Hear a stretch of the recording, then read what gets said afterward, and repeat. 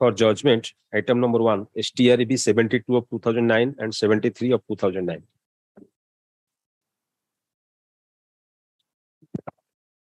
The revision petitions are dismissed.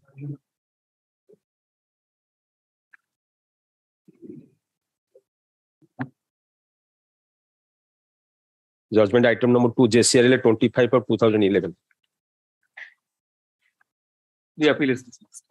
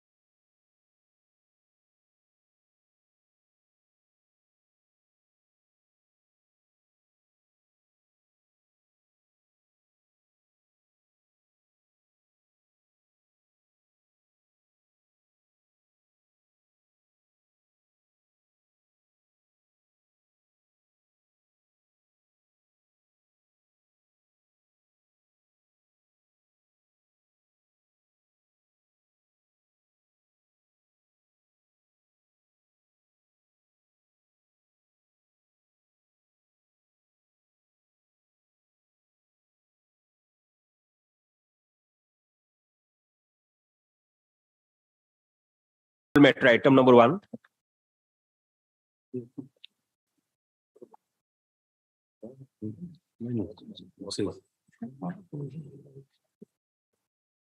So I am appearing for opposite party. None appears. The petitioner dismissal not possible. Right. Weekly list old matter item number 2. Item number 2, I pray for Monday because what happened in the case, my lord, all the 4 advocates, one is dead, 2 have become judges, and 1 is become the CGC. Then nobody to argue. So for that reason, I have taken instruction. I'll take it on Monday or Tuesday next week. 95 matters, sir. Yes, my, I know that. What is the case about it? I don't have file even. We'll give you the file. It's not possible to. It's all right. Nothing. It's a 1995 matter, sir. Yes, I know that, but this is all published in the advance list. If you want, we'll pass it over. We'll pass it over. You study the file. Yes. Weekly list item number 3. Number 3, enforcement. Both the matter. Disposed of. Weekly list item number 4. May I please, your lordship?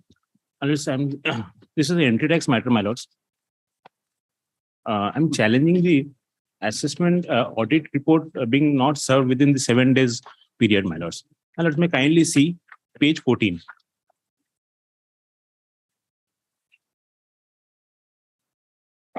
Well, this is the audit notice.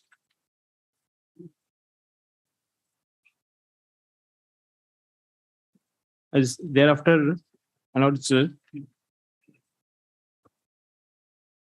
what do they see in the counter affidavit, sir?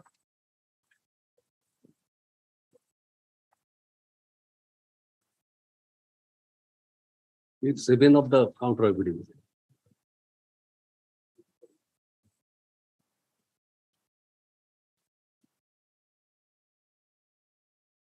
I'll just kindly see the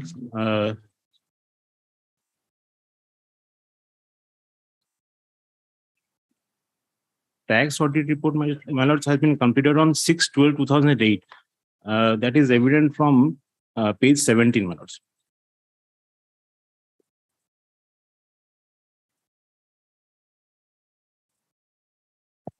And it has been received by the department on 19/12/2008. You are for the At page- department. Yes, yeah. Just come to your counter affidavit. Internal page 7. Pardon my. Kindly come to your counter affidavit. Yes. Internal page 7. My lord. Kindly read. Yes. The deponent wishes to place hereunder the record of proceedings as transfers from the records of the audit as also assessment. 6/12/2008, the petitioner has participated in the course of verification of books of account by the audit team on many occasions. Last such appearance in connection with examination of books of accounts with documents was on 6/12/2008. On this date, a statement of Sri Nrsimha Charan Panda, manager of the proprietorship concern, who happens to be the deponent of writ application, was recorded, which indicates as follows: is 33 of the audit record. With today's verification, audit team completed verifying our books of account relating to the tax period of 2005-6 and 2006-7. Copy of statement has been annexed. Then in the next page, basing on the detailed check sheet and fact sheet on the examination of documents furnished by the petitioner during the course of tax audit with reference to verification of books of account, the AVR has been formulated by the sales tax officer, namely such, assisted by 2 assistant sales tax officers, which fact can be asserted from the last page. Preparing the report is one. Just come to the third date. My lord, You're preparing the report within 5 days. When are you communicating it to the SSC? yes, the language is it shall be submitted within 7 days. Sorry? The language of the statute is What is the language of the statute? Let us read the language of the statute.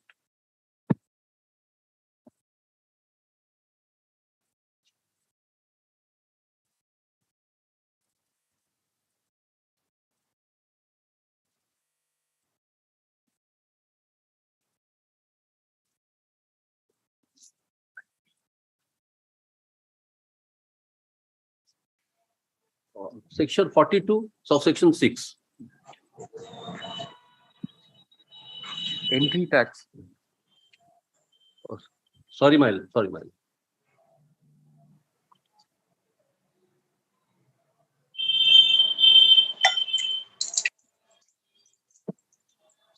Section 9, my lords. 9 capital C. Yes, ma'am. Oh, sorry.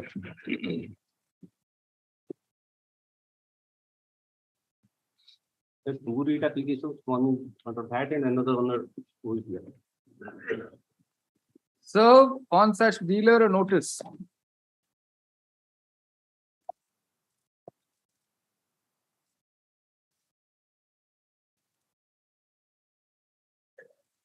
When does it, where does it say within 7 days it has to be served? Yes.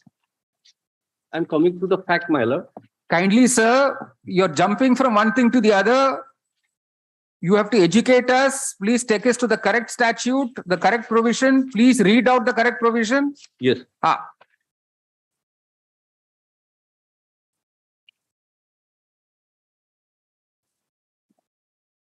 Are you familiar with this or you're now reading it for the first time with us? No. Kindly read then.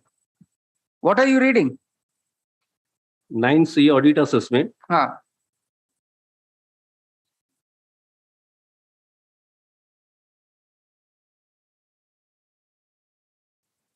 You have not read it, obviously. Sir, are you in a position to answer? Where does it say within 7 days it has to be served? I am prepared under the Section 41(4), my lords. Because OVAT Act. Section 9(b)(2) says the provisions of section 41 of VAT Act shall mutatis mutandis apply. Hmm. Therefore, the fourth section 41, my Which lord, provision says VAT Act will apply? 9B2. That's for the conduct. Of the Entity Tax Act, my lords. No, this is only for identification, sir. We're on audit assessment. Which provision says that the audit visit report has to be served within 7 days? That is 41(4) of the VAT Act. Yes.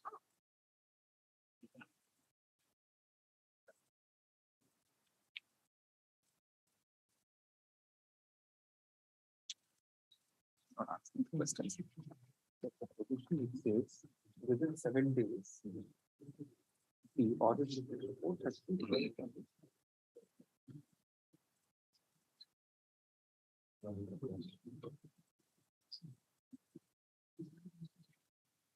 That has been amended on 2015.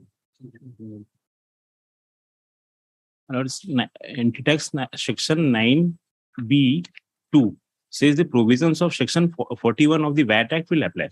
Section 41 of the VAT Act says that the audit report should be submitted within 7 days. Where? Which provision? Madam. Section 41, what? 41(4), man.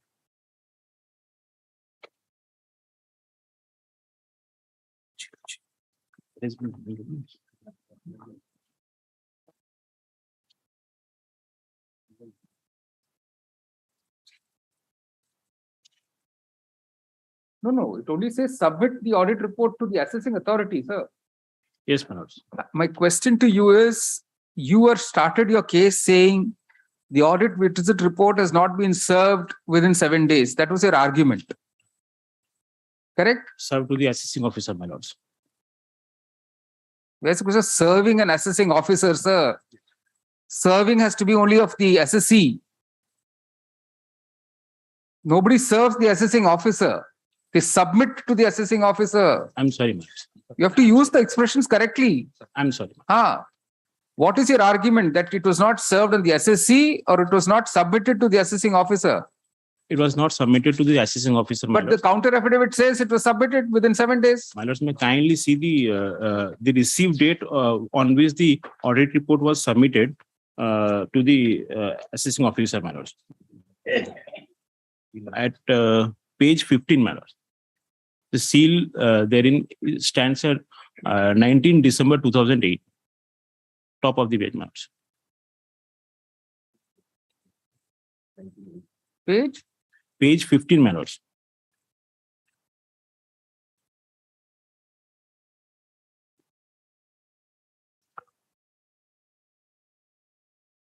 Page 15, top of the page, 19 December 2008. That has been received by the assessing officer.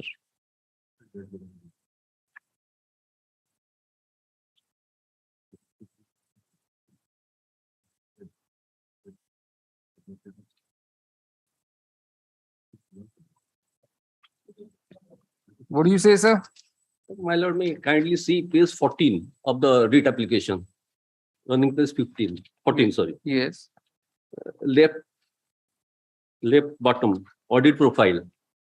Date of audit visit, completion of verification, 6/12/2008, submission of AVR. Sir, all that is written by hand. The record is with me, it also reflects this date. Which date? He has submitted the AVR on 11th. That is what my record says. So it is within time. How do you explain that stamp, sir, on page 15 top? That was received by the Assistant Commissioner, the assessing authority, but he has submitted. The language is, it has to be submitted within 7 days. No. Unless he receives, we're supposed to submit it. How do you submit and he doesn't receive? How does this happen? You write a date called 11/12, you put a date. Yes. When do you actually hand over? That is the official, they have to take it to the Assistant Commissioner's office. It is on the AVR has been done No. in the circle. Suppose you write the date sitting on your desk. Does it amount to submission? You have to submit it to the superior officer, correct? Yes, He's but- sitting in another room. yes, Sitting in your desk, you have put the date of submission as 11 June, is it? What date did you put? December. 11 December. When did you actually take it and submit it to the other officer? I have submitted and put it to my office to transmit it to the assistant commissioner. This is all you are giving us evidence, standing in the box and giving this evidence, or you have said all this in your affidavit? No evidence has been laid down, but the record says No. This is all you're imagining, right? You are imagining. In your counter affidavit, this is what you say. I got up from my chair on 11th and went into his room and left it on his table. Have you said that?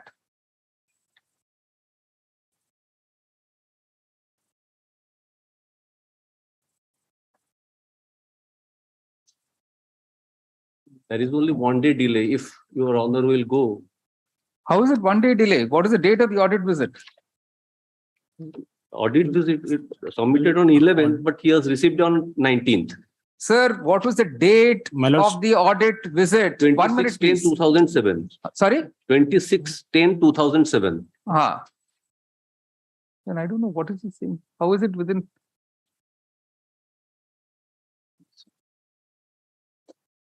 No, when was it completed? Last date was 6th December 2008. That was Yes. the last date. Yes. So within 7 days, we are to be. What is 7 days from 6th December, sir? Assessing authority. What is 7 days from 6th December? That is 13th, but submitted on 11th. Sir, don't keep saying submitted on 11th. How do you explain that stamp? AVR is dated 11th December. Yes, But it has been submitted before the assessing authority on 19th. after 7 days expiry. Ah, Yes. hmm. No explanation. All right. You see, in terms of section 9B bracket 2 of the Orissa Entry Tax Act 1999 bracket OET Act, the provisions of section 41 of the Orissa Value Added Tax Act 2004 bracket OAT Act would single quotes mutatis mutandis quote apply when there is a tax audit undertaken under the OET Act paragraph. In terms of section 41 bracket 4 of the OAT Act, which mutatis mutandis applies to the corresponding provisions concerning audit assessment under the OET Act.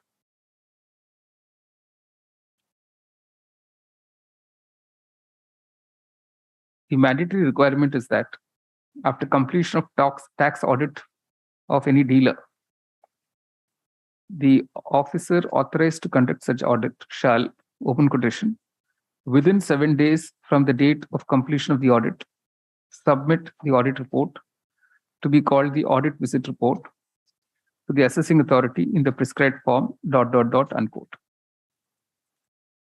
In the present case, as is stated in the counter affidavit filed by the opposite parties,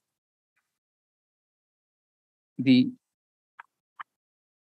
completion of the audit, the date of completion of the audit was 6th December 2008. Full stop. It appears that an audit visit report bracket AVR was prepared on 11th December 2008 under the signature of the officer who conducted the audit. Full stop. However, that was not the same date on which the audit report or AVR was submitted to the assessing officer. From the photocopy of the AVR in form E27 bracket corresponding to rule 11 bracket 5 bracket C of the OET rules or OET rules, my lords. OET rules, my lord. OET rules. It is seen that the date stamp of the office of the assessing officer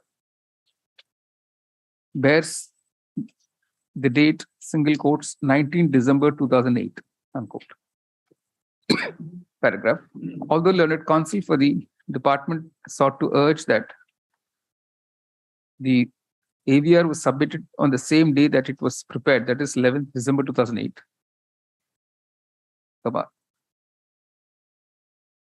There is nothing stated in the counter affidavit about the date stamp on the AVR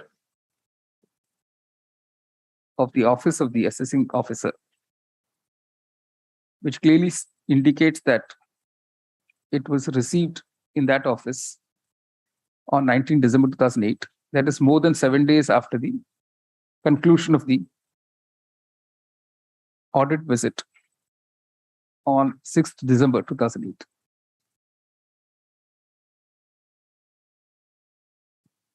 In other words, from the document placed on record, which has not been disputed by the opposite parties, it can safely be concluded that the AVR was submitted to the assessing officer only on 19 December 2008, which is clearly beyond the period of 7 days, as stipulated under section 9 capital B bracket 2 of the OET Act, read with section 41 bracket 4 of the OVAT Act. This being a mandatory requirement, all proceedings consequent upon such AVR submitted to the assessing officer would stand vitiated in law. Consequently, the AVR dated 11th December 2008, the order of assessment and demand notice tax for the period 1st April 2005 to 31st March 2007 under the OET Act are hereby quashed. The writ petition is disposed of in the above case.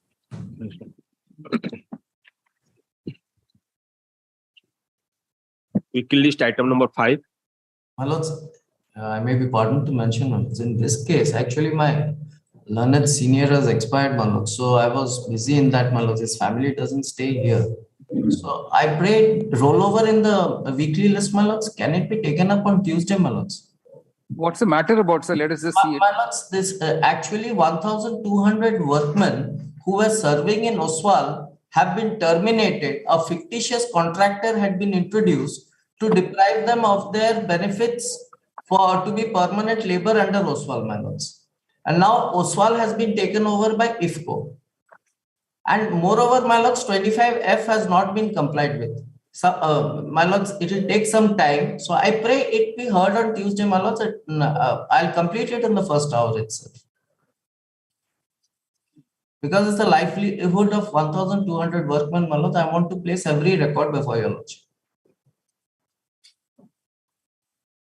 No, how many of them are still around, sir? Most of them are around, my lords. How do we know that? My lords, we can give this writ petition has been pending for 11 years now. Yes. We don't know their age. My lords, I will indicate, I'll give a list of the workmen who are still around and who have already, my lords, their ages as on date. And if they have been, my lords, terminated. No, no. What happens as a consequence of takeover by IFCO? My lords, the takeover by IFCO also indicates that these 1,200 workmen whose matter was pending before the labor court will also be the liabilities, if any, if at all it is found at some point of time, they will take over this. No, what was it? What is the if at all? What is the evidence led? The terms of takeover. Do they take over all the workmen as well? Takeover, my lords, the evidence the agreement is with us, my lords, which indicates that they are aware of this. ID case 15 of 2002, my lords, Oswal Sarkarkhana Sangha versus Balaji Traders and OCFL. What is the service position? Mr. Mishra, you are appearing for IFCO. Yes, madam. Is someone appearing for 4, opposite party number 4? OP number 3, my lord. No. Is anyone appearing for OP number 4? No. Balaji Traders. No. Nobody should be appearing because the case of the petitioner is the fictitious body. My lords, Balaji Traders has just disappeared. No. That's not surprising, sir. Your own case is it's a fictitious body, right? Exactly, my lords. So how is the question of serving a fictitious body? They were engaged by Balaji Traders. If it is an existing body, it can disappear. If it is a fictitious body, there's no occasion to disappear. He just appeared and thereafter he didn't file any written statement. No. See, your case is there's no such body at all. Exactly, my lords. Then how can he appear? Only a ghost.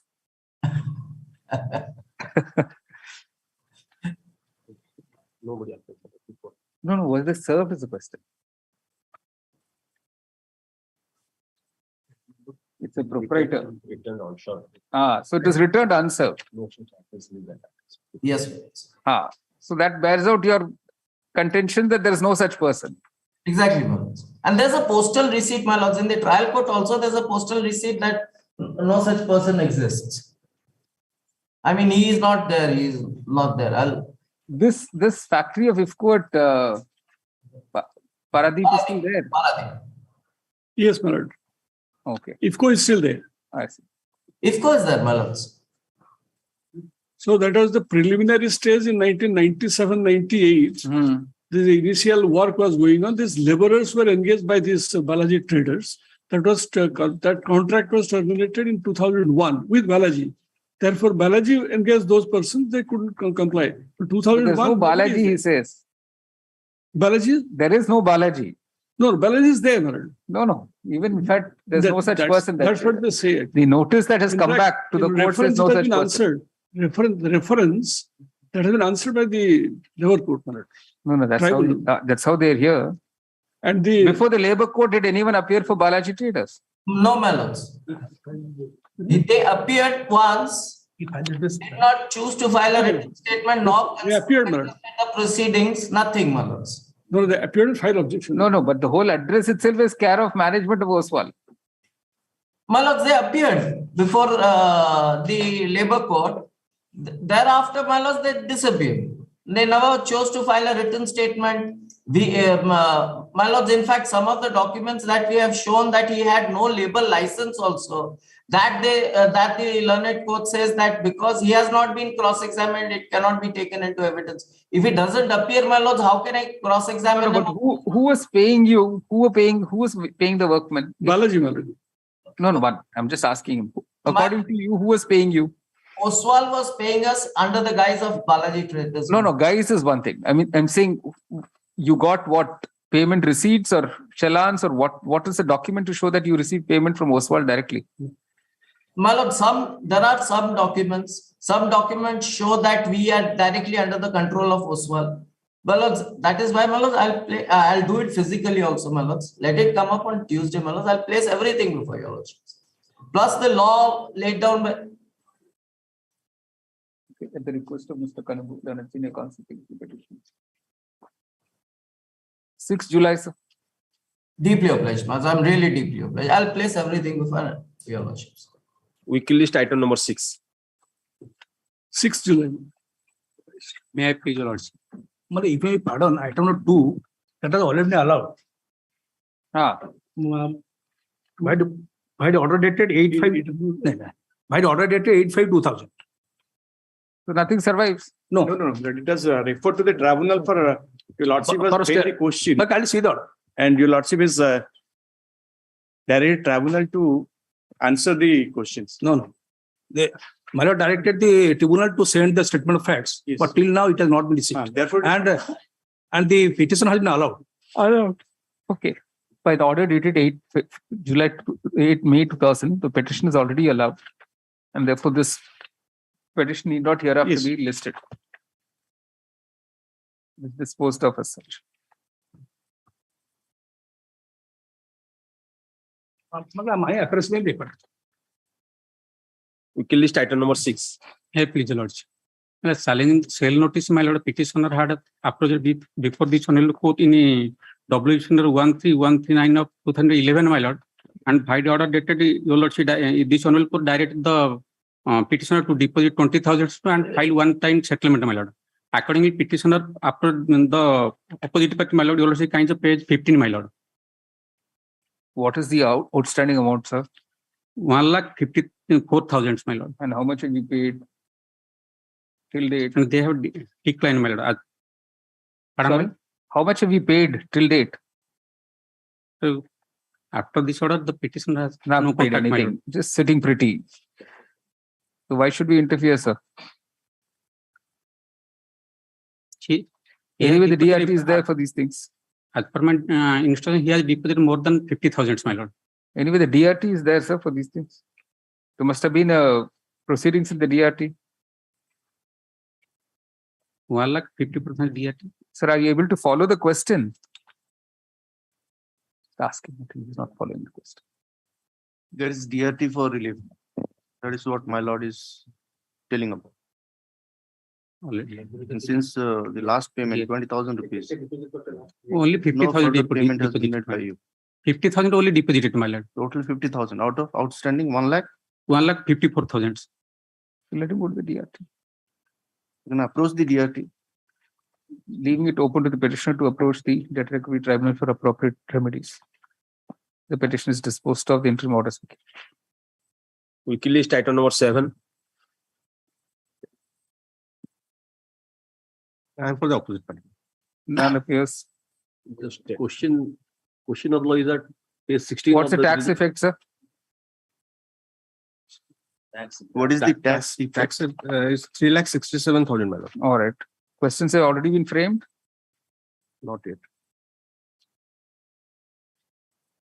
Not yet, my lord. I am from the opposite party, my lord. The question States page division. number 16, question 4 and 5, whether on the facts and in the circumstances of the case, the enhancement of suppression by 5 times against the established suppression of rupees 53,99,196 was justified when assessment was made based on best judgment of assessing officer after rejection of books of account. The fact is that there were 2 fraud case reports. The intelligence wing of the mobile unit has given 2 fraud case report. Basing upon this, the assessing authority This rejected is a book. question framed by you.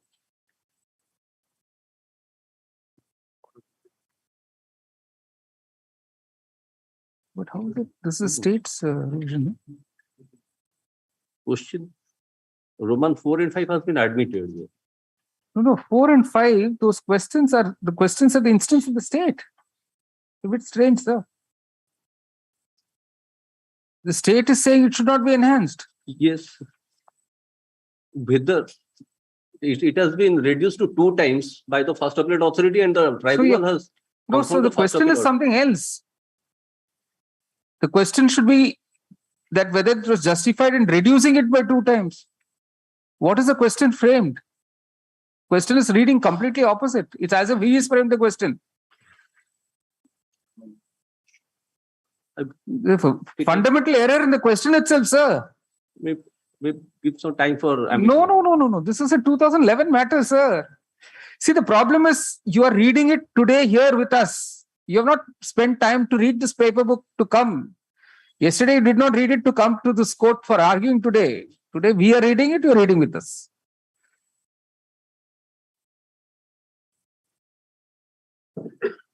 So they reduced the enhancement by, Yes, my lord. It was enhanced to 5 times. and they reduced it 2.5 times. 2 times, my lord. 2 times. I don't think you should interfere these kinds of things. You say the present revision petition arises from an order dated 12th January 2011, passed by the Orissa Sales Tax Tribunal, bracket full bench, Cuttack, in essay numbers 455 and 617 of 2000-01. Cross appeals, one by the SSC and the other by the department, against the common order dated, against the order dated 30th June 1999 of the Assistant Commissioner of Sales Tax, bracket ACST, bracket Sambalpur range, Sambalpur, modifying the assessment of sales tax for the sales tax officer Sambalpur, bracket STO.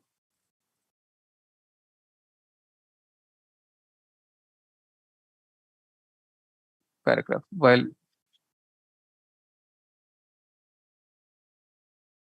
admitting this petition on 21st January 2013, following questions were framed for consideration 1 and 2.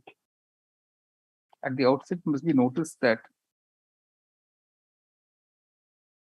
the manner in which the questions are framed does not correctly reflect the fact that the tribunal had reduced the enhancement from 5 times to 2 times the established suppression. The question therefore should have been whether such reduction of the enhancement from 5 times to 2 times by the tribunal was justified in law.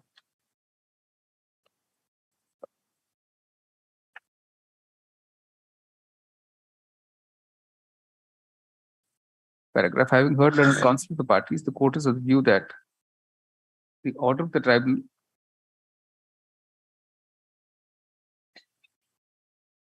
notes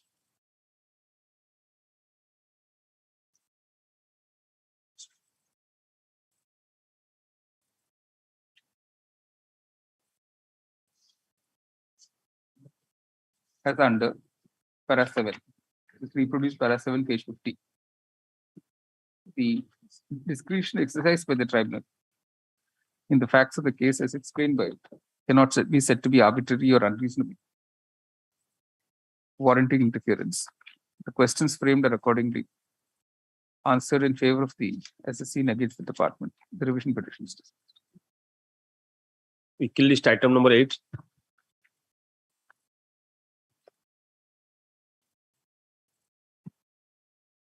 What is the delay, sir? 3 years, 11 months. 3 years, 11 months. The delay of 3 years, over 3 years in filing the present revision petition. The delay is therefore not condoned. Delay is not properly explained and is not condoned. Consequently, the revision petition is dismissed. Weekly list item 9. None appears dismissed, non-possible. 10 also. Weekly list of 10. Weekly list item number 11. 11 and 12 dismissed, non-possible. 11, the 2 matters. Weekly list item number 12. Defects have not been removed for over 8 years now. None appears for the petitioner. Dismissed for non-possible. Weekly list item number 13. None appears dismissed. Non-possible. Weekly list item number 14. My lord. Sorry, my lord. Actually, I'm for 12 and 13. What are you doing, sir? He's calling out the matters and you're not saying anything. Sorry, my lord.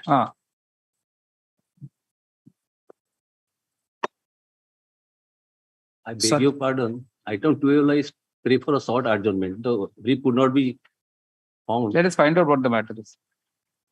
You have not removed defects for 8 years now. My lord. 12. Now, so Item 12, sir. 12. You have not removed defects for over 8 years now. No, my lord. old matter, old matter, Old matter. Weekly 8. So we are dealing with STREV 54 of Yes, 2011. Yes, my lord. Defects were pointed out on 11th August 2014.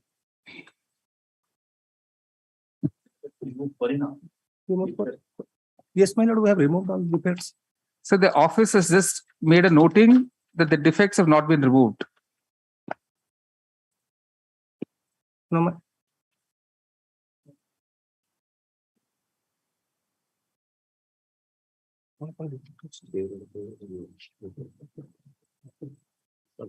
Not removed.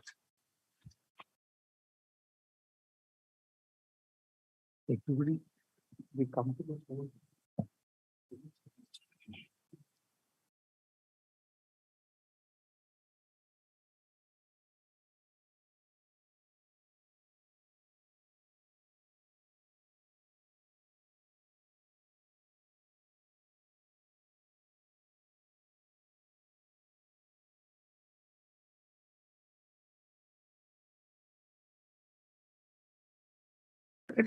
let it come on next week. I will verify and No, all defects. we don't have that time, sir.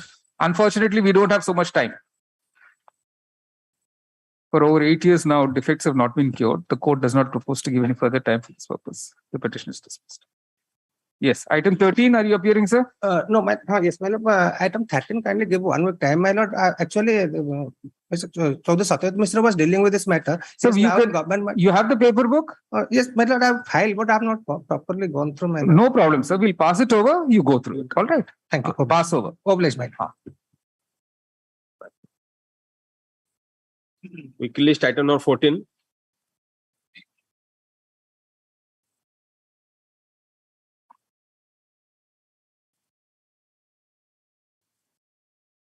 Yes, sir. So the question of law is that What's the tax effect?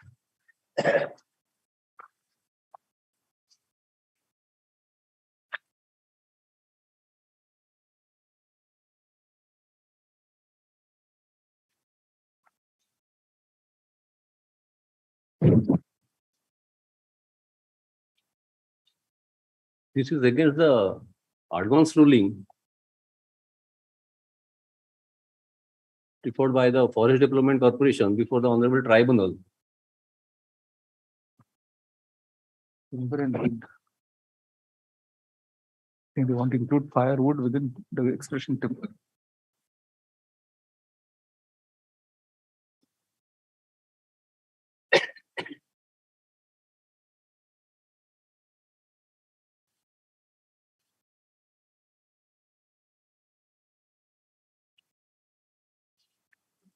So firewood except causerina. The entry itself says firewood is exempted.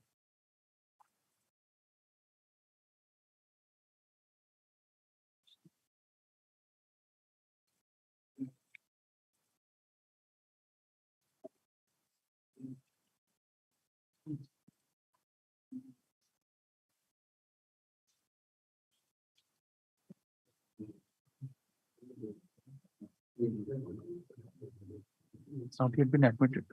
See, the state has come in a filed this revision petition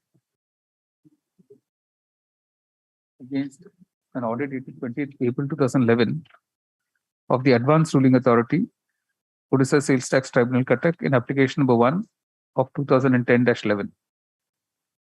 The applicant before the tribunal was the Orissa Forest Development. Before the authority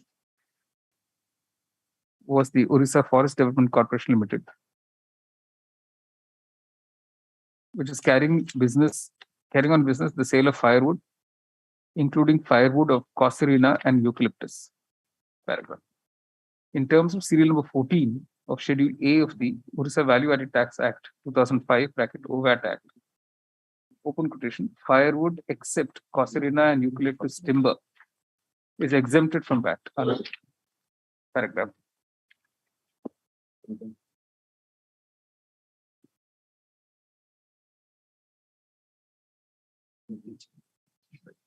With the authorities, sales tax authorities advising the petitioner to collect VAT at 12.5% on the sale price of firewood of causerina and eucalyptus. The above application was filed for a ruling from the authority whether firewood of all varieties is exempt from VAT or not.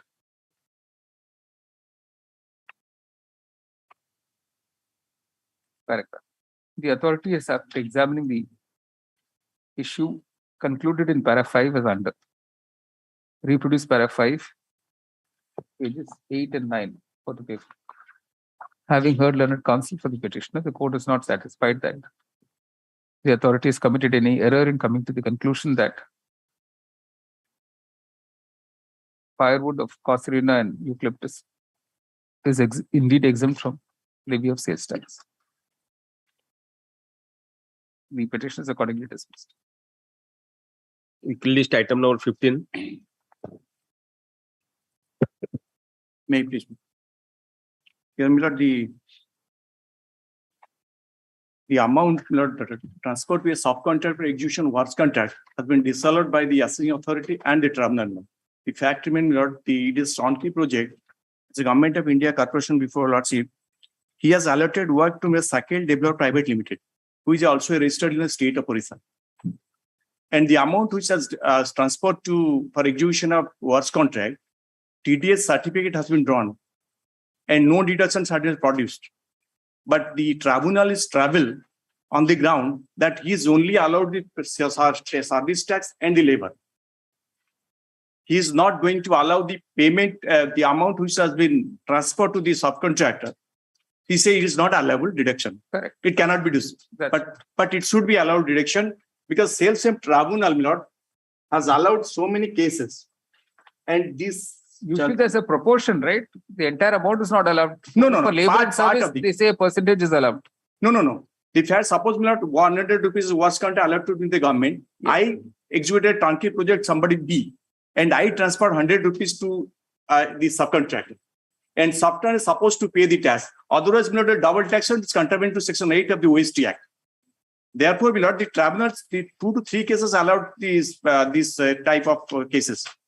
And these honorable courts directed the revenue to produce the case record of the Sakil Developers Private Limited, which is also registered dealer in 28/8/2015.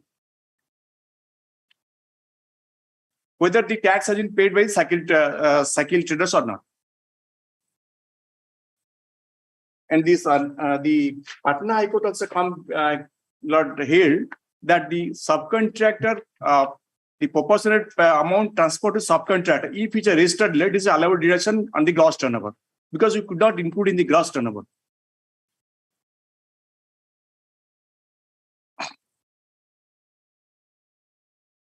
Let's see the running page 11. This is the assessment order.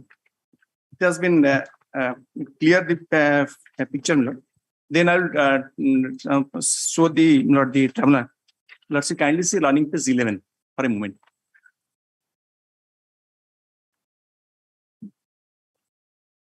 May I please? Yes. 6th line. He also filed a copy of agreement executed with the Cycle Developers Private Limited, Bakshiwas Cutter, for the turnkey project contract the same one. And the statement showing gross payment of so and so with Cycle Developer Builders during the assessment of 2000 for the work. In support of receipt of payment, IDCO BBSR, the dealer has submitted the TDS certificate in original issued by the chief manager, IDCO Bhubaneswar, which gross bill amount and TDS amount of resource. It is admitted fact that the amount which has been transferred to the Cycle traders, TDS certificate has been issued and payment is squarely transferred to the Cycle traders. Therefore, I am not claiming. Read it fully, sir. You start arguing one line, you read, you start arguing. Why don't you read it fully? Yes, ma'am. The dealer has not produced running bill nor books of account. He claimed deduction of Rs 4852 as paid to Subcontractor Cycle Developer Private during the year 2001, which is seen to be more than the gross amount received from the IDCO BBSR. Moreover, the dealer failed to produce any documentary evidence to prove the work executed by Cycle traders and builder private for IDCO BBSR is like assessment or passed by the assessing authority may circulate with Cycle Developer and Builders Private Limited for the assessment 2000-2001. Hence, the dealer's claim of deduction is 4852,422 towards payment. There is no documentary evidence to show that the work was executed by Cycle developers. This is the document which was earlier placed the contract and the TDS. No, mere agreement, sir. Yes, agreement and TDS certificate. No, whether the work was in fact executed, you have to show. Therefore, not mere agreement. Therefore, Lordship directed to produce the record for the assessment unit of you had to produce as an assessee. No, that we have received the assessment record of the subcontractor, but nowhere it has been recorded. He has received some amount from the. But no different certificate is given by the same official, Lordship. See, same official. Yeah, by itself is not proof of work having been executed, sir. Just mere TDS certificate is not enough. No, not the amount which has been transferred to the. In fact, he's saying from the books of records of the Cycle developers, there's nothing to show that they received any amount from you. For this year, he has only received from Bharat Petroleum Corporation. Not from this petitioner. If not, that is then Lord, I don't have any case. All right. Lord, may I see the record? Yeah, say it.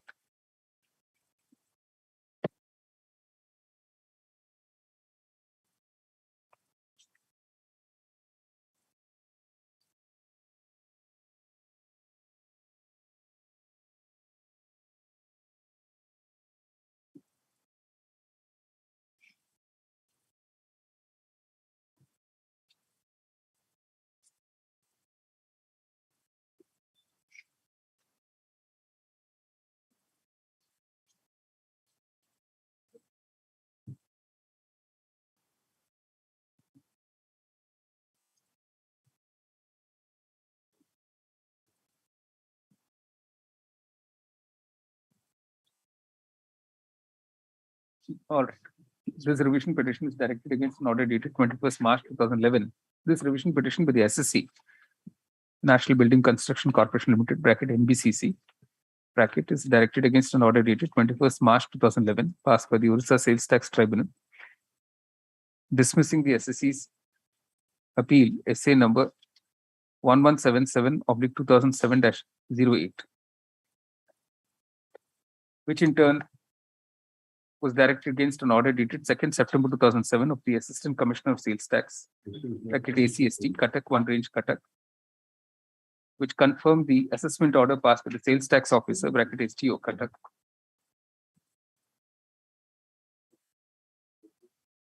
for the year 2000-2001 under Section 12, bracket 4 of the Orissa Sales Tax Act 1947, bracket OST Act, bracket, raising an extra demand of rupees 82,722. Paragraph.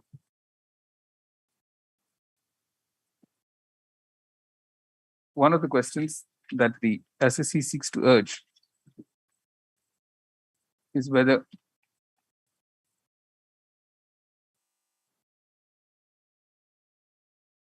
the tribunal was justified in disallowing the payment made by the SSC to the subcontractor, who also is a registered dealer under the OST Act, for execution of the works entrusted to the petitioner.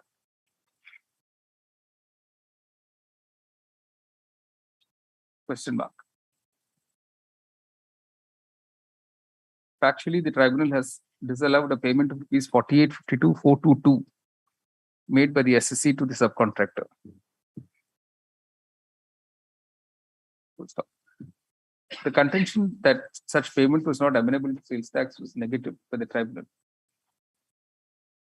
On the following reason, reproduced para 8, page 17.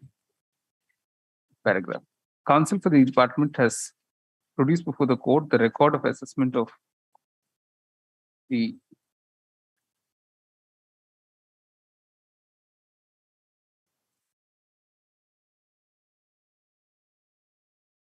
subcontractor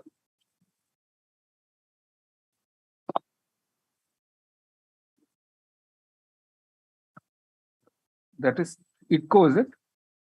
ITCO is the No, who's the subcontractor? Sakil Developers.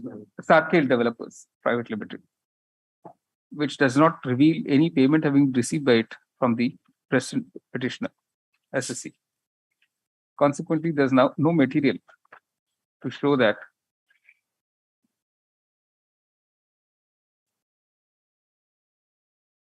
there was outsourcing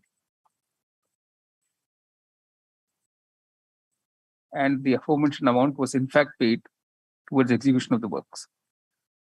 Paragraph. Court is unable to find any error having been committed by the tribunal or the ACST and the STO. In coming to the above conclusion, full stop, no substantial question of law or SSC.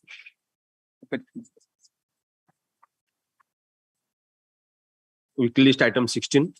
16, you know, the question B and C has already been admitted. But the whether and the fact and circumstance of the case, the tribunal justified treat the forest permit stand in name of other person as purchase supplement upheld the order of the forum below.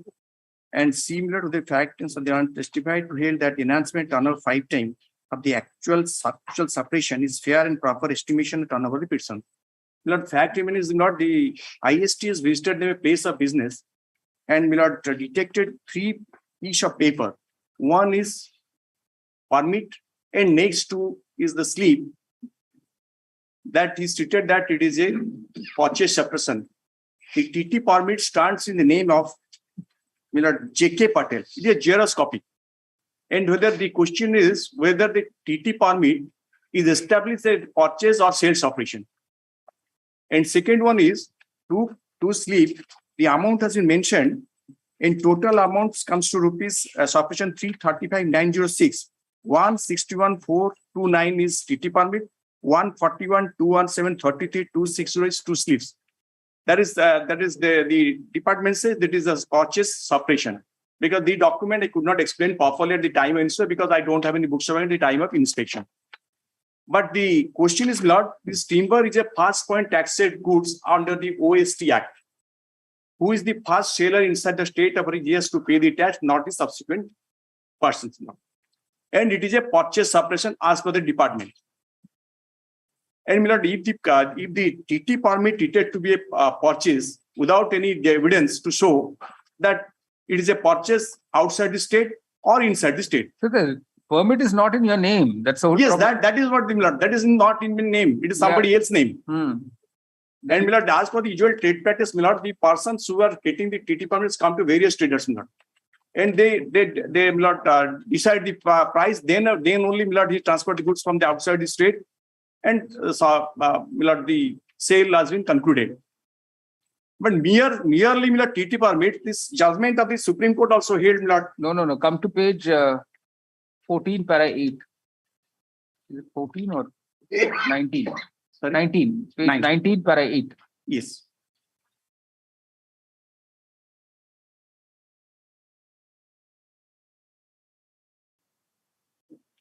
Let's order the travel.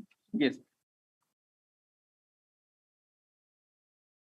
In fact, the case is for Mr. Sriram Enterprises was a manufacturer of wooden furniture. No, para 8, sir. Sorry, sir. Para 8. Para 8. Page 19. Yes. 19. Yes. We heard both the parties. That's it. We heard. Yes. We heard both the parties. Also gone through the order of the forum below. It appears that the IST has enhanced the GTO of rupees so and so, basing on purchase and established at rupees 335,906. It is above the 5 time of separation. The dealer was not maintained purchase account. He was only maintained sale account. The IST detected the purchase was not reflected in the purchase as regards slip number 19. The dealer contended that it was the original forest permit, which was name of J.K. Patel and the company, and P.K. Timbers, Rahama. But it was not related to the dealer. But the IST, after verifying the permit and reported those permits had been extended to Cuttack. Cuttack, not the naming the dealer. The dealer had purchased size wood from the selling dealer out of his account. That is the finding. Correct. During the time of confrontation, he was not able to give satisfactory answer of these transactions. So the STO enhanced the turnover of the dealer 5 times of the separation. Considering the above facts, we are of the opinion that there is no reason to interpret this the order. This is all purely factual, sir. You are not able to offer an explanation. No, Lord. The fact remains whether the TT permit can be treated as a purchase separation, a document to be established that is a purchase or sale. That is to decide your lordship. Therefore, my lord, I come across two judgment of the Supreme Court, and you lord, everything turns on facts. You've not been able to show that. That is the fact. Is my lord, here the clear case the Supreme Court said merely obtained TP form. So how are you using permit standing in somebody else's name? No, it is not a form. It is recovered from his. Maybe, my lord, maybe detected. My lord, maybe detected. What is that? Maybe, sir. Milord is admittedly milord detected. Even if milord is detected, it cannot be treated to sale or purchase. Yes. It should be established. Nexus has to be built up. And milord, this is the true judgment of the Supreme Court. Lordship, kindly have a glance. Right. And the same issues, Lord. Right.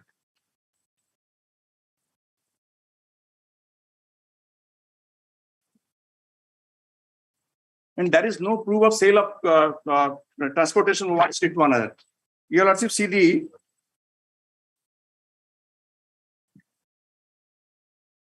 Commission on Sale Tax CP Lucknow versus Rashid Chan Jain.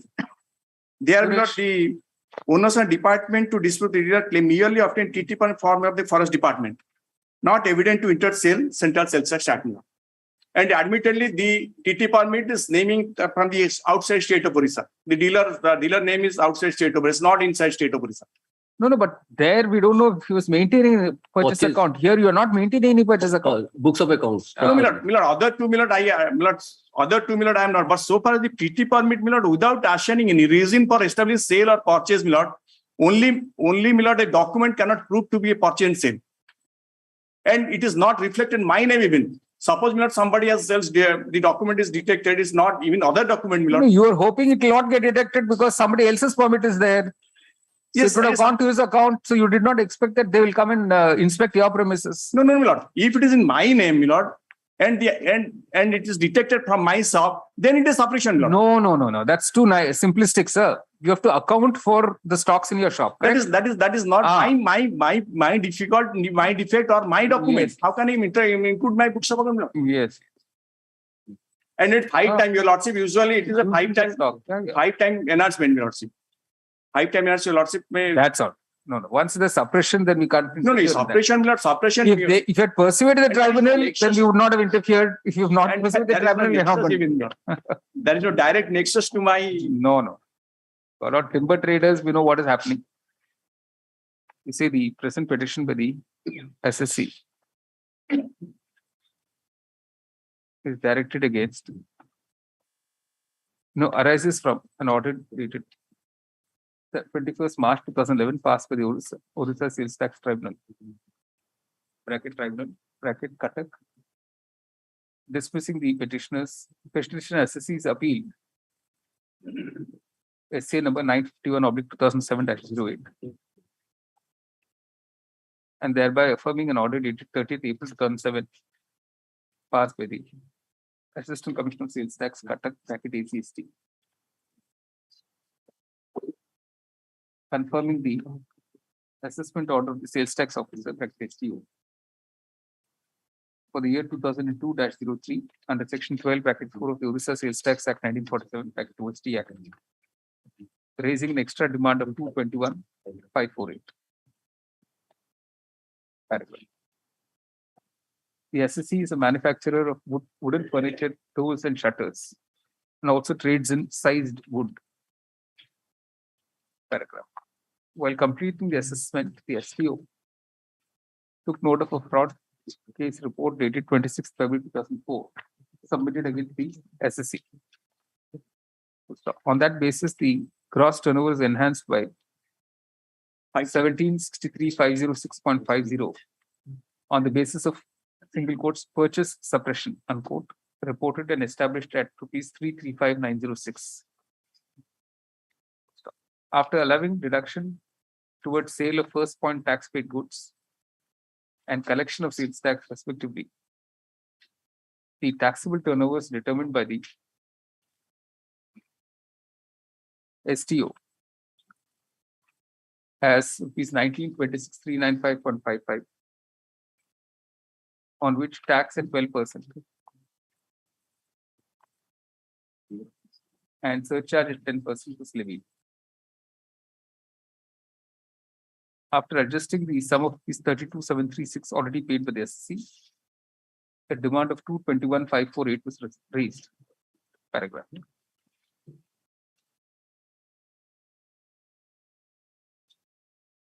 The admitted position is that the permit found in the premises was not in the name of the petitioner at all. So he had also not maintained any purchase register. Stop.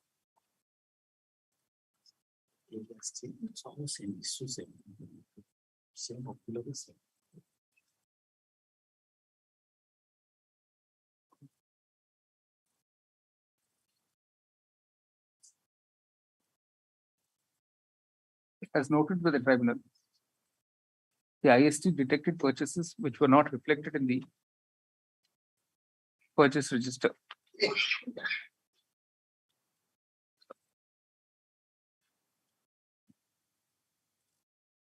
Further, the dealer had purchased sized goods from the selling dealer out of his accounts. The tribunal specifically noted, open quotation, during the time of confrontation, he was not able to give satisfactory answer for these transactions, unquote. Having heard learned counsel parties, the court is not persuaded that the tribunal has committed any grave error which calls for interference. The case turned on the factual basis, as noted herein before, with the original forest permit standing in the name of Messrs. J.K. Patel and Company and P.K. Timbers, neither of whom was related to the SSC. Full stop. In the absence of satisfactory answers to the queries of the department, no fault can be found with the department in proceeding with the assessment and levying penalty 5 times, suppression. So the orders of the AC, ST and STO to that regard also do not call for interference. Paragraph. No substantial question of law arises the petition.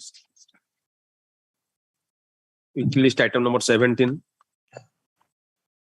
Item number 17 minutes. Question framed is at page 14 minutes.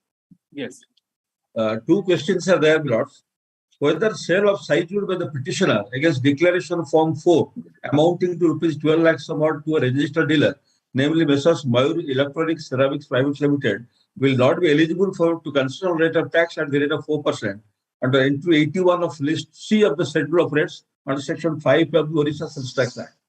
B, whether subsequent change of in the use of goods purchased against declaration form 4 by the registered purchasing dealer will disentitle the petitioner's claim of consideration rate of tax under the aforesaid entry 81 under the OST Act. The very question has already been answered by Lordship in Tilakaraj Meditator's case, Milords. Well, the difference is this is form 4 and that is declaration form 1A, Milords, under the IPR, Milords. That's the only distinction. Your Lordship, Milords, before Milords, I take your Lordship's attendance relevant entry. Mr. Sao, this petition has not even been admitted so far. No, Milords, I understand. Milords. I did not been admitted. Milords.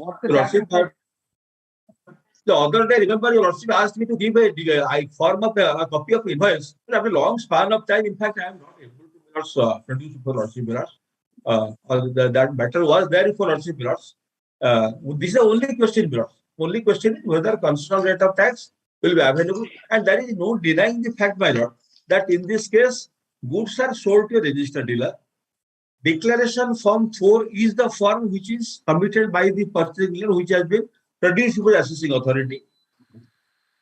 But the question is, all allegations, whatever Milords to disallow form 4 is, that the form for which Milords form 4 is given, he might have used for a different purpose than the purpose for which he has taken. Milords, to be used, I will take my Lord's attention to tribunal's order. Your Lordship may kindly see even page 23, annexure 3, page 23, my lord. Directly, I am taking your Lordship's attention to Milords paragraph 3, the fact.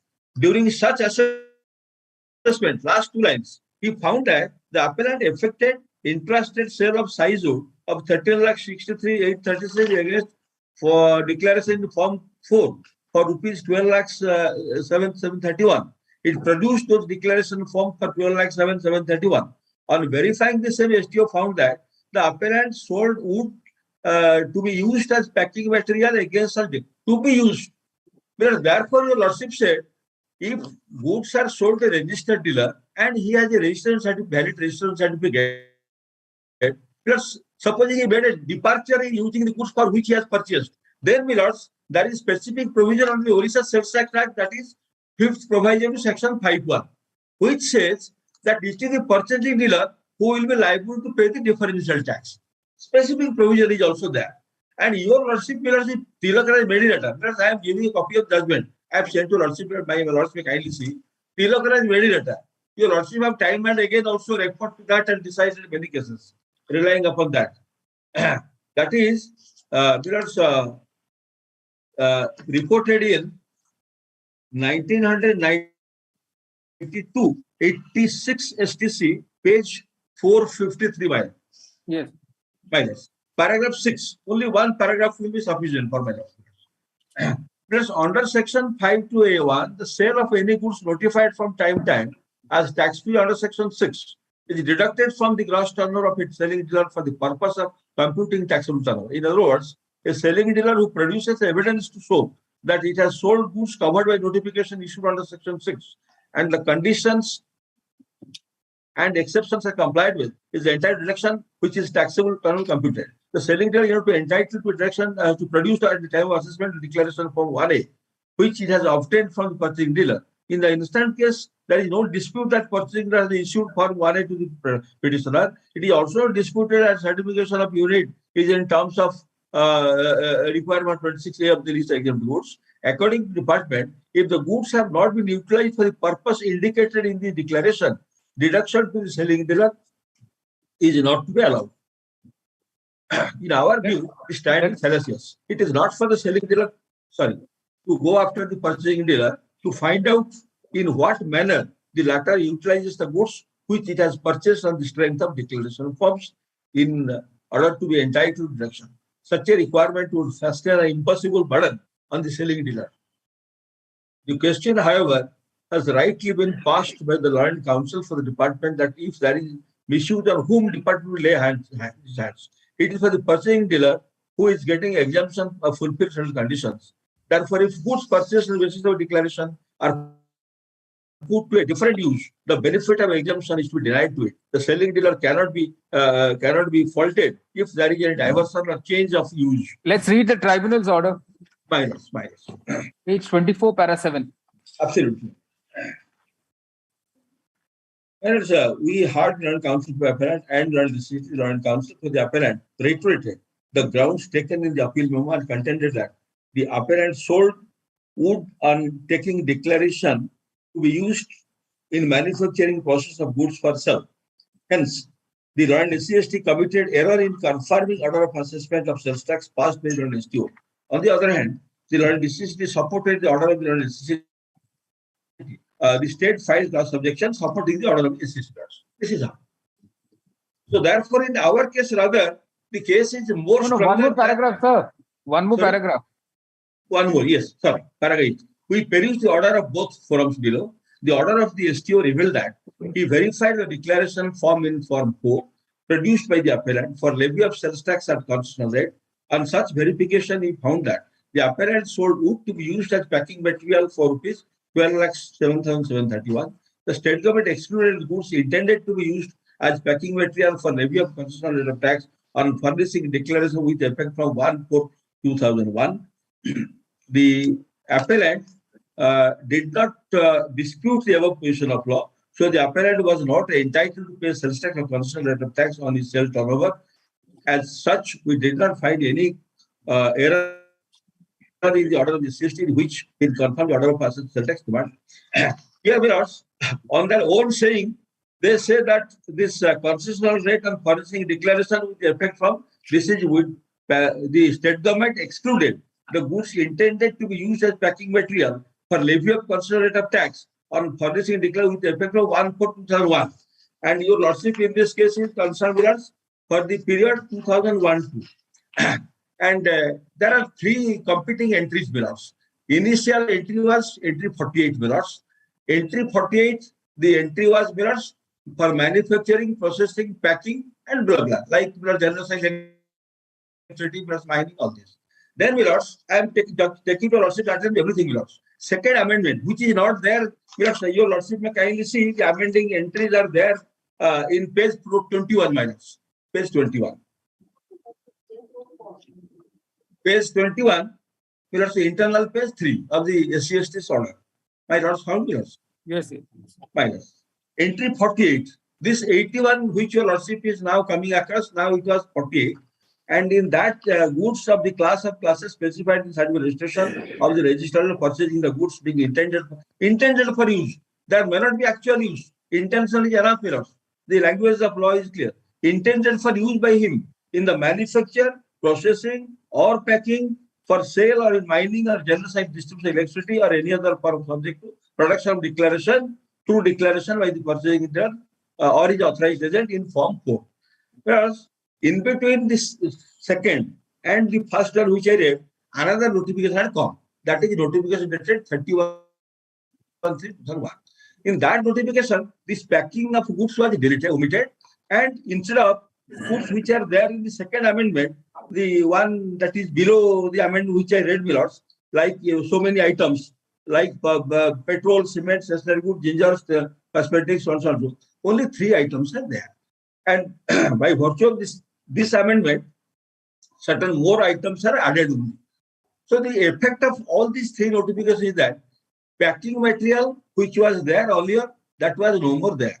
Now the question is, when I have sold size wood to the purchasing dealer, who is a registered dealer against Form 4, whether he uses for manufacturing, processing, packing, or whatever belongs. If we suppose, let us assume the case of the revenue in this entirety. He has purchased for packing material. He is not entitled to purchase bills under the law bills. Then bills, under 5th provision bills, he is liable to pay the differential tax. But what I have to ensure for claiming deduction, there must be a registration certificate, Millers. He must have valid registration certificate. And he must give me a true declaration from 4 Millers. That must be filed, Millers. And those are complied with, Millers. Now, regarding use Millers, the lordship said it is certainly not the seller who can run behind and can find out whether he is really complying for the use he has undertaken to use it or not. That is my most humble submission to my lord. Yes, please. But the fact remains, he has sold it as packing materials. If your lords will turn to page 20, internal page 2 of the assessment order, 6th line. Out of the above sale, the appellant has claimed sales against Form 4 for an amount of rupees 12,07,731 as sale to registered manufacturers to be used as packing materials. But packing materials has been deleted from entry serial number 81 of list C of the rate chart. Is it page 21? Are you reading page 21? Which page you are reading? Revision petition, page 20. Running page 20. Right. Assessment order, page 2.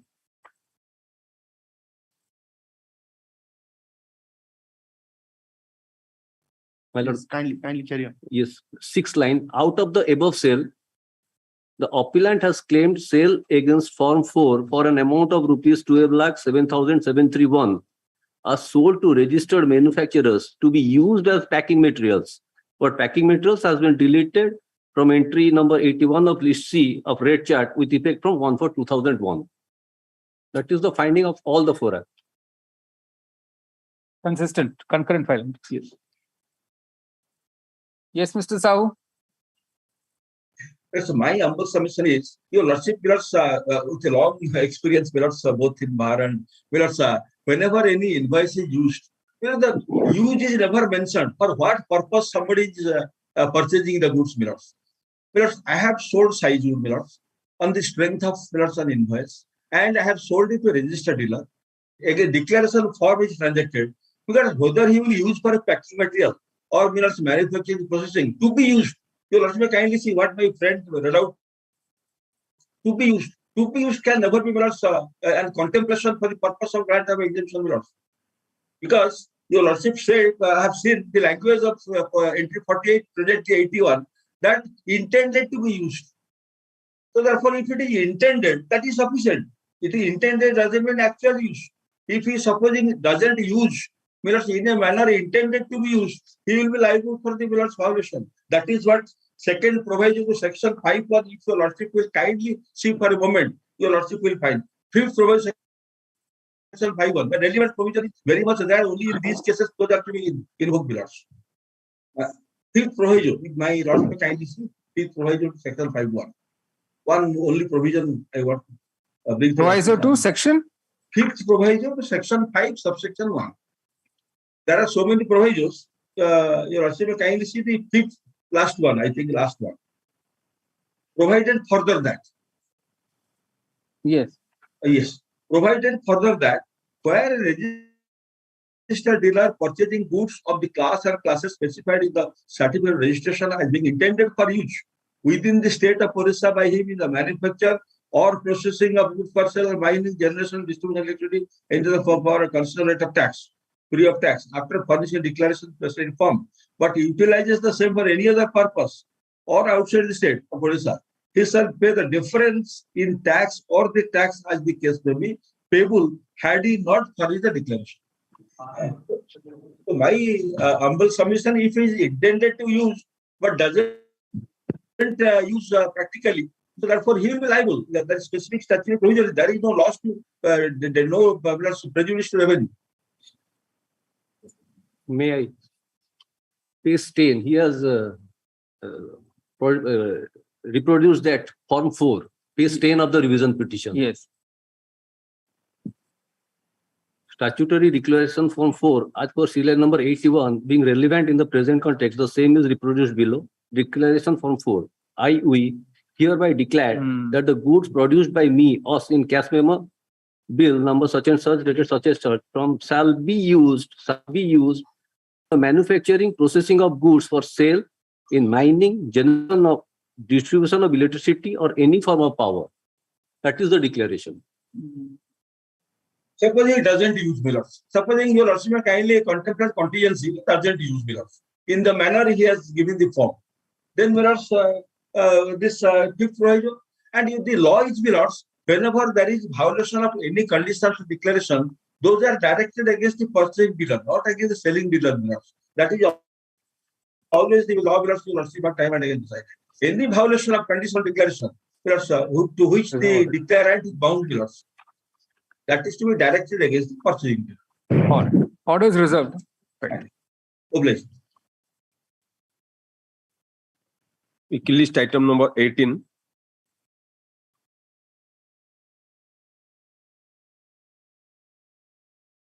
The question of law Malapur is that industry is now in the NCLT, sir.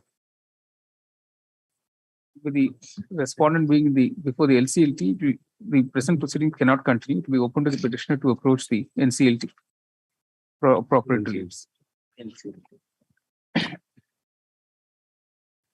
Weekly list item number 19.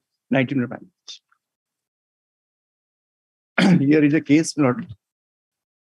Lord, I have filed one declaration form C before the authority, which was not, the correct figure was not included in the C formula. Therefore, my lord, I file a rectification petition before the first appeal authority. Kindly return the same so that I can include the figure and submit it to the authority for deduction. He has refused to do so. And then, my lord, tribunal accepted the view. The demand is some 57,000, sir. Maybe, my lord, but the 57 is correct, my lord, but the issue is whether the rectification can be made in the C form. And these leave all these questions open. The tax effect not being substantial, the court is not inclined to interfere. Leaving the question open, the petition is disposed of. Weekly list item number 20.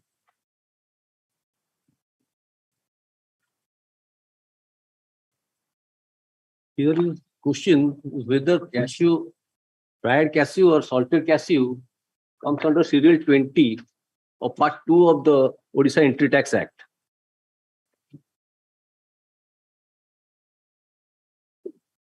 May I submit that entry?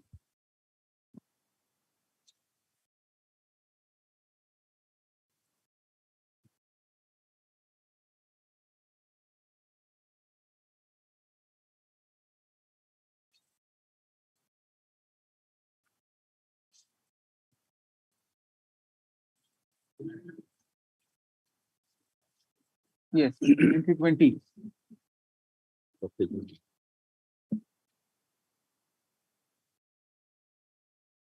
I am for the opposite party, my lord. Yes, sir. Entry 20. Where is it? Pardon, ma'am. The entry, sir. Entry, yes. Part 2, serial 20. Dry fruits, jam, potato chips, packaged cashew nuts, and pickles. Orissa Entry Tax Act.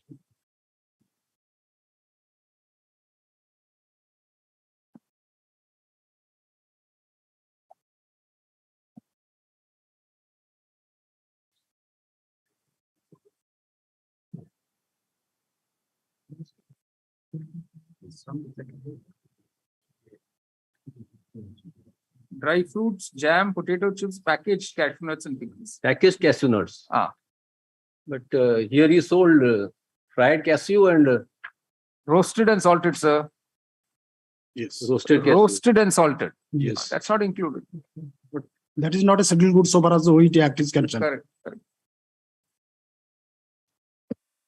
The question sought to be urged by the state in the present petition for consideration is as under. Reproduce question 1, page 14. The entry in question reads, open quotation, dry fruits, jam, potato chips, packaged cashew nuts and pickles, unquote.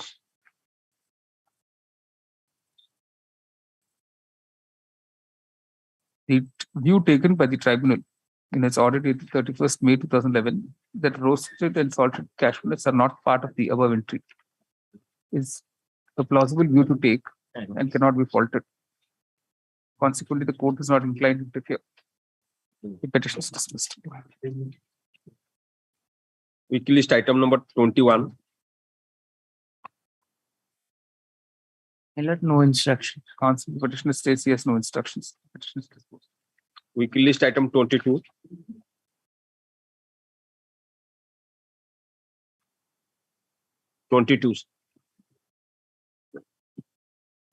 The question of law is at page 11, Roman 3 and 4.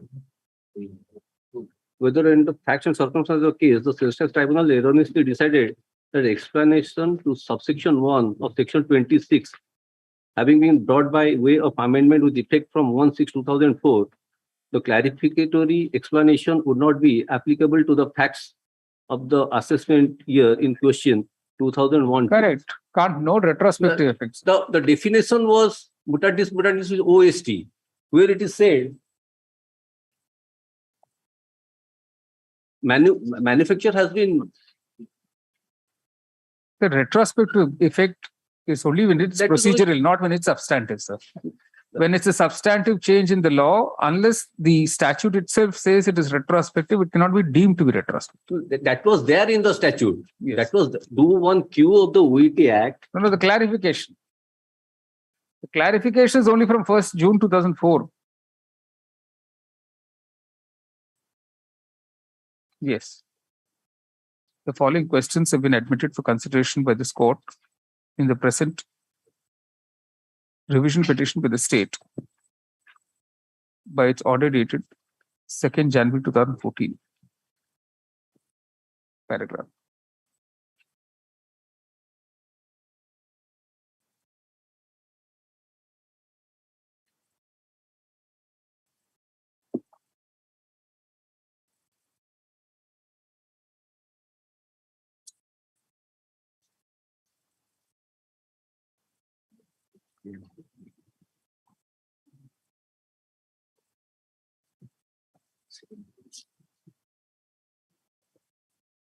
The clarification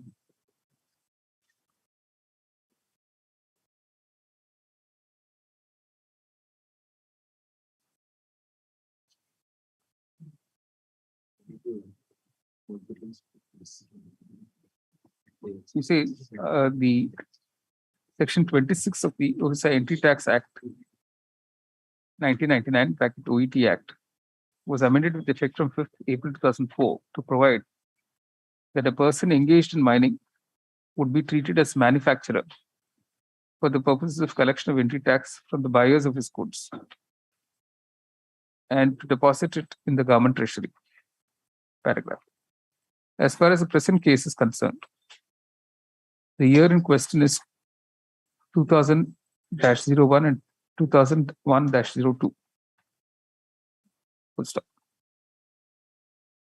The appellant, the assessee, sold iron ore during the 2 years and did not pay entry tax on the sale turnover. Full stop.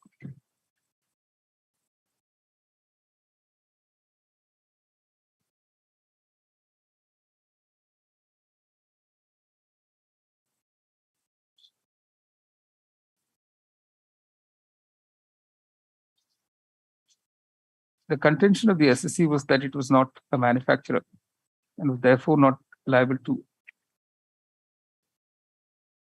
pay entry tax. Full stop. The tribunal has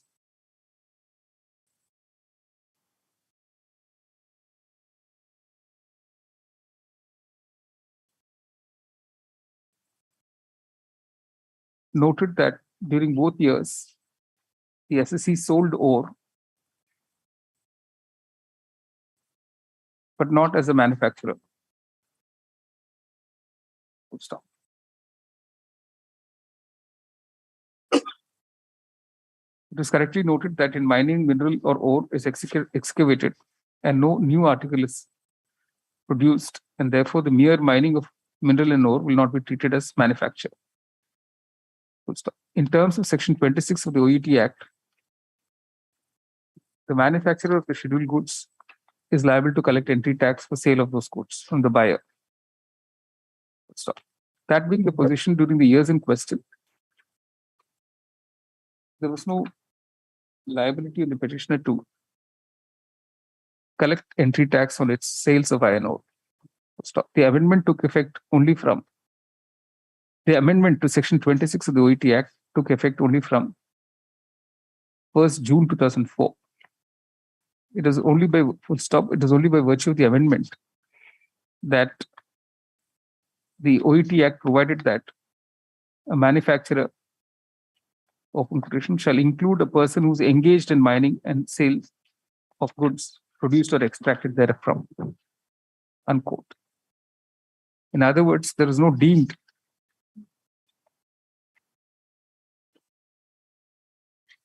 rendering of the petitioner as a manufacturer for the purposes of liability to pay entry tax prior to 1st June 2004. So this being a substantive change in the provision and not a procedural one, there could not be a presumption of retrospective applicability of such change prior to 1st June 2004, unless the statute itself expressly provided so.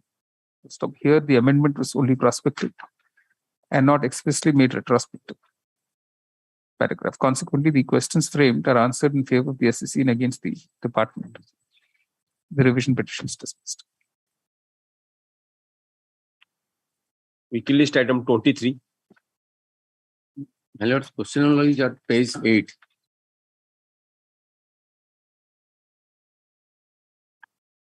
Whether on the fact and in the circumstance of the case, the mechanism of calculation of setup under Note 1 and Note 2 of the List C of OST Act in respect of entry number 76 by firms below is correct in law. Second is whether on the facts and circumstances of the case, the order passed by the sales tax tribunal is correct in law in holding that the cited decision in Lewis Packaging reported in 32 VST 481 is found not applicable. The facts and dispute in hands. I will also come to page 16. We include the notification, red chart. So, the petitioner is a manufacturer of ferroalloys and ferrosilicon and high-grade ferrochrome. It is coming under 76, serial number 76, which is taxable at the rate of 8%. Below that, 88 entry, goods of the class or classes other than paper, petrol, diesel, oil, or air conditioner, furniture, carpet, telephone, etc. Of any liquor specified in the certificate registration of the registered dealer purchasing the goods as being intended for use by him in the manufacture or processing of goods for sale, or in mining, or in generation or distribution of electricity, or any other form of power, subject to the production to declaration by the purchasing registered dealer or his authorized agent in the Form 4.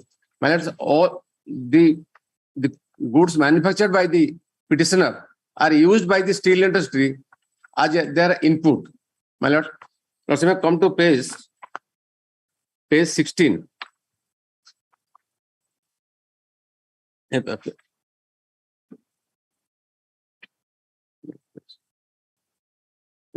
Page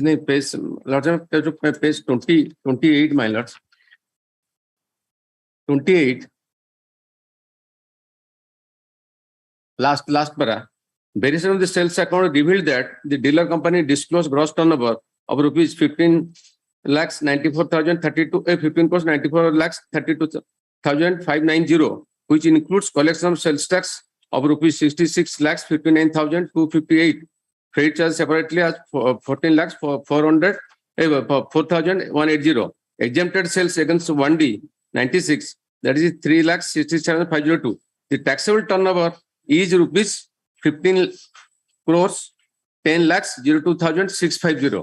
The dealer company admitted payment of tax 4% taxable turnover of rupees 14 crores 49 lakhs 83,264. Nothing factually produced, sir. My lords, there's nothing factually produced by you. No documents will be produced To No, show, my lord, that is with regard to consumables. I am leaving that, my lords. Here question is, the manufacturers are entitled to purchase inputs submitting Form 4. but you have to show what is the extent of that. My lords, You have to produce documents to show that, sir. my lords, my sale is 96% is to manufacturers, my lords. So they are entitled to purchase against Form 4. What the sale tax officer has done while granting exemption, from tax as per the new amendment, what he has done, whatever only where I have sold against Form A, at the rate of 8% tax, only he has allowed that, and where I have sold the goods at the rate of 4%, he has disallowed that. That is not permission under law, my lords. That's already been covered by the decision of this honorable court, my lords. In case of Lewis packaging, my lords. Because 4% tax is from the beginning of the statute, my lords. Lewis packaging was whether a person who has the benefit of IPR can also claim an exemption. And the court said IPR is separate benefit, exemption is separate benefit. Ratio is same, my lords. No. Here you have no question of IPR applicable to you at all. No question of IPR, my lords. So where's the question of Lewis packaging case applying here? Let's see paragraph 14, my lords. Yes. That Lewis packaging. No, first read the tribunal, sir. My lords. The tribunal page 42. Come to page 42. My lords. Para 10. No. Para 6, sir. Para 6. My lords. We have already quoted the relevant portions from the impugned order as well as the assertion order to find out the real dispute or before us. It appears that the provisions prescribing setup, white rate chart C, note 1, note 2 have been kept in view of both the authorities. The question of getting double benefit is no way relevant in the dispute here. The aforesaid Lewis packaging case, dealer was availing benefit under IPN 96 and their lordships in consideration of the law have held that in the absence of clear provision promoting different treatment to persons who obtain the for exemption or deferment, the computation of taxable turnover can be done under OST Act without reference to exemption under IPN 1996. It is specifically held that the benefit under IPN 96 were over and above what is provided under the OST Act. My lords, next line, sir, please. Having carefully gone through the aforementioned decision, we do not find any applicability of the dispute at hand. The law as prescribed under note 1, note 2 of List C as well as the rate of tax provided as per entry 76 under List C are not disputed here and it is applied. The assessing authority has denied setup in respect of consumables on the ground that there is no support of purchase invoices. As against above finding, the grounds of appeal quoted above shows that appellant was willing to produce relevant records to disprove the above conclusion. But facts remain that no document is filed to disprove the allegation of Law and Assessing Authority. Because of this, we have no hesitation to conclude that the denial of set-off benefit in respect of consumables for want of supporting and satisfying invoice was justified. Now matter is narrowed down to the point whether the calculation of set-off as per note 1, note 2 is correct in law. The following relevant provisions are necessary. No, what are you pressing? So this is the other issue. You were saying Lewis packaging, clearly that does not apply, sir. My lords, Lewis packaging has no application. My lords, the product manufactured by the appellant, petitioner, is taxable at the rate of 8%. Yes. But when the same goods is purchased by the manufacturers for their as an input, they are paying 4%. Yes, that is not the issue here at all, sir. That is not even argued before the tribunal. That is the issue, my lord. Let's come to page 24. No, show us from the tribunal's order. Where was it argued before the tribunal? Show us from the tribunal's order. It starts at page 39.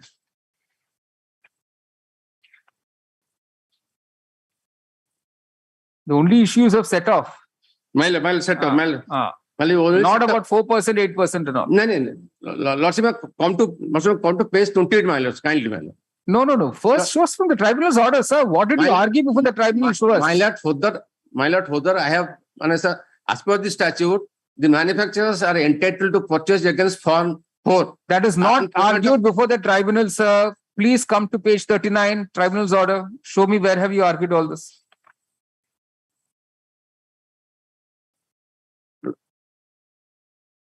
Well, that is the case, my lord, my lord. Come to page 39, sir. Come to the tribunal's order.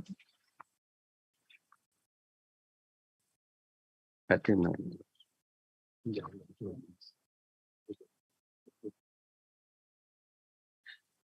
My lord, so the appellant company had a manufacturing unit to produce ferrosilicon and No, don't start reading the whole thing. Show us where have you argued this in the tribunal's order.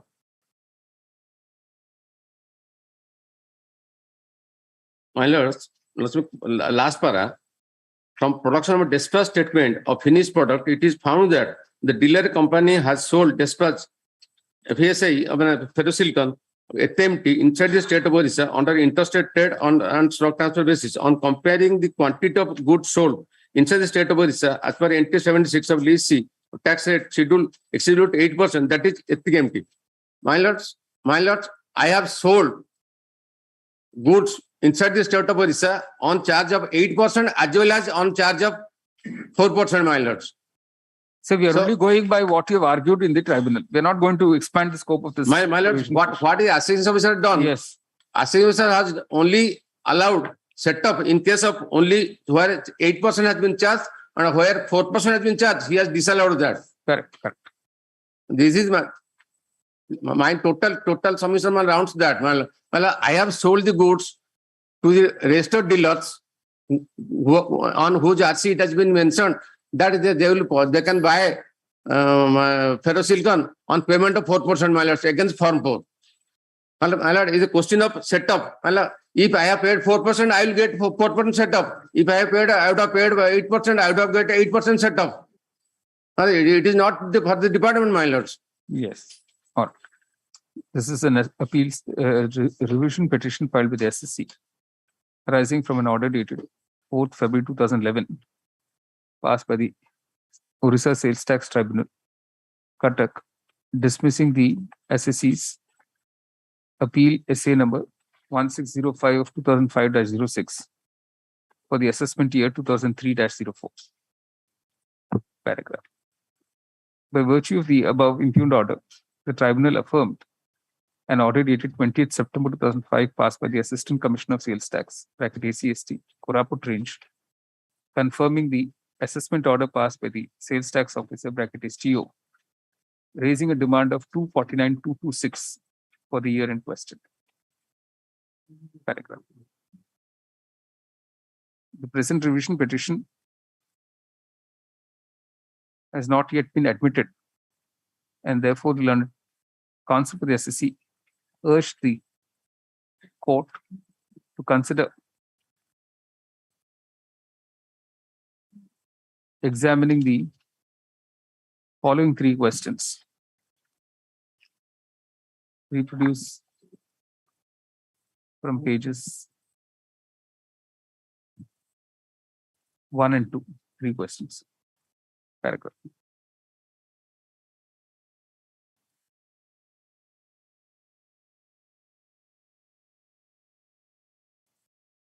The background facts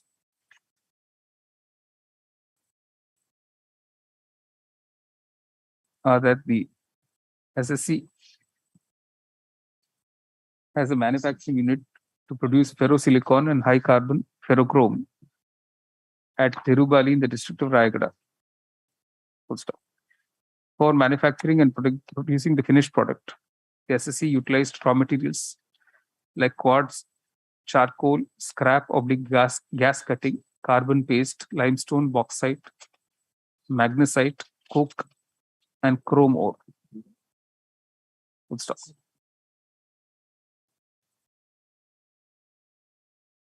While passing the assessment order for the year 2003-04, the STO verified the SSC's books of accounts. Stop. The STO did not accept the calculation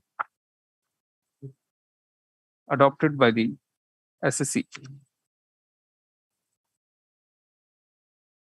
to claim a set-off of these 274,907 under the OST rate chart, capital C, note 1 bracket small a and note 2 bracket 6 Roman 6 bracket.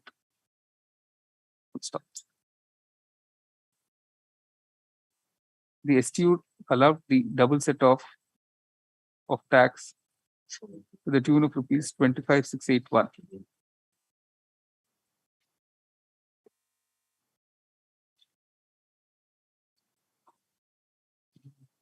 So the reasons given by the STO for not accepting the set off claimed by the SSE was that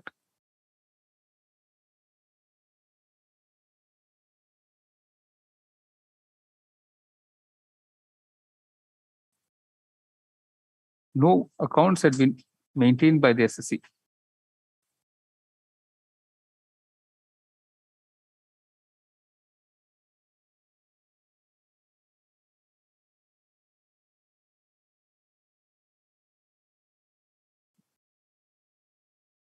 To show that raw materials purchased from inside the state of Orissa was used for manufacture of the finished products sold inside the state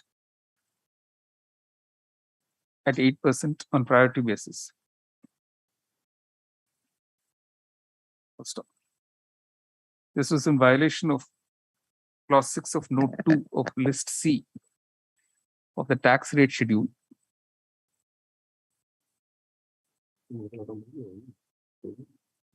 which permitted proportionate reduction, open quotation, in case a dealer sells a part of his finished products in the course of interstate trade or commerce, or disposes in a way other than sale in Orissa, unquote. When the matter went before the ACST,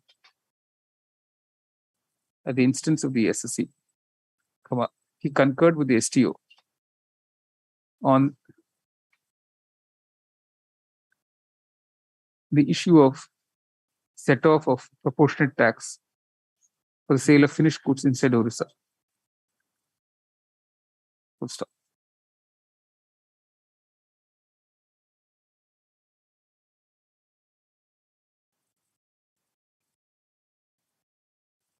Against these concurrent findings, the SSE went before the tribunal, which has in the impugned order affirmed the orders of the STO and ACST.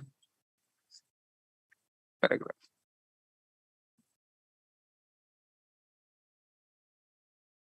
It has been factually found by the tribunal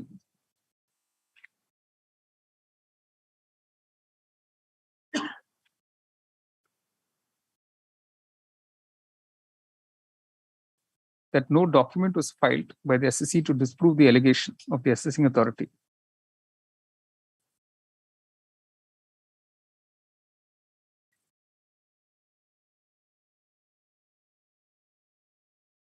Denying the set off in respect of consumables, since there was no purchase invoice produced by the SSE. Full stop. Importantly, the tribunal noted that although in the grounds of appeal, the SSE claimed to have documents which it was willing to produce, it in fact failed to produce such documents to disprove the case of the department. Paragraph. Consequently, as regards questions 1 and 2, the court is not inclined to frame them as urged by the SSE, as they appear to have purely turned on facts, and the concurrent findings of the authorities below are not shown to be perverse or erroneous.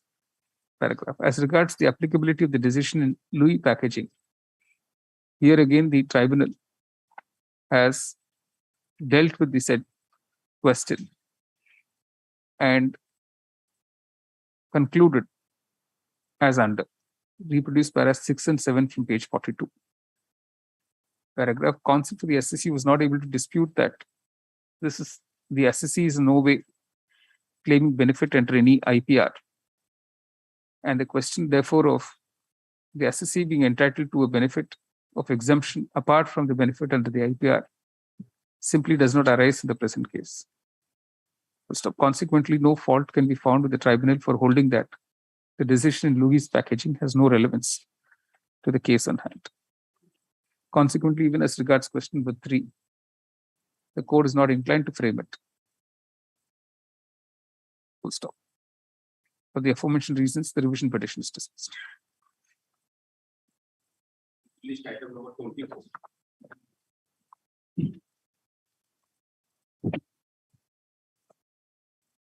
My lords, would be None appears dismissed and not prosecuted. Weekly list item 25. 25, my lord. May I please, lord? I'm sorry, I'm in the VC, lord. Your lordship, impugned here is the award of the land tribunal, my lord, state tribunal. It has been held that no relief can be granted to the workmen. Lord, I'm sorry, I'm interrupting. I'm appearing on behalf of the respondent number 3, Birla Tires. I have been informed yesterday that the company has gone under liquidation and there's an order which has been passed by the NCLT, which your lordship may permit me to just pass it over. So they'll have to file their claims before the NCLT. NCLT, yes. Okay, all right. But the award is, yes, your lordship, yes, sorry. Correct. The court is informed by counsel appearing for opposite party number 3 that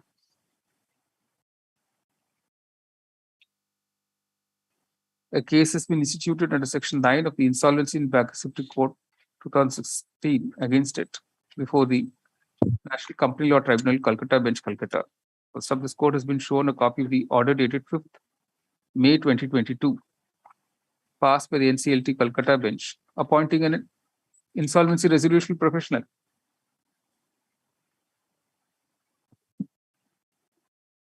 Yes, by admitting the application filed under Section 9 LBC.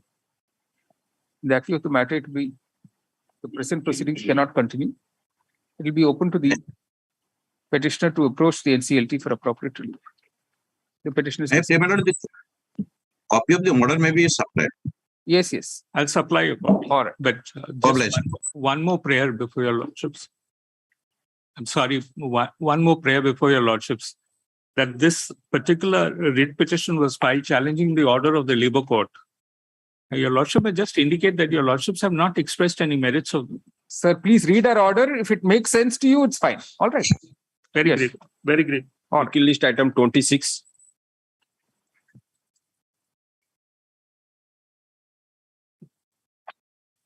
Item number 26. 26. My lord, the petitioner's daughter was studying in a government residential school under the STSC Development Department.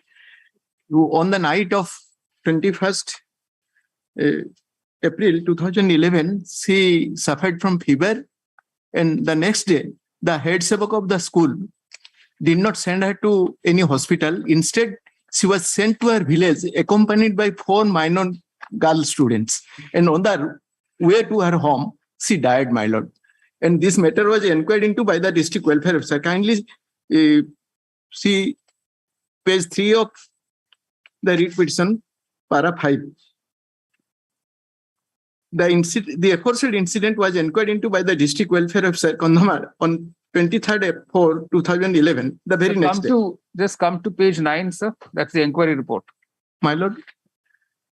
Kindly come to page 9, which is the inquiry report. Report, my lord. Yes. Kindly read findings. Findings.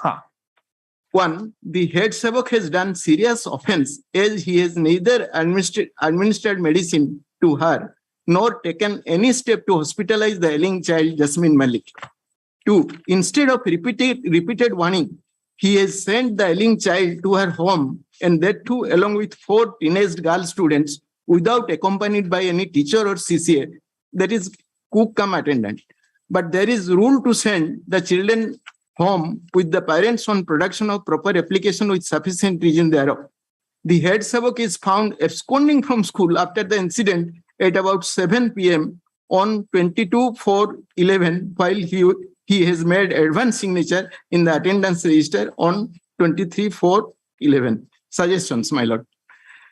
1. The head sabako is recommended for suspension for his gross negligence in duty, and proceeding may be drawn as per law in existence, as the life of the child could have been saved if proper medical treatment had been provided. As the child was staying in the hostel till 21/4/2011 and was forced to move to her home while she died on the way, an ex gratia amount of rupees 50,000 may kindly be sanctioned in favor of Sri Vichanda Malik, the father of late Jasmine Malik, as per provisions of government letter number so and so from available fund till receipt of the same from government. It is admitted, my lord. What has happened, sir? Have you got this 50,000 rupees Yes, or no? my lord. We have already paid. So what do they say in the counter affidavit? Let's see that. Yes, my lord. What has been mentioned in the inquiry report, that has been reproduced in our counter affidavit. No, and in addition to it, we have also paid the ex gratia amount of. That's only ex gratia, sir. What about the life of the child? My lord, I file a judgment of this honorable court awarding 10 lakh rupees as compensation for the negligence of the school authorities in the death of 2 minor children, minor students, my lord.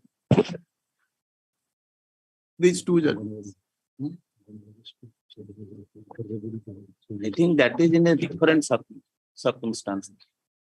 What my learned friend is showing that judgment, that is in respect of some different circumstance. No, obviously no circumstances are identical, sir. No. Here there is a negligence on the part of the head sabak, which has been found in the inquiry report. No, but how does one compensate the family for the unfortunate death is the question. Clear case of negligence, sir. No question at all. What is the outcome of this departmental proceedings? That is also I wanted to find out, but there is no instruction as on date. The DP, the head sabak is also appearing through. No, I am appearing for the head sabak who came subsequently, not the head sabak who was present on the date of incident. He should have been included as a party. The person who was incident happened on 22nd of April 2011. I joined on 1st of July 2011. So his presence is of no con. At that time, one Brahma Kumar Behera was the head Brahma sabak. Kumar Behera.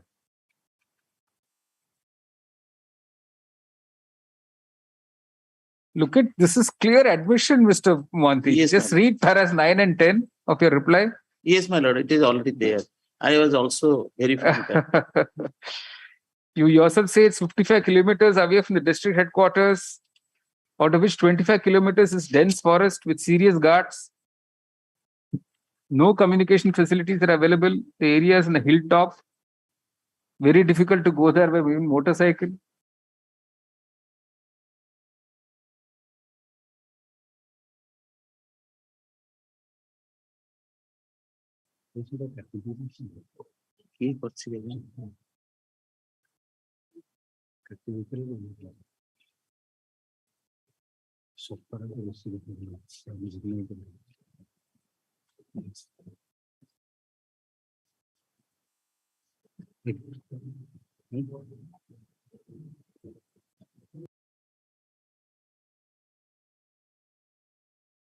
Counter affidavit, the entire responsibility and negligence on the part of the head sabak. Who is working for you only?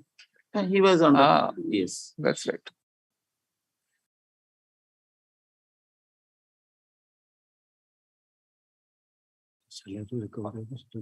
Only thing I would like to submit before, if your lordship is thinking of giving any compensation, that liberty may be given to us to recover that from the head sabak. That is, of course, up to you what you want. From the person concerned. We'll say now that unless that observation is there in the court, we cannot proceed in the court. Because it is a personal negligence on the part of an employee. State cannot. State is vicariously responsible. Yeah.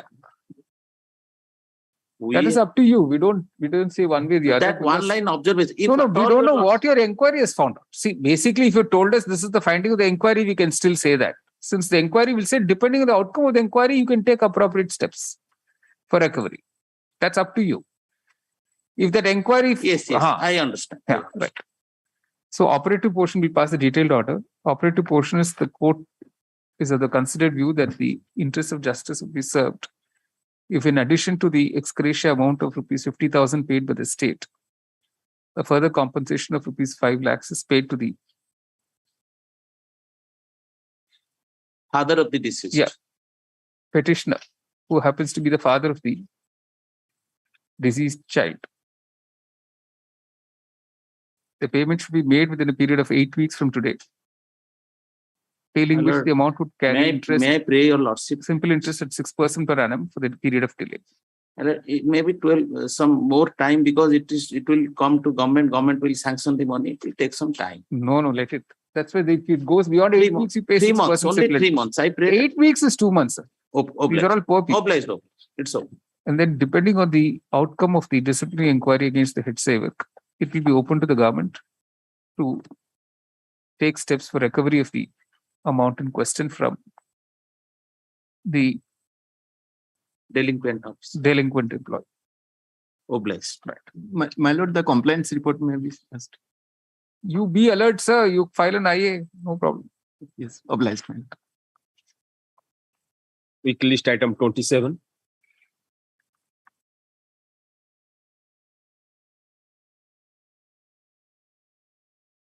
Keep that.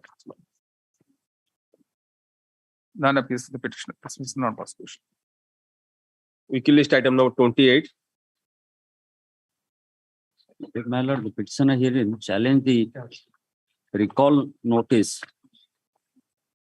loan recall notice issued by the opposite party number 1 and 2, and non-release of the compensation amount receivable by the petitioner towards acquisition of his land for National Highway by the opposite party number 3. The brief fact of the case is like that: the petitioner is a transferee of the industrial unit, and his application for transfer has been considered by the OSFC, who had annexed 2. Thereafter, that is on 3rd May 1999. Thereafter, due to super cyclone, he could not able to start his unit, and ultimately in the month of December 99, he got the permanent registration certificate from the DIC concerned. How come no reply filed, nothing filed, sir? Who are you appearing for? For the OSFC matter. Ah. I'm filing the just affidavit showing the current position. His OTS application has been rejected on 31/3/2012. No, what did you do with the compensation amount? His land acquisition compensation. Have you given him a copy? No, yes, I'm just. And pursuant to the. First, give him a copy, sir. Pursuant to the direction of this honorable court, the land acquisition officer has not transmitted the amount to the Yes, who's appearing for the land acquisition officer? And the Tahsildar is the competent authority. Tahsildar Ramba. Who's appearing, sir? Copy of the petition. Only today, a counter affidavit has been handed over in court by the Orissa State Financial Corporation, with a copy being provided to counsel petitioner. Paragraph: for further directions to be issued in this case, it is essential for the land acquisition officer competent authority from a National Highways Authority of India, Ganjam Chhatrapur, to file its reply and also specifically answer the query posed by this court in its order dated. Direction issued by this court in its order dated 6th April 2012. Mr. Mudali states that the affidavit positively filed within 4 weeks. As it appears that NHAI is involved. Sorry? NHAI, competent authority of the National Highway Authority. The NHAI has separate counsel. Lordship will find Annexer 5. The NHAI has authorized the competent authority as the Tahsildar Ramba in the district of Ganjam. Because they have their own counsel. NHAI. No. It's okay. Mr. Mudali, who accepts notice on behalf of opposite party number 3, who's the additional Tahsildar competent authority Ramba, district Ganjam, states that the affidavit will be filed on behalf of opposite party number 3 positively within 4 weeks. Rejoinder that to be filed before the next date. List on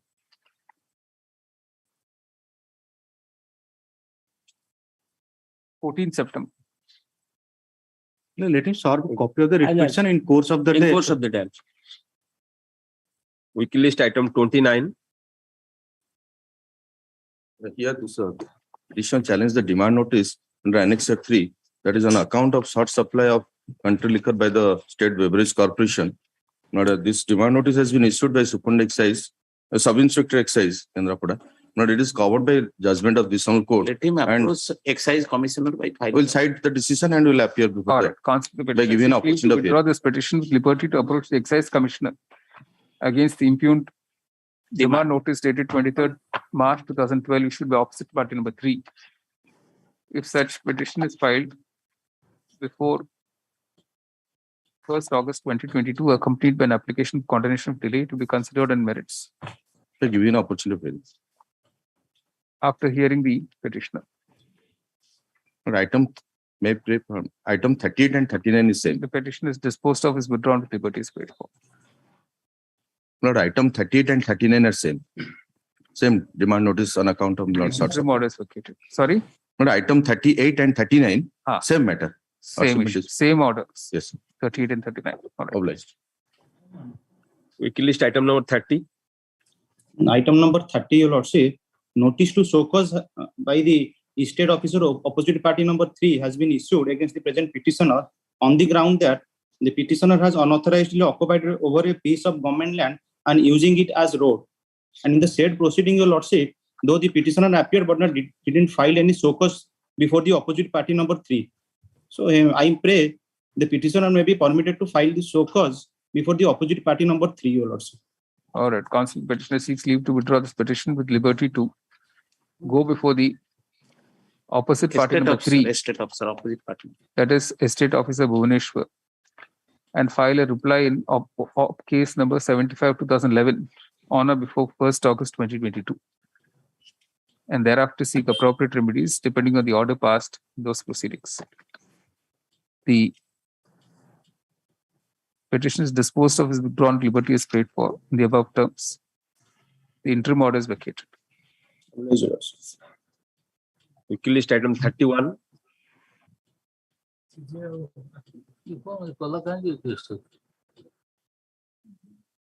Item 31. None appears to in opposition. Weekly item 32.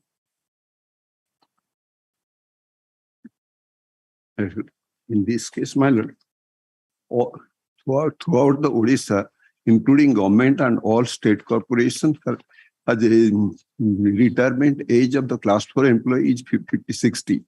But except OP No. 1, that is Orissa State Warehousing Corporation, there. I think this is already covered. I think you've dealt with this Warehousing Corporation's retirement age. Where's the judgment?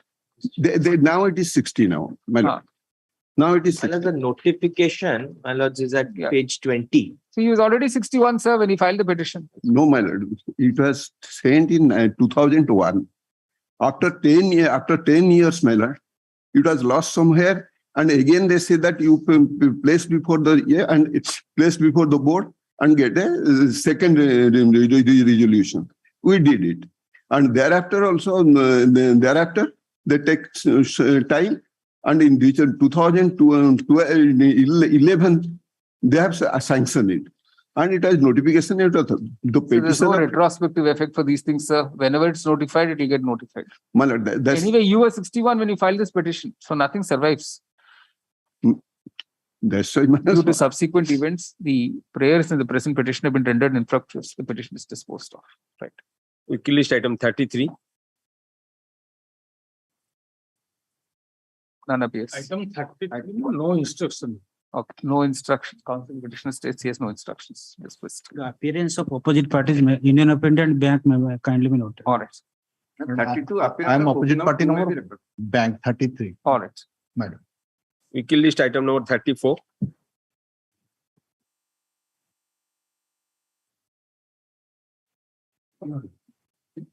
Sole grievance is for consideration under OTS as allotted a said. So you can go under the DRT, sir.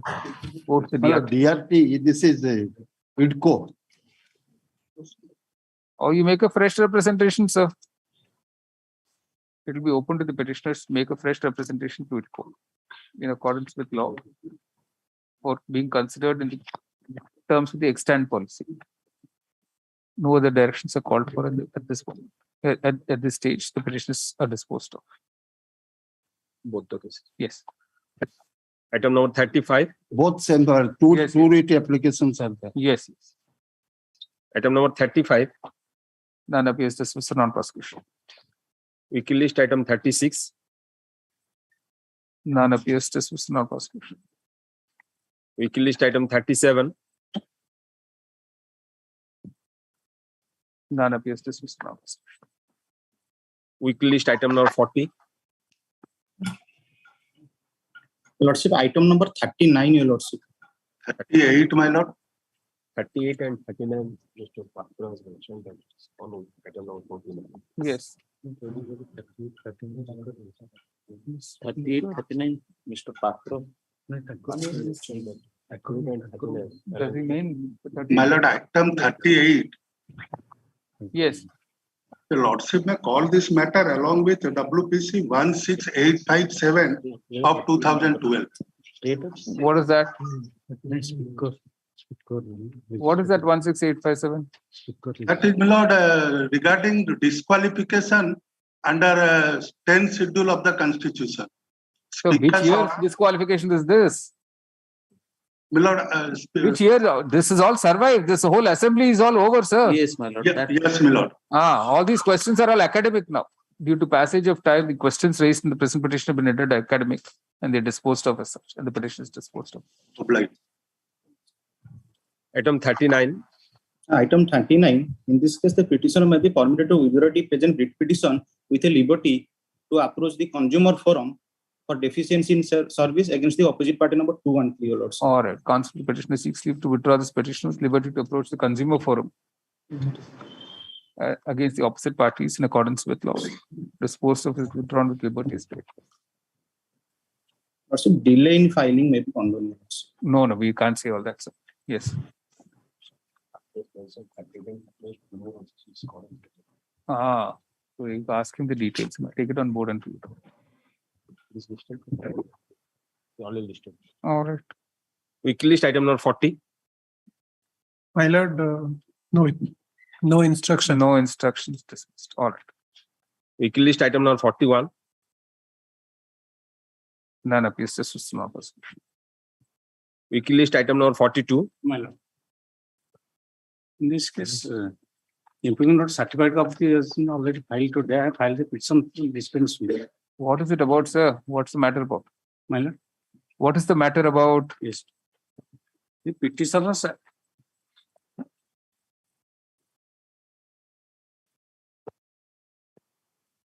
the disputed land originally belongs to Jagannath Dev. Jew Vijay Itamati, my lord. It is an Sir, after this Siddhamat, I think this will not. These are all covered by Siddhamat. These are all covered cases. All belong to Jagannath Mahaprabhu. No individual claim is private for duty, my lord. Not Jagannath. Private duty. Not Jagannath. Once it is recorded in favor of Sri Jagannath Mahaprabhu, No, means it not has to be- property of Jagannath Mahaprabhu. It is private duty. Where is this deity?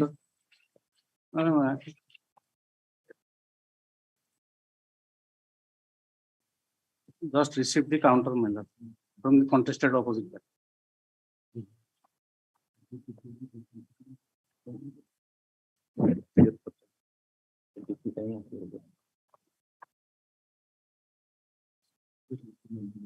How does it come before the division bench? This was when it was admitted was single judge. Now it's come to division bench. Because it's against the judgment of the member board of revenue. Yes. Assignment is single man. So if it is against member, then it ought to be listed here. Oh, I see. Who's appearing for the opposite party? My lord, my lord. My lord, this is Lord. Where's your no reply filed? Just filed. I received. Today I have filed it. Have a copy of it. Today yourself. Yeah, my lord. There's no copy for us. My lord. Voter ID.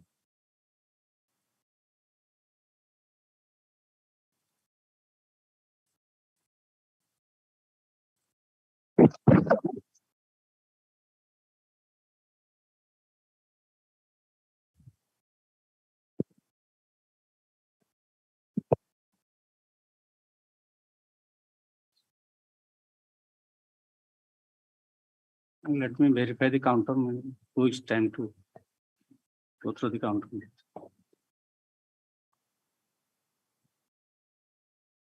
So counter affidavit is filed after 10 years. My lord, they are rustic villages, my lord. And you are suffering from different ailments. So you could not file in time. Only 10 years, therefore. What is happened? That has been happened, my lord. And annexures are dim. Also casual, sir. Counter affidavit has been handed over in court today and supplied. And a copy thereof has been supplied to counsel to petitioners who wishes to file a rejoinder. Rejoinder be filed the next day. Interim order to continue. 21st September. Weekly list item 43. My lord, please. My lord, I'm sorry, my lord. I have item 41. I'm just coming. I was just coming. Item 41. This is a holding tax matter, my lord. I was just coming. Item 41, my lord. Tell us what it is, sir. This is a case, my lord, regarding the imposition of a holding tax from 46 rupees 46 to 404, my lord. What is that? Nothing, sir. Due to passage of time, all this is not substantial at all. My lord, the petitioner is dead. I got the information the petitioner is dead and he want to be substituted, my lord. Nothing. What is the total liability, sir? Nothing. My lord, the amounts being insubstantial. The amount was paying, I was paying the amount 46 per annum. But suddenly, without any notice, it was imposed on 404. This is in 2012, sir. Today it's 2022. All this can be easily afforded. My lord, today 2022, I admit. My lord, this is a dispute. And when did the petitioner die, sir? My lord, or the opposite parties may be directed to consider the application of the petition. When did the petitioner die? The petitioner died, I will file the substitution. Sir, should I ask in Odia? Because I don't know to speak Odia, then my I will contact my brother judge will ask you. I will contact the son of the petitioner. You don't even know when he died. No, the matter was came to the list just. I was not. The counsel to petitioner is unable to state when the petitioner died. The amount involved also does not seem to be substantial. The question court does not say any reason to keep the present petition pending. It is dismissed as such. Weekly list item 43. Made, please. Yeah. Item 43. 43. There is a noting in the list that rejoinder is not filed, but copy of counter has not been served on me till date. What's the matter about, sir? So here the workman has sought for enhancement of the award. The learned tribunal below has awarded him 45,000 compensation and retrenchment compensation in lieu of reinstatement and back wages. How long did he serve? He has served for more than 5 years. That's it. 45,000 in those days is not unreasonable, sir. The limited ground on which the workman has filed the present petition challenging the award dated 27th March 2012 is that the compensation amount of rupees 45,000 awarded by the Labour Court in lieu of reinstatement is inadequate. Paragraph. It is seen from the facts of the case that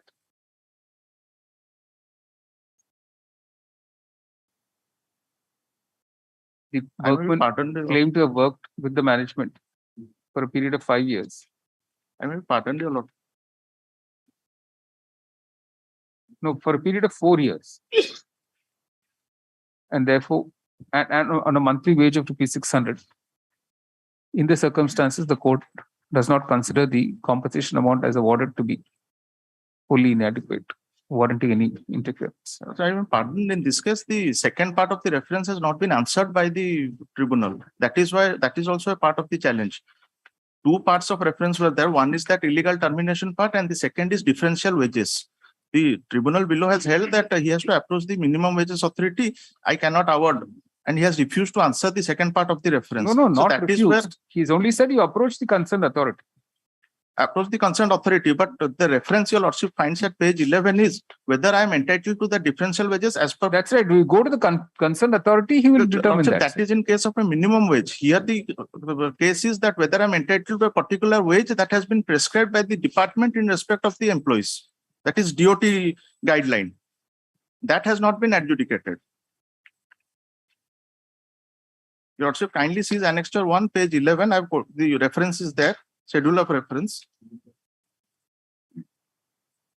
Whether the action of the SDOT Anugul by terminating the services of the disputant Sri N.K. Samal and not paying differential wages as per DOT guideline is legal and justified.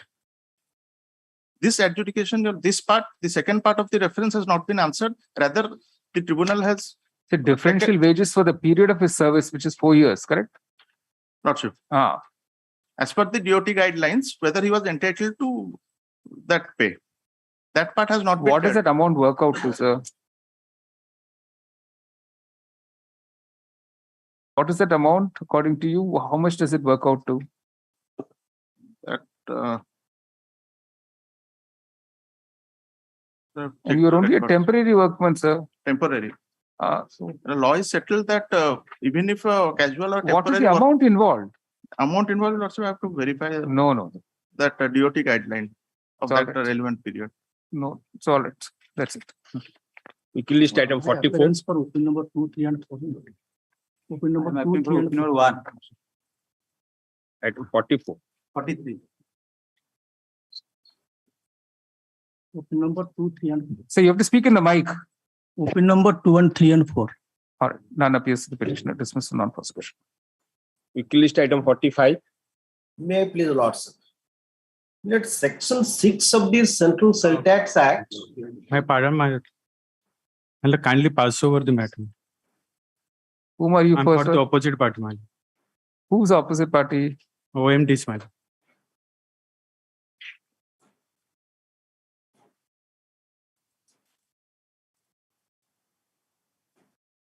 If the dues are admitted, that's they're exempted. He's seeking a passover, sir. Mine. Passover. All right. Weekly list item 46. 46, your lords. I'm for open number 5, your lords. And VC. None appears. Dismissed for non-prosecution. Weekly list item 47. 47, my lord. Lordship may turn to page 21. The matter relates to debt waiver scheme, my lord. So far as the agriculture loan is concerned, the Lordship may turn to, in fact, have challenged the order at Annexure 4, page 28, where, my lord, they have turned down my representation on the ground that I am coming under the category of other farmers. But Okay. so far as the other farmers are concerned, my lord, under this scheme, they are also eligible for the debt relief, my lord. Your Lordship may turn to page 21, the part of the scheme, my lord. Paragraph 5. In case of small or marginal farmer, the entire eligible amount shall be waived. The next, the below, the debt relief. In case of other farmers, there will be one-time settlement scheme under which a farmer will given rebate of 25% of eligible amount, subject to the condition that the farmer pays the balance 75% of the. Even if, my lord, keeping in view that he is, in fact, he is not coming under other farmers. He is coming under eligible small farmer. Still then, my lord, his prayer has been rejected on the ground that he is coming under other farmer. If he is coming under other farmer, still then, my lord, he is entitled for debt relief, my lord. But that has not been given. Your Lordship may turn to page 28, the impugned order, my lord.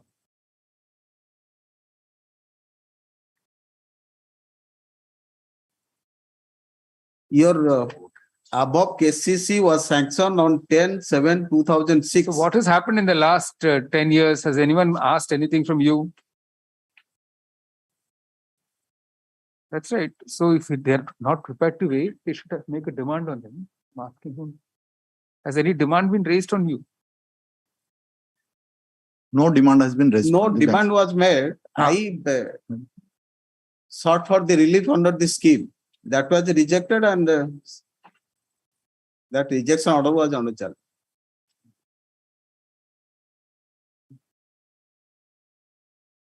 What is your current position, sir? What was the amount due? What was the amount due, sir?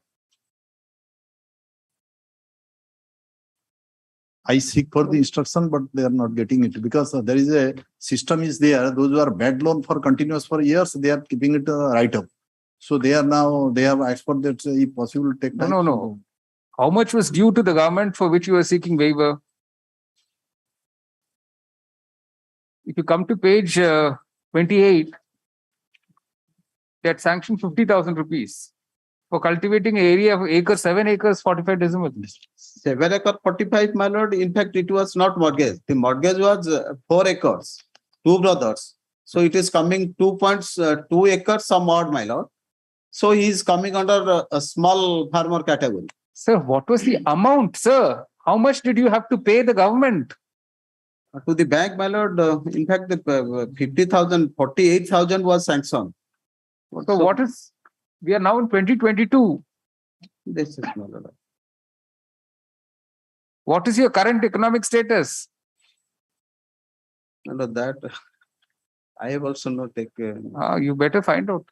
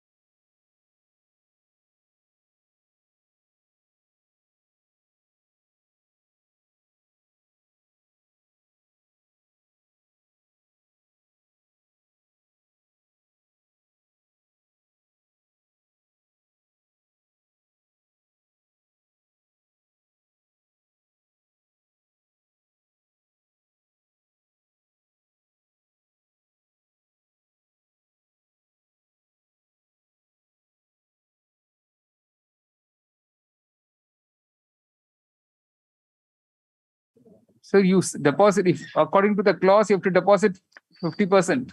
What is the clause? Let the page 21, your lordship. What have you to do? Clause 6.11. But in case of other farmers, my lord, the OTS scheme is applicable. In that case, my lord, so you have to pay the balance 75% of the eligible amount.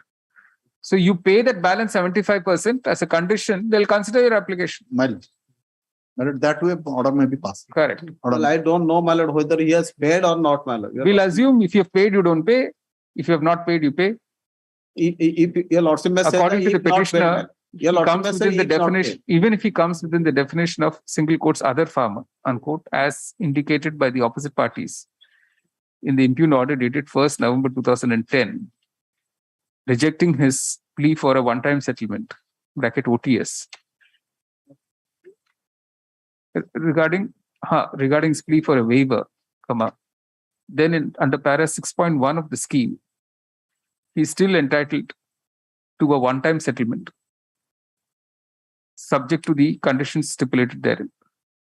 Paragraph. It may be noted here that although notice was issued in this petition way back on 12th November 2012, and there was an interim order that no coercive action would be taken against the petitioner pursuant to the aforementioned impugned order dated 1st November 2010.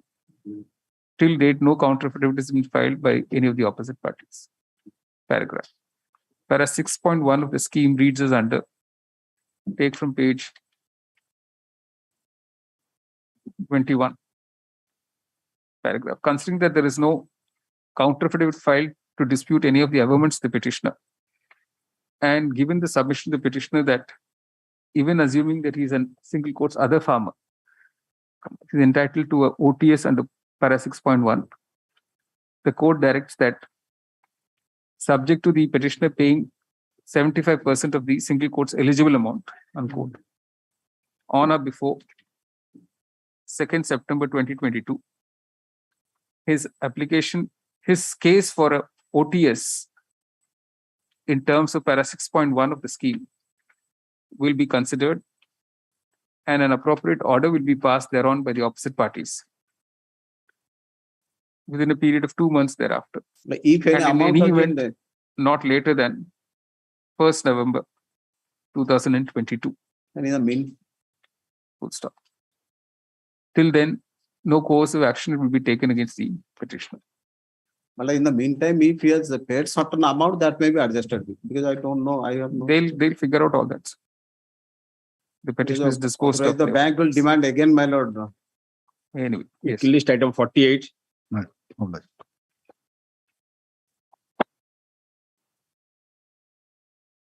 Item number 48. Mr. Paddy?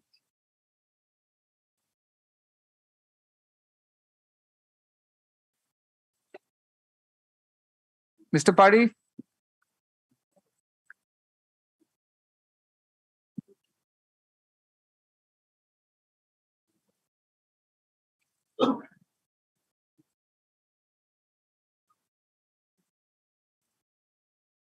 Mr. Pari, kindly unmute yourself. Item 48. Mr. Pari. We'll pass out. All right. Weekly list item 49. 49, my lord, on behalf of Mr. Suresh Chandra Das, the requisites has already been filed. So this is a 2012 matter, sir. Lordship, he had filed requisites long back, but he had mentioned the date wrong, the year of the filing. That was, it was misfiled. So again, he had filed. Then what is the matter about? Lordship, I am mentioning on his behalf. He is not there, he is unwell, so he just informed me to inform the court, Lordship. Lordship, I pass it over. All right, pass over. Weekly list item number 50. Please allow. Well, the limited issue here is whether the OP number 2, petitioner number 2 comes under the appropriate government, whether it will be the central government or the state government, insofar as the Minimum Wages Act is concerned, because it's a subsidiary, or they say that it's a sister concern of NCRT. So the Central Labour Commissioner has held that it will be the central government would be the appropriate government. Correct. No, my lord. In fact, in law, it is not, because NCRT may be created under a statute, but not the institute RIE, which is the petitioner number 2. But since, my lord, the period is very small period, the engagement was for only 3 months under the contract. So the amount may not be very high. I have spoken to my client. So we leave the questions open, sir. Yes, issue open and without prejudice to our stand. Lordships may say that, so that. Considering that the period of engagement of the opposite parties, opposite party number 1 in each of the petitions was just around 3 months, and therefore the amount involved may not be substantial, the court is not inclined to interfere in the matter. And but the opposite party number 1. However, the questions of law arising from the petitions are left open for consideration in some other appropriate petition. That is without prejudice to a stand that the state government will Obviously, be without appropriate. prejudice to the stand of the petitioners, it's a present petition, and their contentions are left open for being urged in other appropriate. There are five cases, my lord. All the 5 cases, the petitions are disposed of. Payment may be made within the interim orders stand vacated. Payment may be made. So there is no interim order. Awarded amount in the by the RLC minimum wage authority. Say within 3 weeks the amount will be disbursed to the. All right, the amounts involved shall be disbursed to the opposite parties. Number 1 in each of the petitions within 4 weeks from today. To the applicants, my lord. Opposite party 1 is the authorized representative. Sorry? To the applicants, they are involved in the case. All right. What is wrong in saying opposite party number 1? No, Lord, Something seriously wrong? One is the president of their association. The president of the association, they may not get the entire. They don't trust the president. All right. All the to the concerned persons. All right. To the concerned persons. All right. Oblige. Weekly list item 51. I'm sorry, my lord. Item 48. Yes. Tell us, sir. Item 48. Item 48. Let's say after launch, my lord, Mr. Prabhu Prasna Bera is allotted the case. He will be after launch. Can it be? Whatever, sir. What is the matter about? I don't have a file there, so I am requesting, my lord. After launch only. Mr. Behra is on the way. Is he? We'll pass it over, so One of we'll my find out what. Pass over, pass over. Yes, only password. Yes, yes, yes. Yes.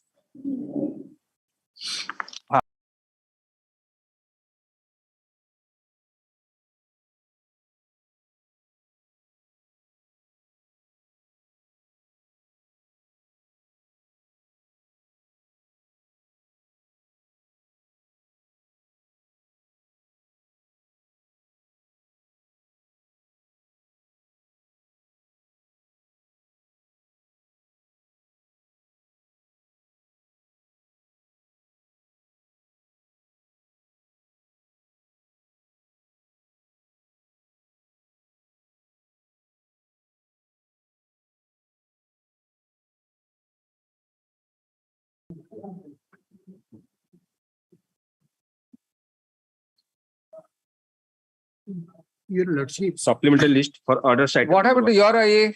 Your Lordship, for modification of order, Your Lordship. Where is that? Your Lordship, that is not. Give us a copy. It has come, my lords. 427. It has come. It has come. 4279 has come. I see. Yes. Your Lordship. Just a minute. Just a minute, Mr. Mishra. Wait.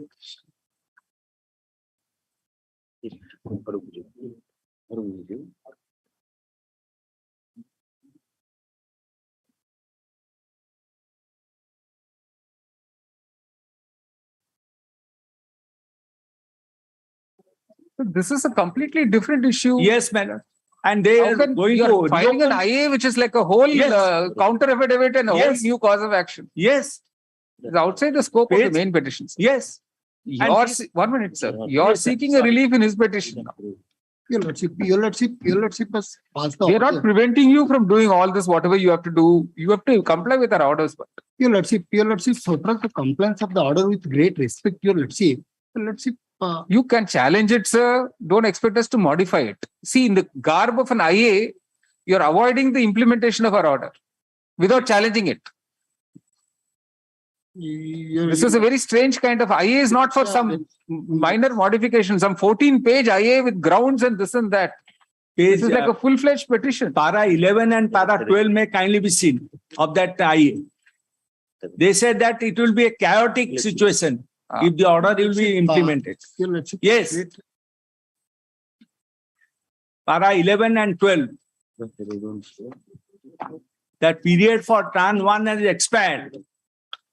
And your lordship have categorically The order stated. dated 1st December. This is an application by the department seeking modification of the order dated 1st December 2021.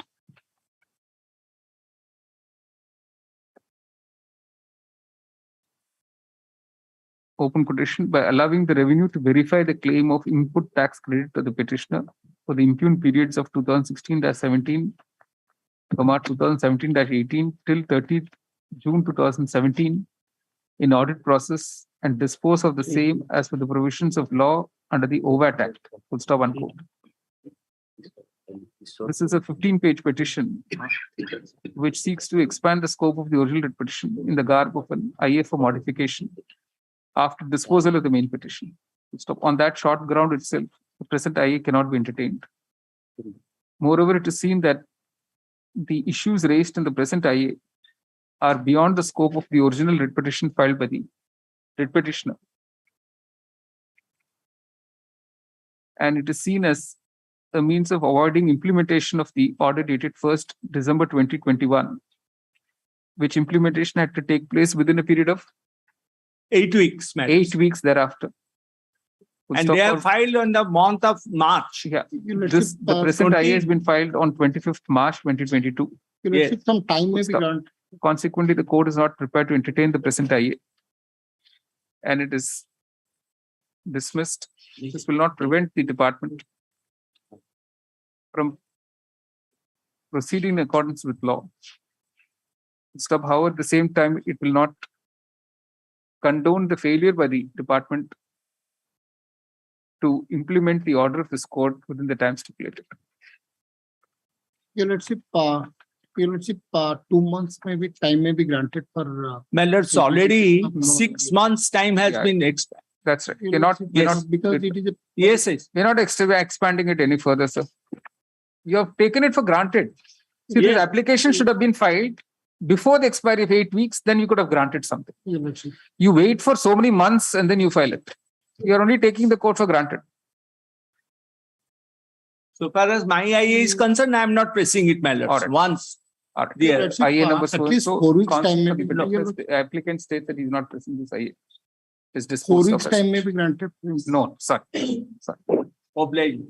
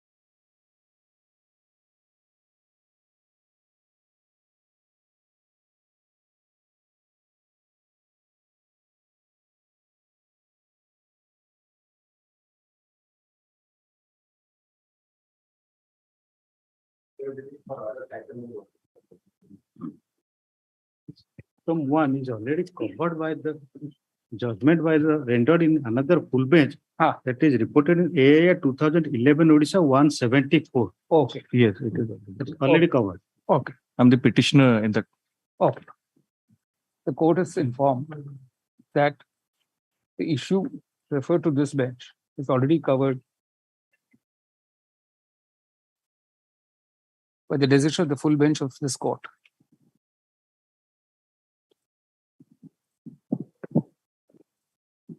Paragraph 16 is the notification that that is the input notification. Vijay Kumar Panigrahi versus State of Orissa, AR 2011, Orissa 174. The present petitions are accordingly disposed of.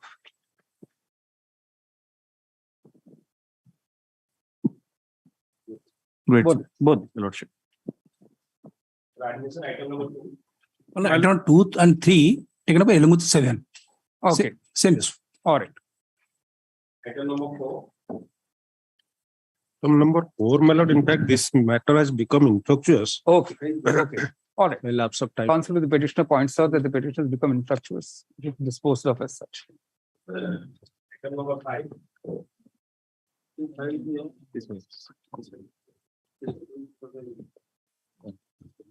My please, Your Lordship. Yes. The reference order is, my Lord, 26th March 2013, Your Lordship. Yes. I may permitted to place, Your Lordship. Yes. In fact, Your Lordship, can see the order dated 26/3/2013 passed in WPC 14147. Correct. First matter. Yes, yes. In fact, there is no conflicting of any opinion in all those 3 judgments which have been referred to. Okay. And Your Lordship, the last but one paragraph, we are of the view that the question whether the clause in question can be declared void, particularly when the petitioner willingly executed and acted upon the same without any challenge till filing of this petition, needs consideration by a larger. But there's no conflict of any 2 judgments. So it can go back to the regular bench. Yes. One thing, my Lord, that regarding that judgment, in spite of similar judgment, Your Lordship, one Mahesh Prasad Mishra, Your Lordship has referred several cases. That is on the merits of the matter. No, not That is on the merit. merits. Let me submit my learners in a request. In the same issue, where there is a, my Lord, condition that party will not be entitled to, there is no clause for payment of a labor escalation. Mahesh Prasad Mishra was judgment, my Lord. That is, Lord, that judgment I have given you, Lordship. That state, it was favor of the contractor agency. And thereafter, state also challenged the before Honorable Apex Court. And it was not disturbed, Your Lordship. And now the state implemented, my Lord, which has not taken that judgment I have given you, Lordship. Yeah, but here we are only concerned of the reference here. Exactly. Should have 3 judges consider, because this can be done by the regular bench. No problem. It is seen that by the order dated 26th March 2014, the issue referred to this bench, this larger bench, was open quotation, whether the clause in question can be declared void, particularly when the petitioner willingly executed and acted upon the same without any challenge in the filing of this petition, question mark, unquote. It appears that there is actually no conflict of opinions among different benches of this court, different coordinate benches of 2 learned judges of this court, that warrants consideration of the above question by a larger bench of this court. Consequently,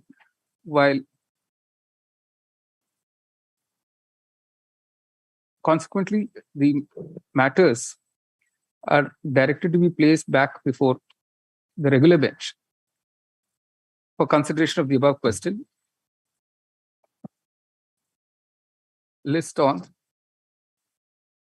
8th August before the regular bench. All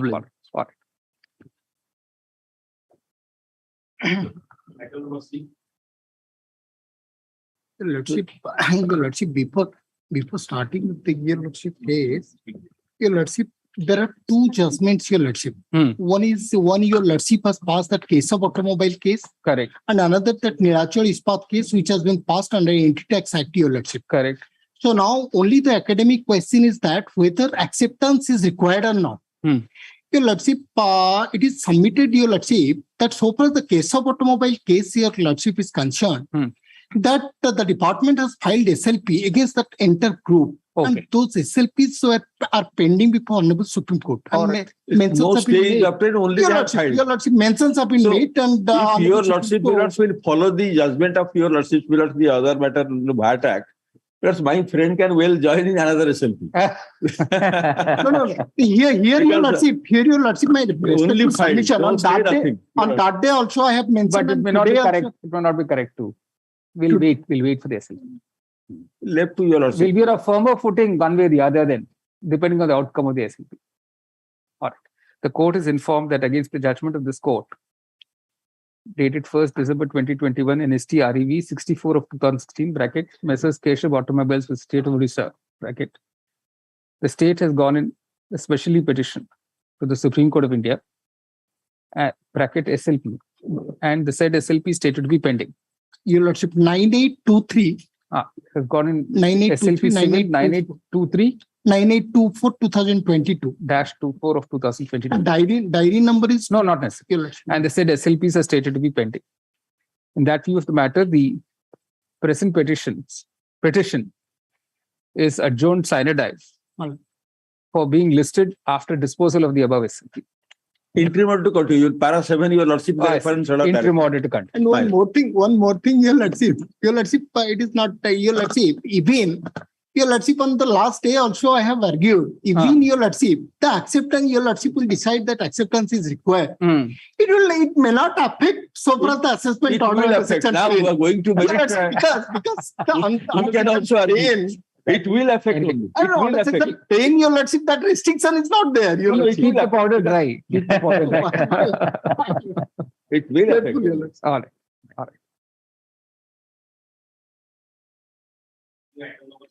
My Lord, my learned senior, Mr. Mahanti, is on VC. Yes. So in 7, Mr. Das, I was also thinking, they want time for a policy decision. Yes, fair enough. So what we'll do is we'll give you all of you liberty to challenge that policy decision. We'll give a time-bound direction to take the policy decision and give you liberty if the policy decision is against you to challenge not only the policy decision, but all the acts and everything at that stage. But there are several issues involved. The Lordship will see the board. I know. See, all of that will become academic if as a policy decision, they decide to extend to the private sector what they've extended to the public sector. Everything becomes academic. If they decide something to the contrary, that decision can be challenged by you along with all that you've raised here. All right. That may be a better way. Otherwise, this piecemeal going on, amending this petition is becoming cumbersome even for us. All right. That we are enjoying the interim orders, Miller. That will continue. That will continue till they take that policy decision. We give a time limit to decide. Milord, in Balarpur's case, Milord, now I have been taken over by another entrepreneur. Milord. So the representation for waiver is also pending. All right. So let them consider all that together. All right. You say this by this application, these applications. I think we put all the IAs together. Or you filed only one IA or several IAs? We filed one IA. We filed only one IA, your Lord. First state filed the IA, it is not copied or not received by us. If Lordship is going to dispose of, I have nothing to say. All right. IA number 25 of 2022. This is an application filed by the state of Orissa seeking. I think it's at flag 10. Flag 10. Right. IA number 25 of 22. Yes. For the 6 months' time, open quotation, to take a final policy decision regarding extension of the benefit granted to public sector companies to private sector companies. Unquote. It is explained by Mr. Monty Leonard, senior counsel appearing for the applicant, state that pursuant to the direction issued by this court on 14th February 2022, the matter was considered by the Department of Water Resources, and now a meeting has been scheduled for 5th July 2022 under the chairmanship of the Chief Secretary Orissa, together with the concerned departments. Full stop. The decision taken at that meeting would have to be placed before the cabinet, and therefore it is prayed that 6 months' time may be granted for that purpose. Paragraph.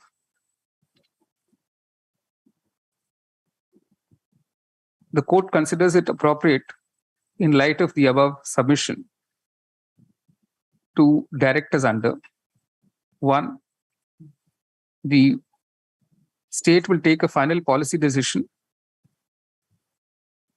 and communicate it to the petitioners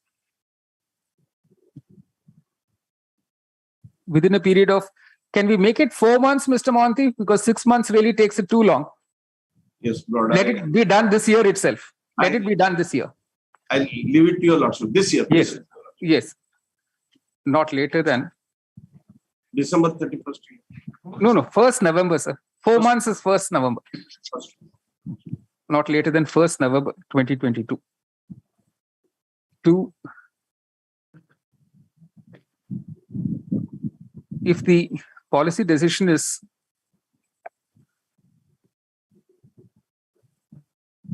adverse to the petitioners, then it will not be enforced for a further period of 2 weeks thereafter to enable the petitioners to challenge such policy decision. And in that event, it will be open to the petitioners while filing the fresh petitions to urge all the grounds and prayers made in the present writ petitions, in the said fresh writ petitions. 3, the court clarifies that does not express any view in the matter, and all the contentions of the petitioners are left open to be urged in the event that fresh writ petitions are to be filed. The IA and all the and the main writ petition, as well as each of the connected writ petitions, are disposed of in the above terms. The interim orders which were subsisting. Yeah, that's what I've said. And no, he said till such time. That's why I said it not be enforced till for 2 more weeks after that, if it is adverse to you. No, that is the policy decision part. Right. Okay. The interim orders, further, the interim orders already passed with this court will continue till such time. Same order in item 2 and 3. Yes, same order. May I submit one thing, madam? Yes, Mr. Parekh. Lordship may include along with the public sector and private sector, along with the government of India, which railway is a party in last case. Let me clarify the same also. The last 4154 of 2003 is filed by railway, man. I know, but public sector is already extended. No? Extended the benefit. The benefit has already been extended to public sector. We'll also say that what is the Balarpur 2 cases, Milord. We have individual representations also. Correct. While taking the policy decision, the representations made by the petitioner in writ petition civils 1899 of 1996 and 6503 of 2000. So shall also be dealt with. Right. I'm obliged. Okay.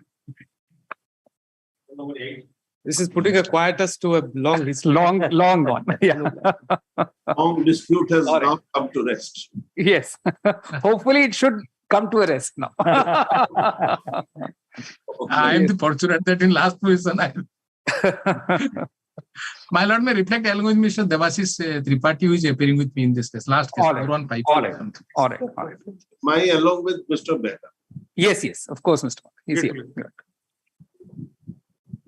Item number 8. Oblige, my lord. Yes.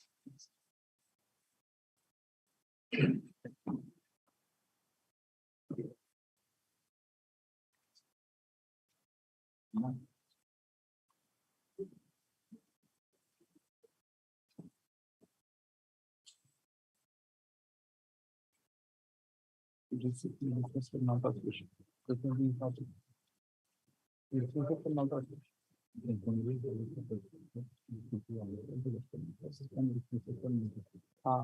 no one is present. No one. Yeah, the demands have only been challenged, not the act. Only the demands have been challenged. In fact, the last order of 2009, yes, it was pointed out that there is no conflict in the judgment. Exactly. That's As it is, not deciding the yes. None appears for the petitioner. Dismissal, non-prosecution.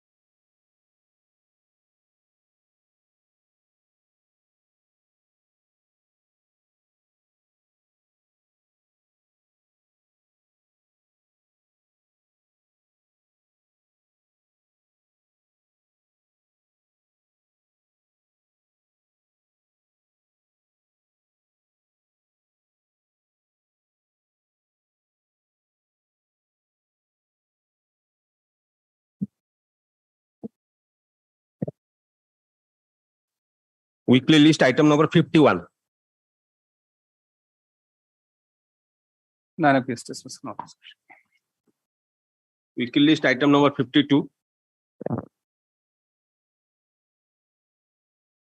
52 with the leave of your lordship, I would only pray if your lordship calls this matter next week, because this is a 2012 matter. But in 2022, in the month of June, this month, the departments, they have initiated communications with us to pay a certain amount that we have paid to the Bhubaneswar Municipal Corporation as well as the Bhubaneswar Development Authority. Okay. Now the GA department wanted to cancel the lease for a hotel that we are constructing in consortium with some American companies. So these documents I want to place before lordship. They are with me. If your lordship grants me only a couple of days, I will bring these documents to your lordship's notice. The impugned order is the cancellation of the lease itself. The lease has already been cancelled, which is impugned. Yes. Your No, that is lordship may impugned. your That is lordship may impugned. kindly look to the prayer portion. Was the communication order dated 3110 annexure 12? Annexure 12 is at page.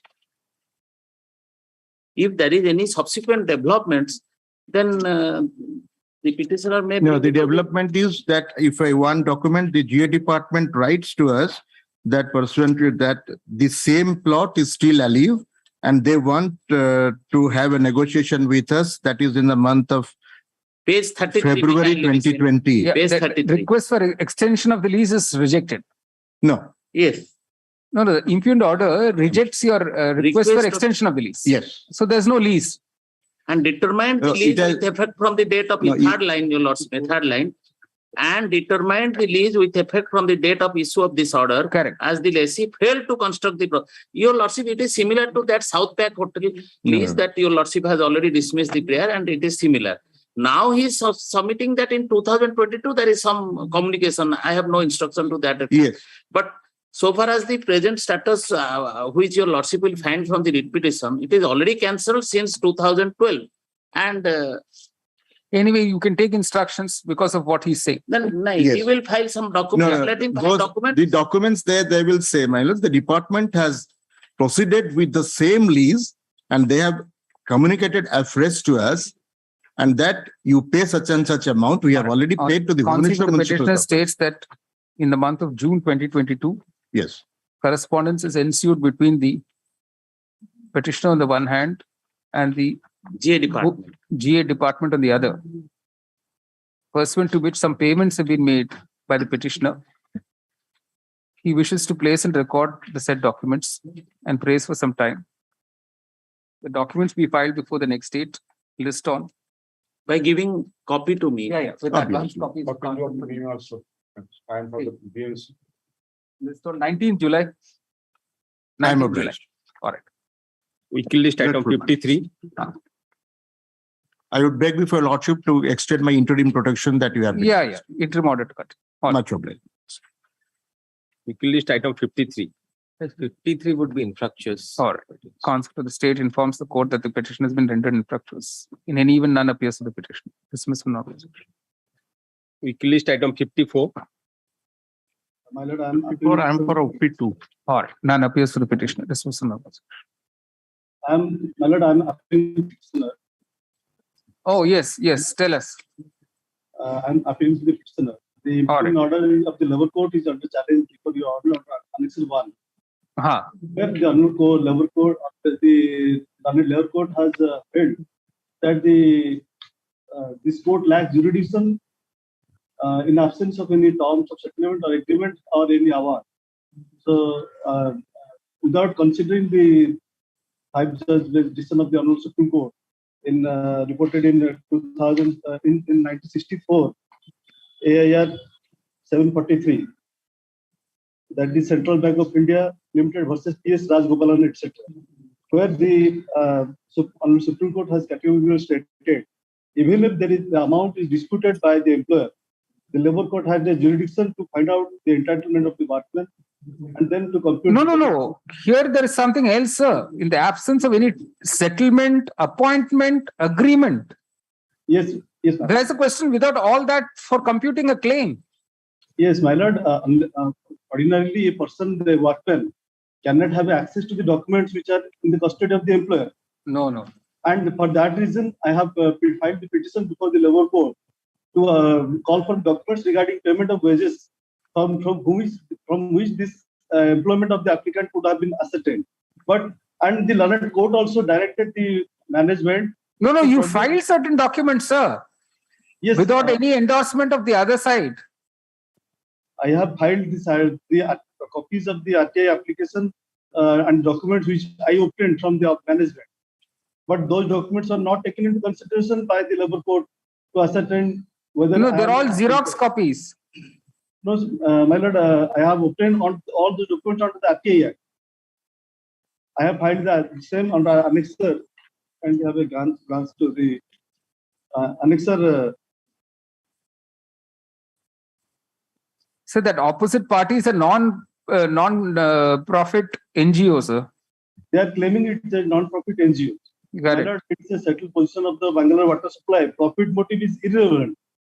From the point of view of the employee, there is no charity and the profit motive is irrelevant. So, and more particularly when the Labour Court has called for the management to produce the documents, and the management did not produce those relevant documents for which I have also relied upon the order of the Labour Court, that is Annexure 6, where the Labour Court has categorically. So you're approaching.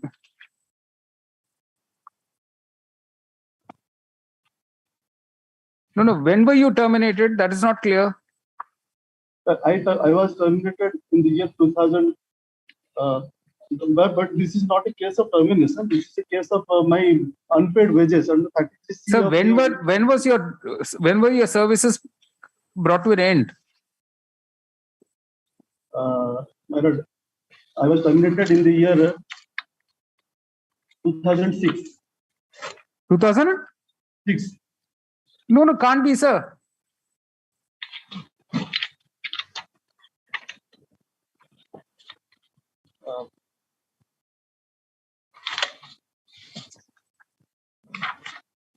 You filed the petition in 2003.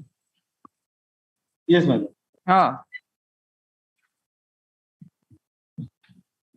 In fact, in your claim itself, you say that all of a sudden the applicant was terminated from his service. But you don't say don't give a date, nothing. Yes, madam.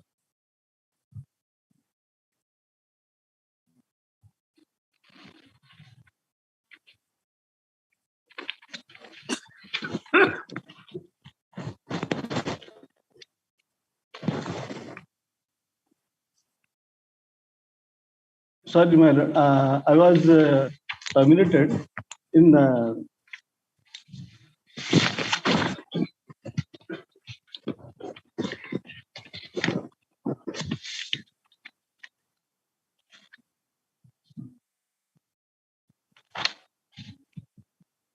March 1997. Sorry. Then you go to the Labour Court in 2003. Yes, ma'am. What is all this, sir? You have to explain the delay also. So, my lord, under the Industrial Dispute Act, poor workmen, he could not able to. Everybody is poor. There's no difficulty. So all poor people, no limitation will apply. Nothing will apply to poor people. For that reason, my lord. That can't be so some explanation must be given. It can't be a standard explanation that workman is poor. For every defect in a petition, every lapse of procedure, it can't be a standard excuse that the workman is poor. That can't be the standard excuse. But on my lord, on that ground, my claim was not rejected, but my claim was rejected for the wants of documents. That is definitely one ground, sir. That is definitely one ground. But facts, we are not even clear on facts then. So, my lord, all the documents are in the custody of the employer, and they have. No. When you come to the court is important. How soon you come is important. That I understand, my lord. But the workmen, they are not aware of the legal procedures. They could not able to. No. They will not be aware, sir. But the lawyer has to be. My lord, they have initially approached the labor officer. Therefore, labor officer, the matter was pending for there for 2 years. Then thereafter only came to the Labour Court.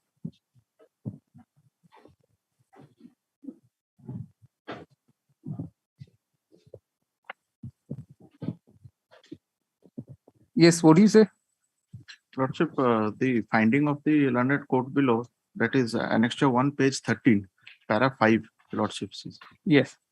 On perusal of the above document, it appears that Exhibit 1 and 2 are the plain paper documents having no endorsement from the side of the opposite party. Besides the above, there is no material on record to show that the applicant was working under the opposite party and performing his duty as alleged. On the other hand, the opposite party has testified as OPW number 1 and denied the allegation of the applicant. Nothing has been elicited from the mouth of the opposite party to show that the applicant was working under him. Above all, there is no pre-existing condition for agreement between the parties regarding of wages. In the case of Municipal Corporation of Delhi versus Ganesh Rajak and another reported in 1995, volume 86 FJR 1, and in the case of Vishnu Charan Oja and others versus Presiding Officer Labour Court Bhubaneswar and others reported in 1997, volume 2 OLR 469, the lordships have observed Labour Court, while exercising powers under section 33C2, exercising powers only as executing court, and it has no jurisdiction to decide the entitlement of the workmen and then to proceed to compute the benefits and to adjudicate.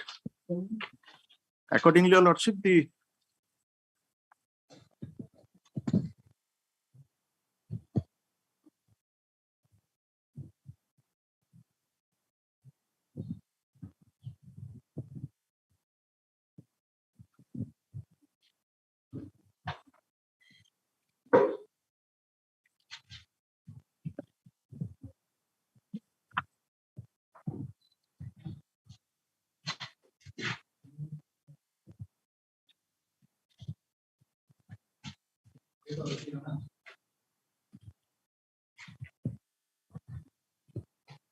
page 8, Your Lordship finds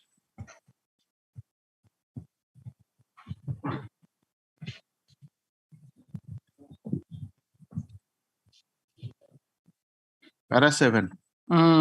Applying the law laid down that Ganesh Raja, Kakuben, everything has been referred in the preceding paragraphs, and ultimately the apex court has held at para 7, that is page 8, applying the law laid down by the court in the aforesaid decisions to the fact of the case on hand, when there was no prior adjudication on the issue whether the respondent 2 herein was in employment as a salesman as claimed by respondent number 2 herein, and there was a serious dispute raised by respondent number 2 was never in employment as salesman, and documents relied upon by respondent 2 were seriously disputed by the appellant, and it was the case on behalf of the appellant that those documents are forged and or false. Thereafter, the Labour Court ought not to have proceeded further with the application under section 33C2 of the Industrial Disputes Act. So the position that the entitlement cannot be decided under section 33C2, as was held by the decision in the Ganesh Rajak, which is a constitution bench decision that has also been confirmed and followed in 2022 also in this recent decision. So accordingly, there is no error in the decision of the learned court below. My Lord, Ganesh Rajak decision is not a constitutional decision. As far as I know, the decision which was of the 1963, that is. No, this is a very categorical decision, so there has to be a previous adjudication. This is the latest judgment of the Supreme Court. You say the present petition has been filed challenging an order dated 30th August 2011, passed by the Labour Court Bhubaneswar, rejecting the workman's application, industrial dispute miss case number 56 of 2003, filed under section 33, capital C, bracket 2 of the Industrial Disputes Act 1947, bracket ID Act, on the ground that, open quotation, in the absence of any term of settlement, appointment, agreement, or any award, this court has no jurisdiction to compute the claim of the applicant. Full stop, unquote. Learned counsel for the petitioner submits that the petitioner was employed as a typist in the opposite party organization, single quotes, Natya Chetana, unquote, Bhubaneswar, drawing rupees 600 per month,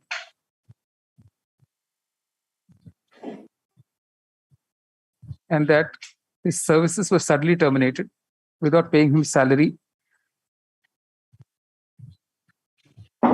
and other dues. Full stop. Although it is not clear from the pleadings what the facts are, counsel to the petitioner volunteers that the petitioner was employed between 1993 and 1997. From the 1992, he continued till 1997. From 1992 to 1997. So when asked about the delay of 6 years in approaching the labor court, counsel to the petitioner states that the petitioners were and therefore was not aware of the legal remedies. Stop. Be that as it may, the ground on which the labor court has rejected the plea is that no documents were placed on record by the petitioner to show that he was even engaged as a typist by the opposite party. The two witnesses examined on his behalf could only produce photocopies of certain documents, which did not bear out what was the terms of engagement, if at all, of the petitioner. Full stop. The finding is that, open quotation, nothing has been elicited from the mouth of the opposite party to show that the applicant was working under him. Full stop. Above all, comma, there is no pre-existing condition or agreement between the parties regarding wages. Unquote. Counsel to the petitioner relies on the decisions in Central Bank of India versus P.S. Rajagopalan, AIR 1964 SC 743, and Director of Fisheries Terminal Division versus Bhikubai Meghajibai Chavda, AIR 2010 SC 1236, to urge that even without a predetermination of the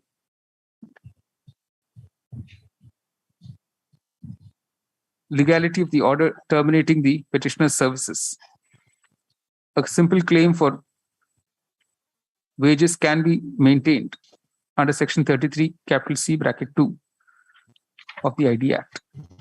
So, on the other hand, counsel for the opposite party has placed reliance on the decision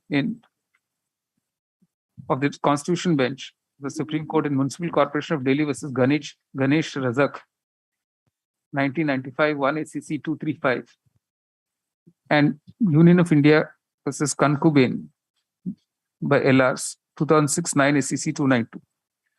So he also relies on the recent decision dated 4th February 2022 of the Supreme Court of India in Civil Appeal number 813 of 2022, bracket Messrs. Bombay Chemical Industries versus Deputy Labour Commissioner. Paragraph. As far as the decision in Director Fisheries Terminal Division versus Bhikubai Meghajibai Chavda, Supra, the court notes that it concerned the validity of a termination of the services of the employee of the workman for non-compliance Section 25, capital G of the ID Act. It was not a case concerning Section 33, capital C, bracket 2 of the ID Act at all. Paragraph. Likewise, even in Central Bank of India versus P.S. Rajagopalan,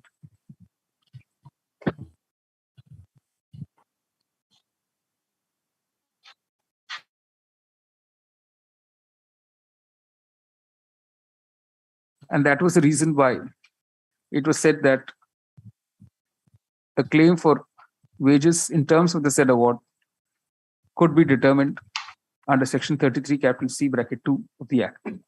Neither of the decision advances the argument of the present petitioner. Full stop. On the other hand, it's been explained in the recent decision in Bombay Chemical Industries versus Deputy Labour Commissioner Supra as under, reproduce the whole of para 7 paragraph. In the present case too, there is no adjudication preceding the application under Section 33, capital C, bracket 2 of the ID Act. Also before the Labour Court, no materials were placed by the petitioner to substantiate that he has been engaged by the opposite party as a typist, or that the terms of such engagement were agreed upon between the parties. Paragraph. In the circumstance, the court finds no error having been committed by the Labour Court, which calls for interference. The petition is dismissed. Weekly list item 55.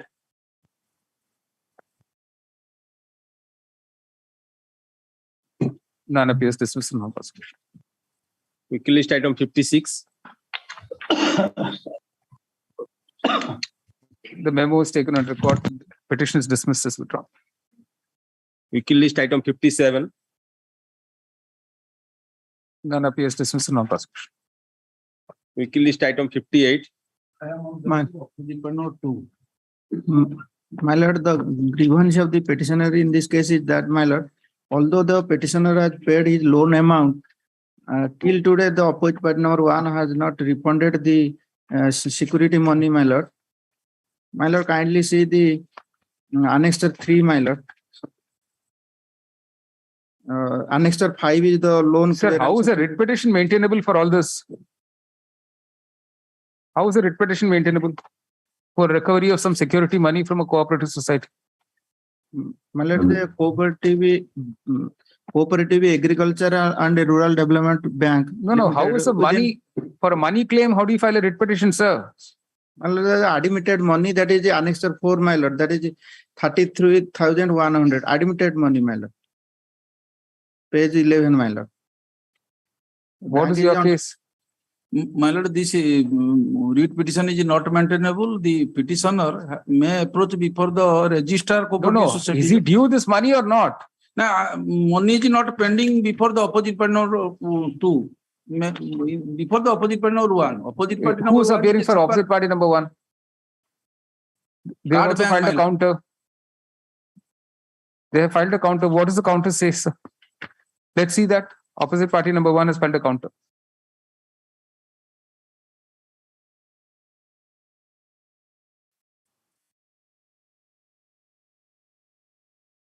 My lord, further, my lord, annexure 7, my lord, in middle person, due to want of fund, we are not able to refund the same. That is the letter to the managing director, opposite party number 2, my lord.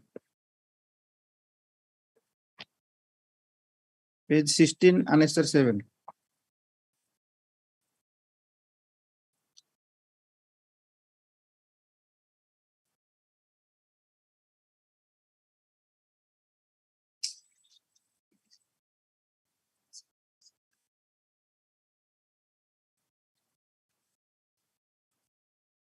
What opposite party number 1 says is the opposite party is affiliated to opposite party number 2, and the said Epix Cooperative Society is the financing bank of opposite party number 1, and the loan availed by petitioner from opposite party number 1 was sanctioned by opposite party number 2.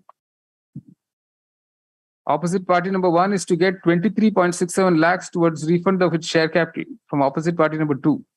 That's what they stand.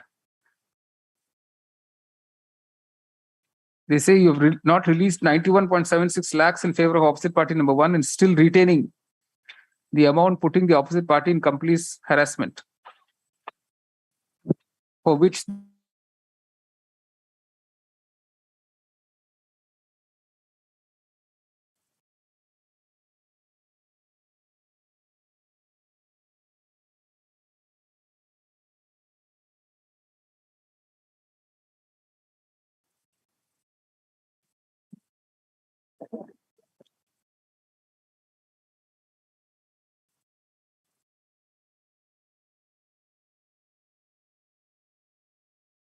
yes, sir. What do you say? My lord, opposite party number 1 will pay to the opposite party number 2 towards a loan amount 6,72,069. Have you read the counter affidavit of opposite Yes, party I have number 1? filed counter affidavit, my lord. Sorry? I have filed counter affidavit. Are you listening to the question that I'm asking you? My lord. Have you read the counter affidavit of opposite party number 1? Now, opposite party number 1 has not solved the counter. So you better get a copy. Who's appearing for opposite party number 1? Who's appearing, sir? Biden Sahu. I am opposite party number 2. Mr. S.D. Tripathi, advocate, who appears for opposite party number 1 and has filed a counter affidavit, has not appeared today. A copy of the said counter affidavit be collected from the registry by opposite party number 2. since it has averments concerning opposite party number 2 and the amounts due to opposite party number 1 from opposite party number 2. Full stop. As regards the claim of the present petitioner is concerned, the stand of opposite party number 1 is that, open quotation, opposite party number 1 has no funds.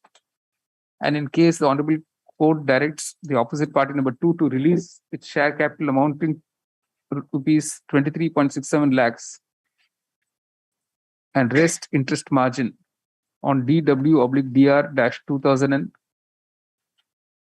amounting to rupees 91.76 lakhs in favor of opposite party number 1, it shall be able to settle the dispute, unquote. Opposite party counsel for opposite party number 2 states that he will seek instructions on the above averments of opposite party number 1. List on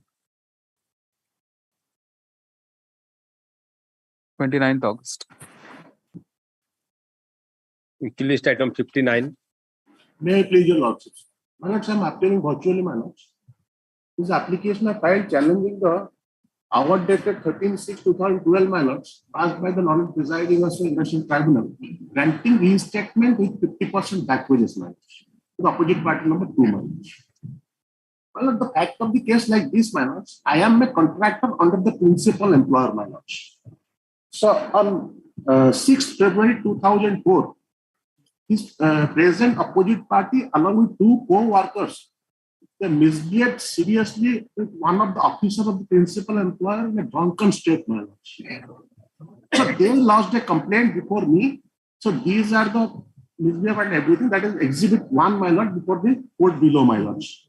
So exhibit A, my lord, that is before the court below, my lords. So basing on that, a charge sheet was issued, my lords. That is exhibit F. So the 3 charges were framed, my lords. Accordingly, a domestic inquiry was conducted and found to be guilty. Then punishment was inflicted, my lords. Thereafter, my lord, matter was referred to the industrial tribunal, my lords.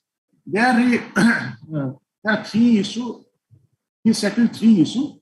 So out of 3 issues, the learned tribunal decided to take up the preliminary fairness of the domestic inquiry as a preliminary issue. Accordingly, he found that the domestic inquiry conducted by the petition of management is proper and fair.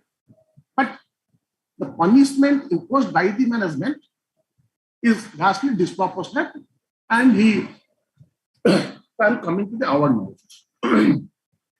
So, my lord, my legal point here, my lords, once the tribunal of labor court holds the domestic inquiry conducted by the management is fair and proper, reappreciating the fact doesn't arise, my lords. And moreover, your lordship may kindly visualize that I am in such a delicate position, my lords, where they are the principal employer, my lords. So they are I am earning my bread and butter from them only. So anything happened with them by my worker, anytime they close my contract, they terminate my contract, my lords. Lordship, Annexure 1, my lords. Internal page 8.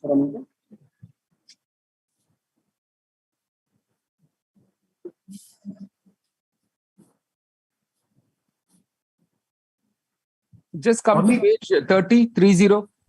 Yes, my lord.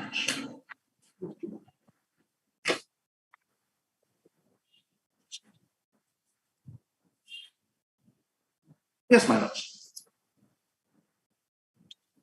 The misconduct clauses A and F would establish that the charge on the alleged threatening, abusing, and assaulting was not from proved. Out of the 3 charges, my lords. But the main charge, sir, threatening, abusing, assaulting, was not proved. But in the penultimate para of the order of dismissal, disciplinary authority has stated the charges leveled against the workman have been fully established. Yes, my lords. That is there. It's wrong, which is not correct, sir. That is true, my lord. Your lordship is 100% right in that way. That way, lordship is 100%. Yes. But here is, my lords. The thing is that, my lord, but the fact remains the incident took place, my lords. No. What incident? If there is no threatening, abusing, and assaulting, there's no incident. My lord, Lordship may kindly come to the paragraph 8, my lord. 8.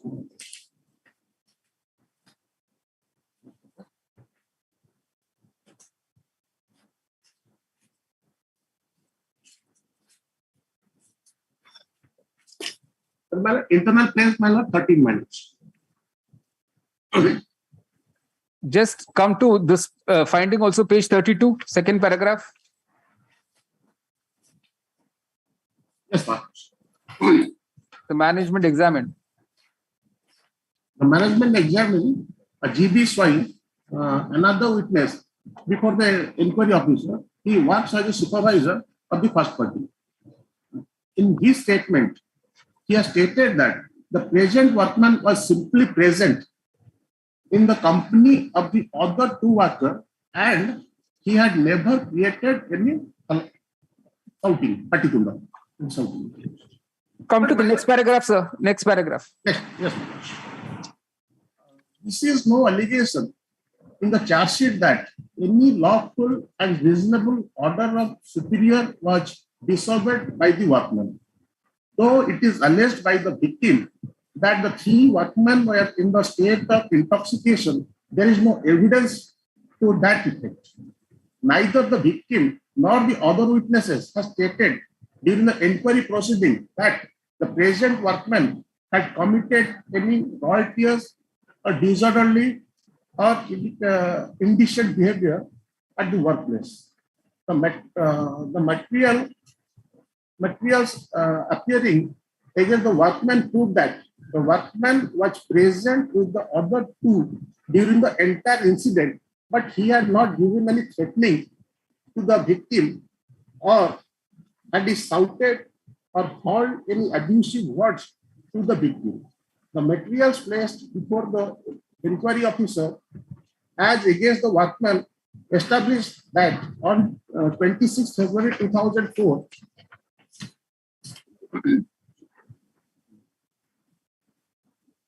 so only thing that's proved is temporary absence, nothing else. Yes, my lord, that is temporary absence. Yeah. So this is not a case we want to interfere.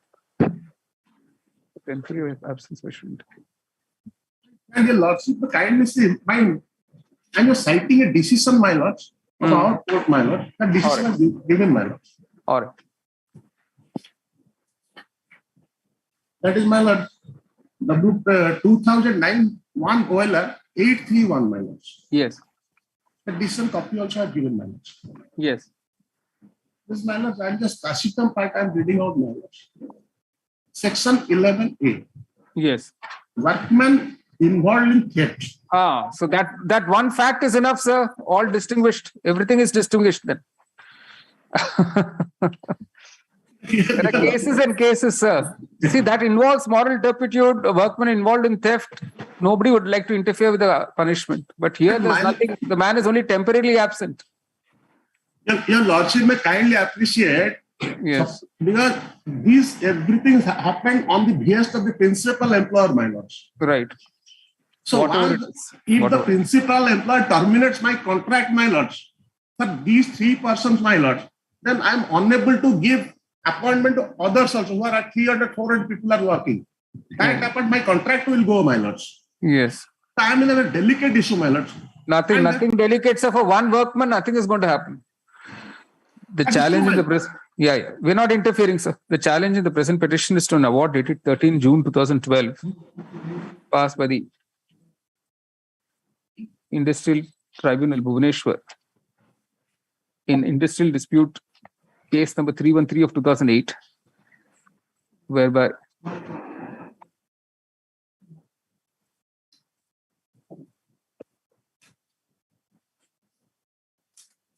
the tribunal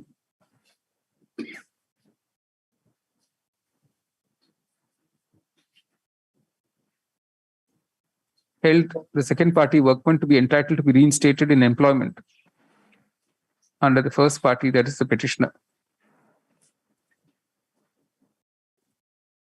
together with 50% back wages. Full stop. While directing notice to issue in the present petition, on 11th December 2012, this court stayed the operation of the impugned award.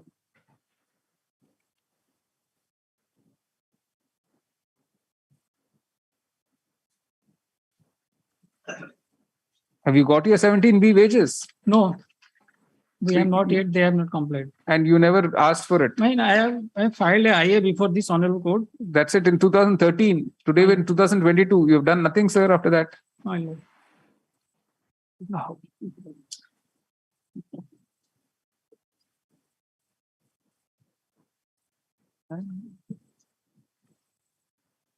The background facts are that the petitioner was the workman was working in the fertilizer plant of Messrs. Paradeep Phosphates Limited under different contractors since 26th February 1986. Stop. On 8th March 2004, he was placed under suspension. And on 3rd April 2004, he was charge sheeted. Stop. A domestic inquiry was conducted, leading to the dismissal of the workman on 19th April 2005. Stop. The following dispute was referred to the tribunal for adjudication. Take from the first paragraph, page 19, paragraph. While the tribunal held the domestic inquiry to be fair and proper, it found on merits that of the 3 charges against the workman in the domestic inquiry, the most serious charge, namely that the petitioner, that the workman had allegedly, single quotes, threatened, abused, or assaulted a superior or a co-worker, unquote, was not found to be proved. Full stop.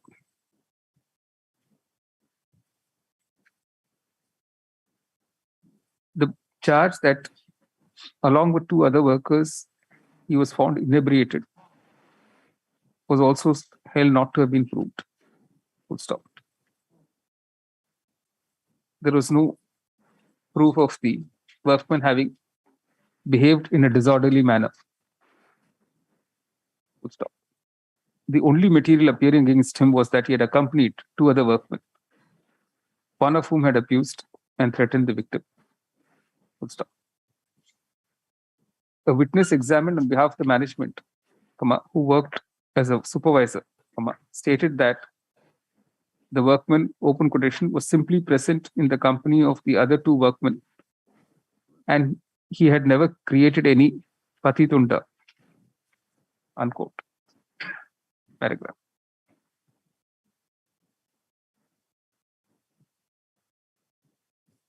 The tribunals also found that, open quotation, the materials placed before the EO as against the workman establish. Sorry, we'll take that off.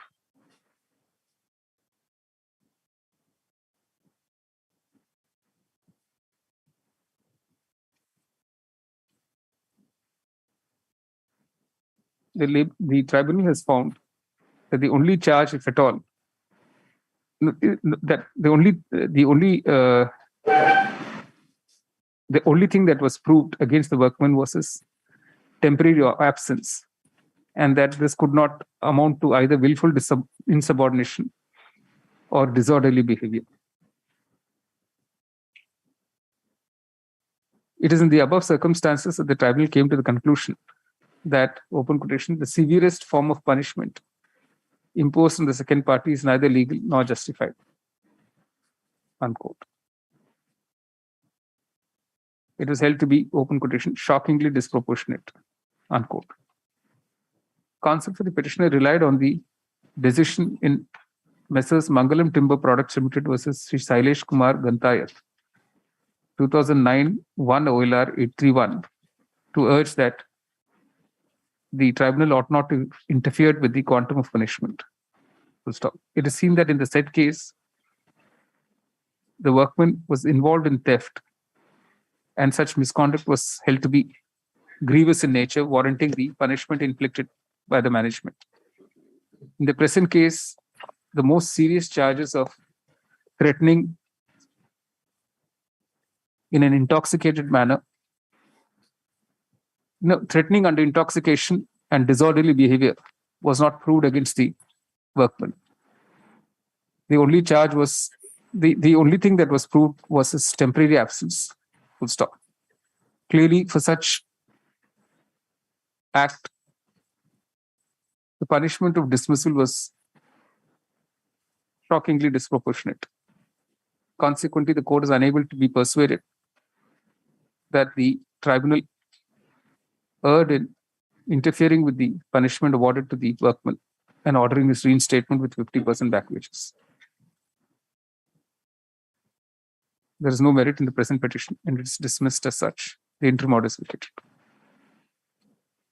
Vehicle list item 60. Deputized. May it please your lordship.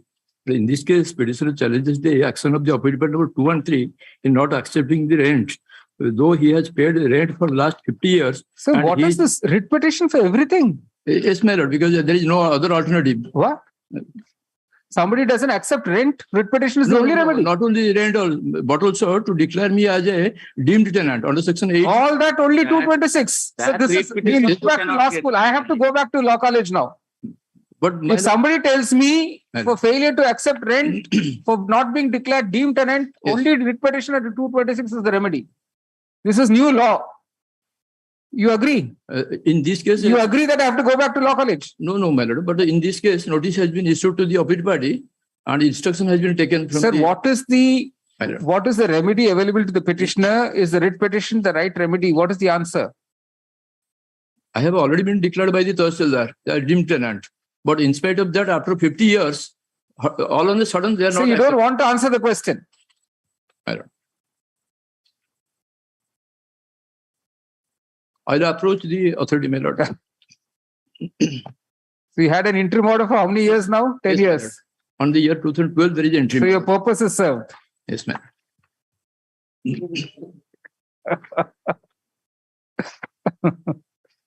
All right. Counsel of the petitioner seeks leave to withdraw this petition with liberty to approach the authorities for appropriate remedies in accordance with law. Dismisses withdrawn with liberties paid for the interim orders vacated. All right. Vehicle list item 61. Item number 61.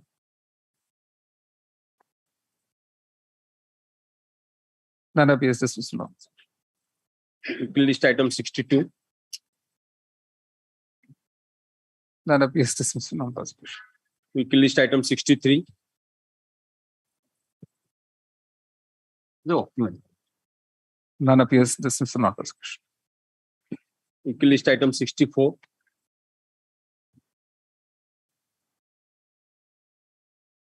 None appears dismissed. Not 64. 64. 64. Sorry.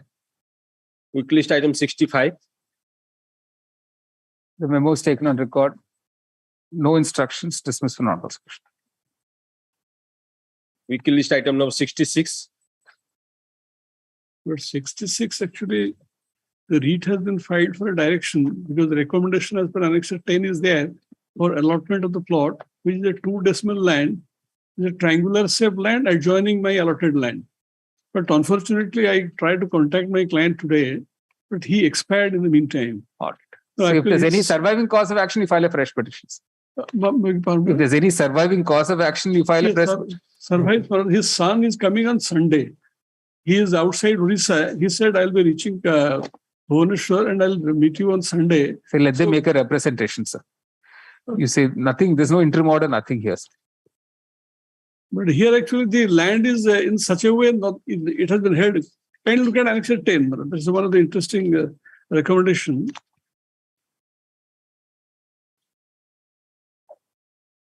Annex 10 is the meeting of the site committee, site selection committee. See, if the son is not staying here, he may not even be interested in this, sir.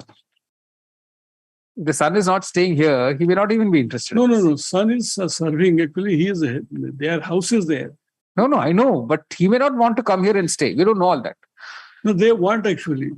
Because there's money. In fact, but it cannot be allotted to anybody else. That's the only thing. If you will pay premium, then we'll take it. It's stated that the petitioner is expired.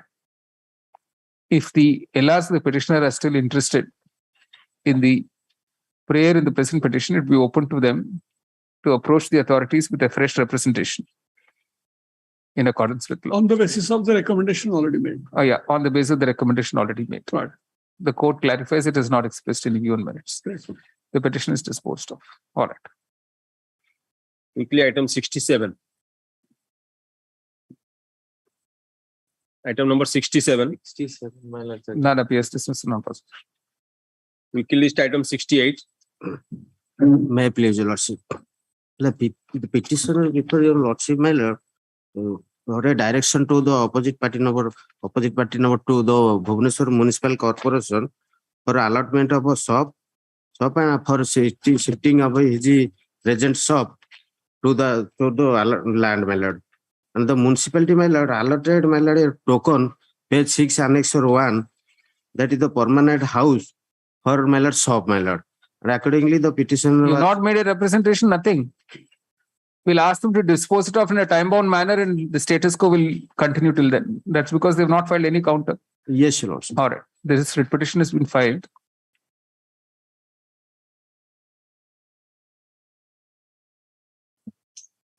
Praying for a direction to the Bhubaneswar Municipal Corporation, bracket BMC, to allot in favor of the petitioner, open petition, a permanent shop / place, unquote, for shifting of his present establishment. Paragraph. While issuing notice in the present petition on 14th March 2013, this court directed status quo in respect of the shop in question to be maintained. That interim order has continued ever since. Paragraph. For over 9 years now, no counter affidavit has been filed by any of the opposite parties. And therefore, the averments in the petition remain uncontroverted. Paragraph. In the circumstances, the court permits the petitioner to make a representation to the BMC, setting out all the facts and circumstances and making a prayer on the lines of the prayer made in the present petition. If such representation is made not later than 1st August 2022, it will be considered in its merits by the BMC. It's only BMC and not BDA. BDA has nothing to do with this. No, only BMC. Opposite, but not two. It will be considered by the Municipal Commissioner BMC. And a reason, after hearing the petitioner, a reasoned order shall be passed not later than 10th October 2022 and communicated to the petitioner not later than 17th October 2022. Till such time, the interim order passed by this court on 14 March 2013 will continue. If the petitioner is agreed by the order to be passed by the BMC, it will be open to him to seek appropriate remedies in accordance with law. The court clarifies it is not expressed in any words. The petition is disposed of in the above terms. Item 69. Deeply obliged. 69 would also be instructed. Dismissed for non-prosecution. Weekly list item 70. In item 70, my lords, after the judgment of Honorable Supreme Court in that entry tax matter, it was a 9-judge judgment. The petitioner in the meantime has already paid the principal amount, which is the tax component that I have indicated. The principal amount has already been paid. So my prayer now is only limited to the quantum of interest and penalty. And this issue is now subject to counsel. The petitioner claims that the petitioner has come after the judgment of the Supreme Court dated 9th October 2017 in civil appeal number 3381-3400 of 1998, bracket State of Kerala versus Father William Fernandez, bracket, already deposited entry tax amounting to rupees 2.92 crores relating to the period 1/7/2009 to 30/11/2012. According to him, the remaining issues concern the levy of interest on delayed payment and penalty, which is being considered by this court in a batch along with writ petition civil 13736 of 2017. List along with the said writ petition whenever the said batch is listed for hearing. Deeply obliged. Weekly list item 71.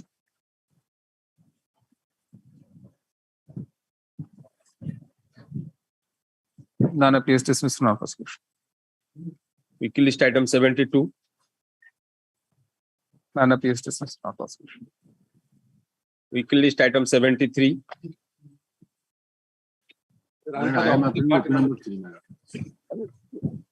Counsel to the petitioner states that he no instructions. Dismissed non-prosecution. Weekly list item 74. None appears dismissed non-prosecution. Weekly list item 75. 25 filed by the state will take some time. Let's call this matter on Monday. Monday, no, we have no time, sir. I am for the opposite petitioner. This is service matter. Service matter. Go to regular. At the request of counsel, the parties list on 2nd November. Can it be next to each other? It can be completed. Disposal. So all choco blocks. Yes, any sorted manner. Juniors have been superseded to me. All right, 19 September. Weekly list item 76. Item 76, there are 4 to 5 matters. But then the prayer which I am now making before Lordship, which is trivial in nature, and probably I am not required to praise some out of these 4 matters. Lord, the first one is this excise matter. Your Lordship may say that no cause of action survive here. All right, in 8350/2013, counsel the petitioner states no cause of action survives. The petition is disposed of. 16002 also. Same order in 16002 of 2013. Lord, is 16002, and the other connected matter, 20175. And 20175. These 2 matters relating to dispute with BDA. Not, in fact, it's a BDA house, BDA's let out house. I had taken the premises on rent and running an on-shop here. With regard to area rent, current rent, there are disputes with BDA. I have filed writ petitions and BDA wanted to auction it. I have challenged that. There was the interim order. All these things are there. Today, I am before your Lordship. I am with a representation to BDA. I want to settle the matter across the table with BDA. All right. I have given a representation. Lord, I can give it to for your Lordship's kind perusal. 16002 and 20175 2013. See, Mr. P.K. Rathalan and counsel appearing to the petitioner states that without prejudice to the rights and contentions, the petitioners have made a representation to the Bhubaneswar Development Authority on 27th October 2017, wishing to settle all the disputes and outstanding dues and seek renewal of the agreement in question. A direction is issued to the BDA to dispose of the said representation after hearing the petitioner. On or before, by recent order, we passed on or before 10th October 2020 and communicated to the petitioners not later than 17th October 2020. Till then, the interim order that we got passed in these 2 petitions shall continue. And 16002, which my land seen was rightly saying, that is also not pressed. That's an excise matter. So this is 20175. Yes. 16002 is petitions dismissed as not pressed. Then what about this 12096 of 2004? That your Lordship is passing the order in the rest of the matters. Not contempt is dropped. Contempt may not be. Contempt petition is disposed of in view of the orders passed today in the main matters. Yes. Then 12096 also will be covered. That is disposed of in view of a Lordship's order. That is also disposed of. All right. In view of the order passed today in 20175 2013, this petition is disposed of. All right. Weekly list item 77. May I please, Your Lords? Sir, my lord, in pursuance to the order of my lords dated 5/10/2021, they have paid that 17B. In part and to occasion, they have paid the amount. All right. Now, my lord, so far the reinstatement and present allowance is concerned, they are not taking care of money.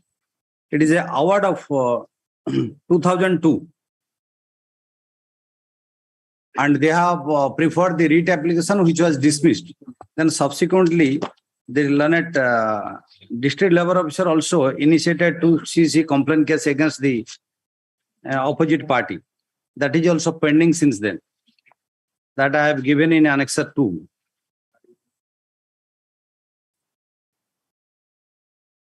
The award is at page 14 and 15.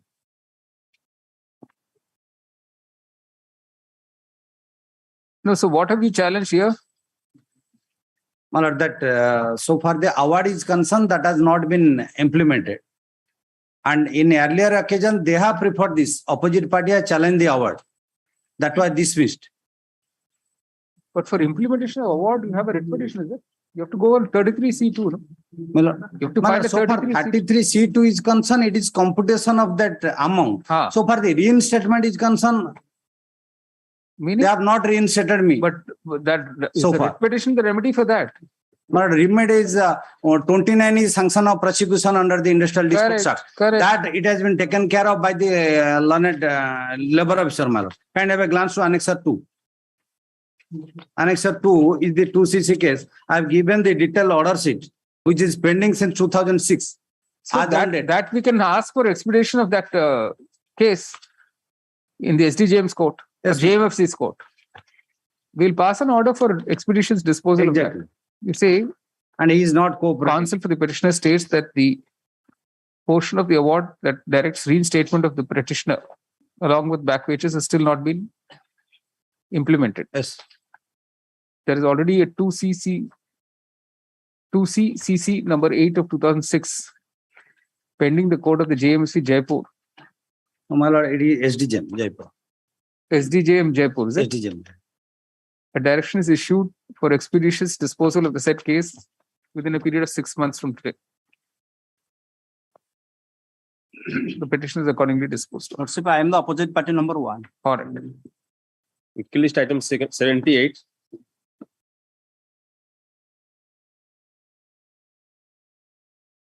Item 78, we have piece of infectious, your lordship. Correct.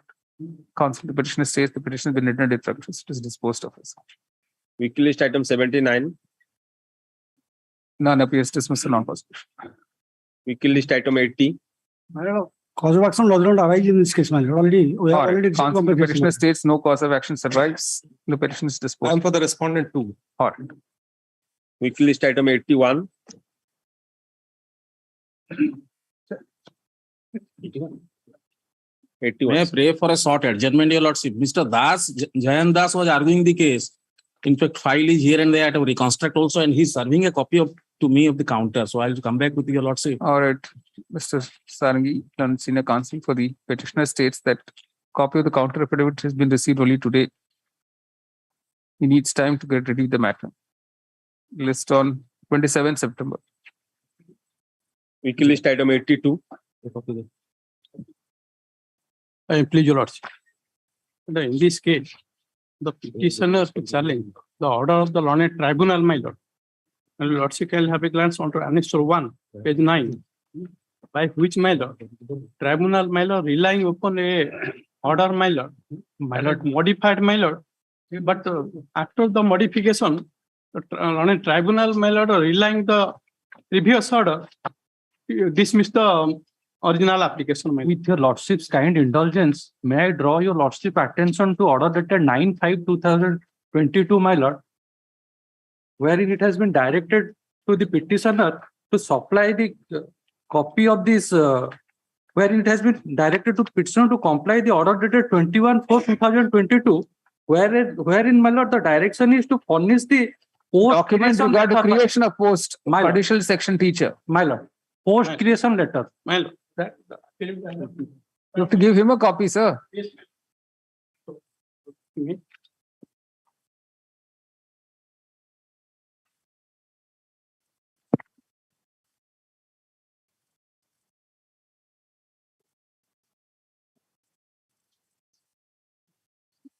You've got the rejoinder.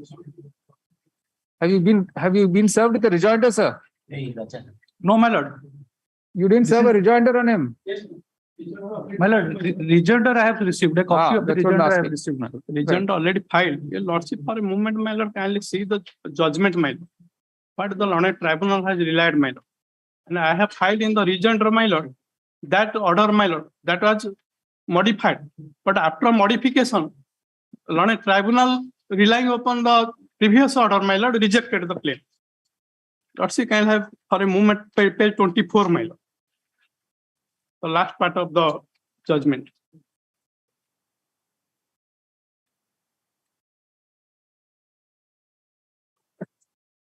Yes. May I place, my lord? My lord, keeping in view the specific direction of the Honorable High Court in the order dated 5/2/2008 in WPC number 17001 of 2007, order dated 9/1/2008 in WPC number 14884 of 2007, and order dated 5/2/2008 WPC number such and such. To the effect that the order dated 17/11/2005 passed in WPC number 5864/2004 and WPC number 14895/2004 is applicable to the additional section teachers, provided the petitioner was appointed against sanction post following the rules, and if he was not appointed against the sanction post, benefit of this order shall not be available to in him. your school, there was a sanction post, the Syed Mumtaz Ali High School. My lord. Was there a sanction post? Sanction post, my lord, that is why, my lord, already adjudicated by the learned tribunal, my lord, in the case of in previous case, my lord, which was confirmed by this honorable court in WPC number 5864. 5864, that has been relied, my lord. 5864/2004. No. Why don't you answer the question? Were you appointed against a sanction post? Yes, my lord. That is within yardstick. That is sanction post, my lord. My lord, my instruction is that he's not been appointed against a sanction post. But he's And filed an the affidavit which has been filed today, my lord, that is a generalized letter, my lord. So I have to take instruction whether this specific post An has been affidavit dated sanctioned or 20 not. All right. An affidavit dated 26 June 2022 has been filed with the petitioner, placing on record certain orders and documents regarding creation of posts of additional sections. Creation of posts for additional sections in different taken over high schools.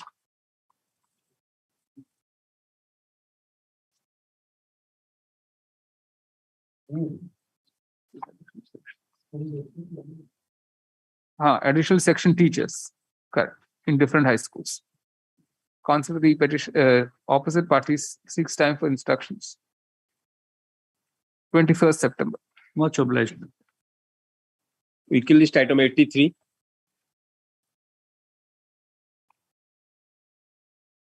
In item 83, my lordship, today I'm filing a copy of rejoinder, your lordship.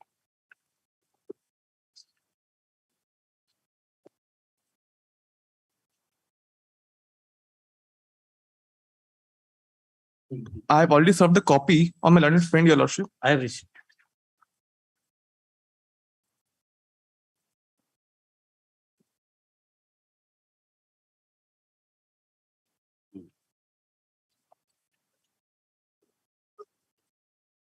I've also prepared short date chart, your lordship, for your lordship's convenience. You already set it out by page 3 and 5. 3 to 5.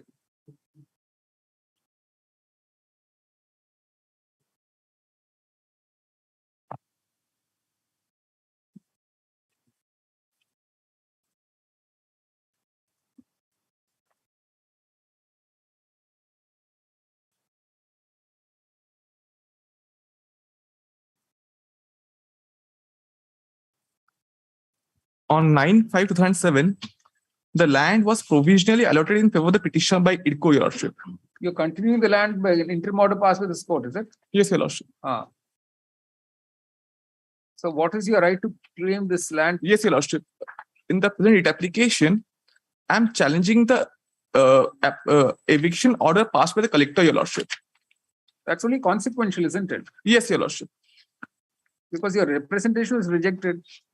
My lordship, can I bring your lordship to page number 48, your lordship?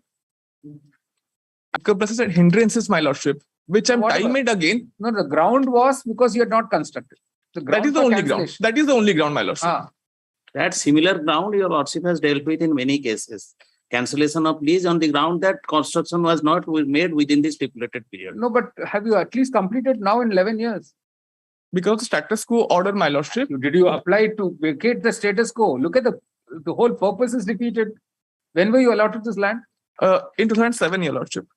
And we are 15 But years I have, later, you still have not I have constructed. taken position of 2008, It your will be a lordship. travesty, isn't it? It will be a travesty that even 15 years you didn't construct and still you want Then, Master, consider only one submission, your lordship. Only one submission.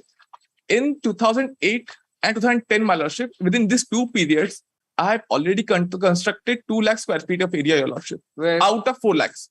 And in the meantime, I've already got provisional acceptance from the AICTE, my lordship.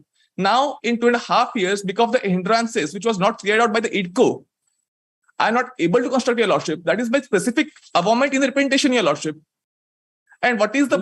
Did you have a sanctioned plan for a construction? For the Yes, your lordship. Yes, your lordship. Where is that? For the remaining construction, I mean. No, that is not with me, your lordship. I have to produce it. But what is the evasive reply given by the IDCO, my lordship? May kindly peruse at Annexure 11, your lordship. The evasive reply, I was very candid in my submission, your lordship. It is an evasive reply as to why. Is your lordship with me at page 49, Annexure 11? Yes. Yes, your lordship.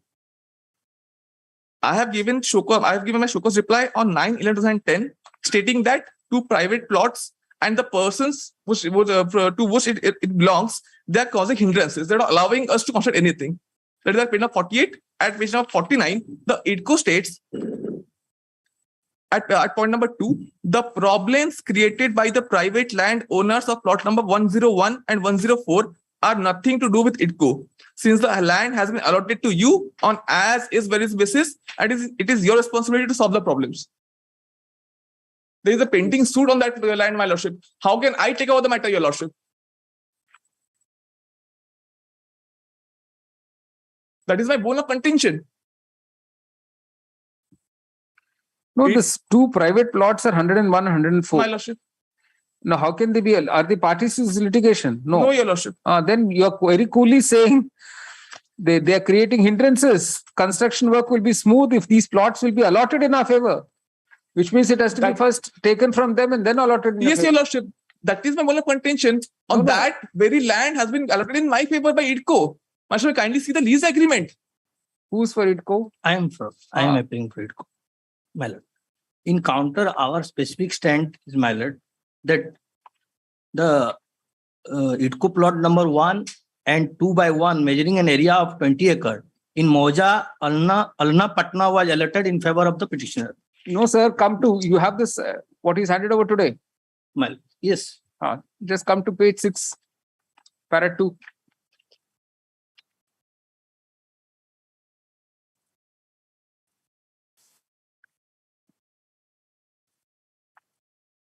Well,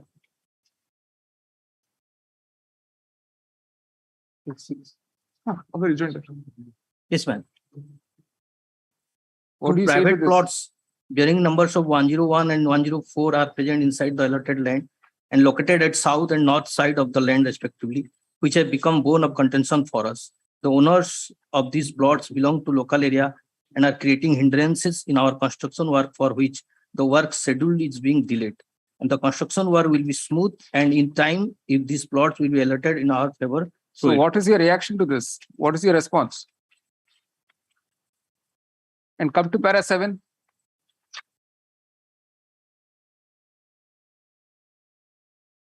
Para 7. My lord.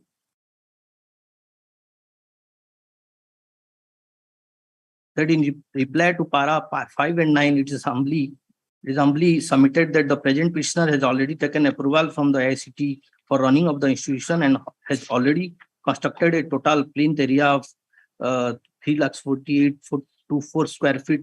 So the plea taken by the opposite party. Is this correct or wrong? Are you disputing this? Then, my lord, just right now they have served the copy. Then I will take instruction on the this. petitioner has handed over a rejoinder affidavit in which inter alia it is pointed out that one major hindrance in the way of the petitioner proceeding with the balance construction work is that there are 2 private plots, numbers 101 and 104, inside the allotted land, the owners of which are creating hindrances to the petitioner's proposed construction. It is further stated in para 7 of the rejoined affidavit that the petitioner has already constructed a total plinth area of 348,424 square feet and has taken approval from the AICTE for running of the educational institution. Counsel for the ITCO states that he needs to take instructions of the above movements and make submissions. That is request list on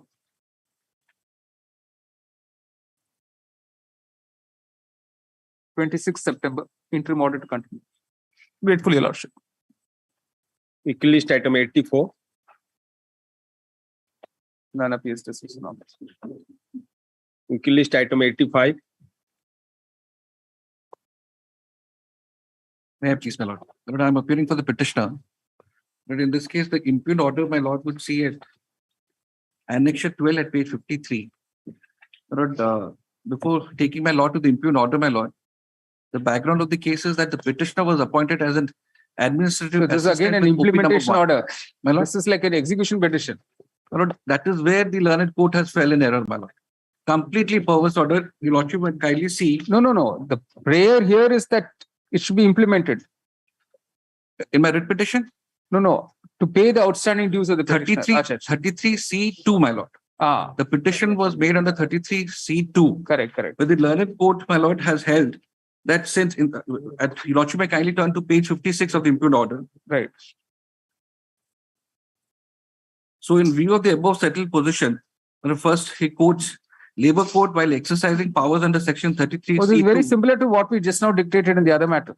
My lord, over here, my lord, it's completely wrong because 33C1 is different. 33C2, my lord, I'm relying on the judgment of Honorable Apex Court. The lordship would kindly say I'm completely covered with the judgment. No, your application was under 33C2. 3C2, ma'am. But now the learned court holds that in the absence of an award and a settlement, he cannot compute it. So there's a recent judgment of Justice M.R. Shah. This is 1964 Supreme Court. 64 We've just Supreme Court. dictated. I don't know whether you're in court. We've just dictated a judgment relying on the decision of Justice M.R. Shah,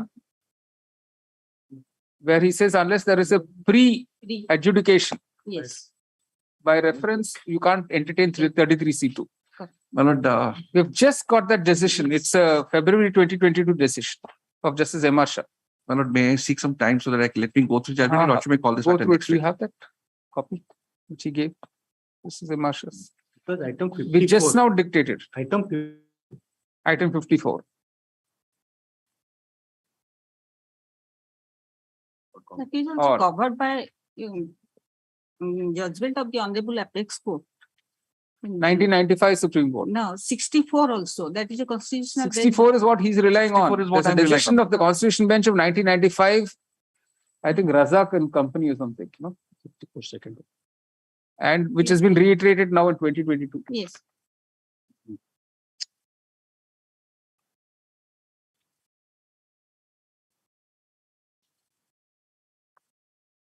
In this 1964, there was a settlement, so there was an award. Award.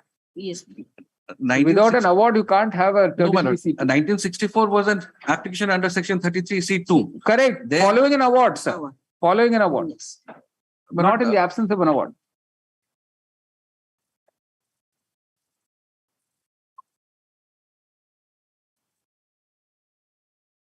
My lord, I'm sorry, my lord, there was no award, my lord. If the facts of the case, the petitioner therein had claimed certain allowance under a particular scheme. Under Scheme, section 30 okay, scheme is there. Yes, my lord. Something is there, Over sir. here, my on lord, which also, you compute. yes, my lord. Your lordship may just, Settlement scheme, yeah. Without there being a settlement or a scheme or an award, that's what he's saying. And he's right.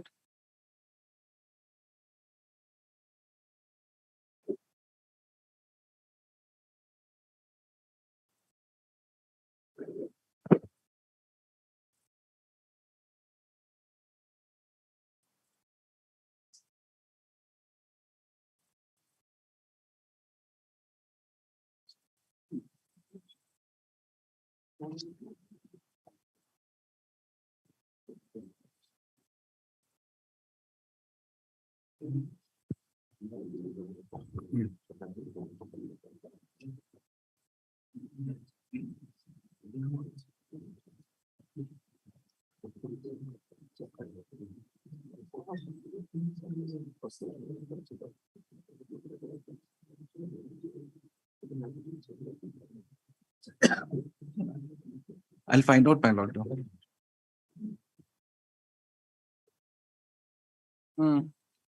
There. Bombay Chemical Industries. So we'll close it with that. This is squarely covered. Just show him para 7. Para 7.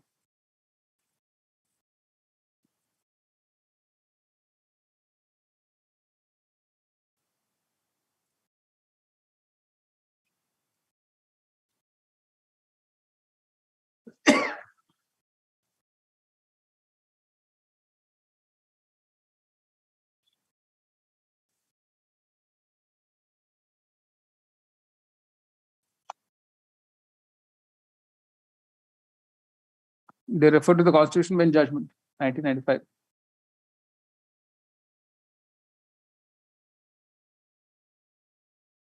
What should be kind of Correct.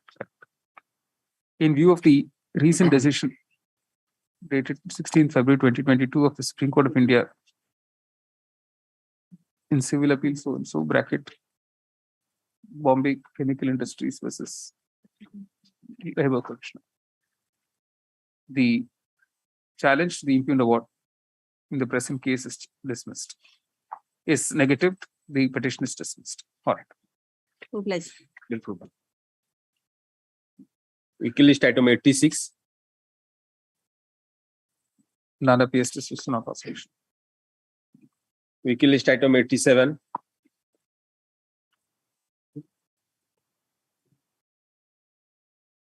Counsel petitioner states that the petition has been rendered infructuous. It is dismissed as such. Vehicle list item 88. I please also. Here, I prepared a very short date chart. Question involved is very limited. But the petitioner, while he was working as a assistant sub-collector, he was conferred with the power under the Orissa Service Settlement Act, section 22, to adjudicate the matters. And while adjudicating, the allegation was made that he has settled a government land hastily in favor of a person. That is why there is a gross negligence of duty and non-observance of law for protection of the government land.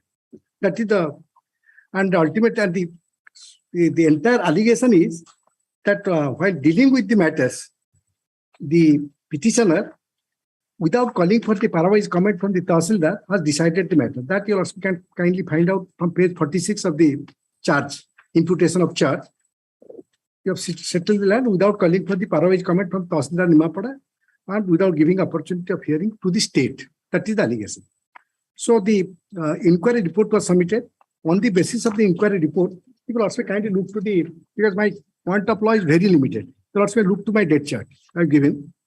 In 2011, he joined as OS officer, and the allegation was made illegal settlement of government land. Because the stay order passed by this court, even that remaining part could not be completed. That is also just kindly look. Very limited question why I am saying so. That impugned order, which was before the tribunal. Basically, they remanded it to the stage of second show cause notice. That is exactly you what say the entire department proceedings should be quashed. Yes. But you also kindly have a look to that. Yes. Place annexure 12. Yes. That was the subject matter. Limiting their interference to quantum of punishment. That's all. No. You also look to that. Whereas in view of, I'm just looking to, you also look to the judgment, and that is the only question for constitutional courts. Just you also look, this is after the proceeding was initiated, he retired. And retired. So they say because he's retired, let's not have a severe punishment. That's right. That you also look to that. Why will impose penalty of withholding entire pension permanently. That is exactly. This is a second show cause notice. Correct. We'll also look to the last but one paragraph.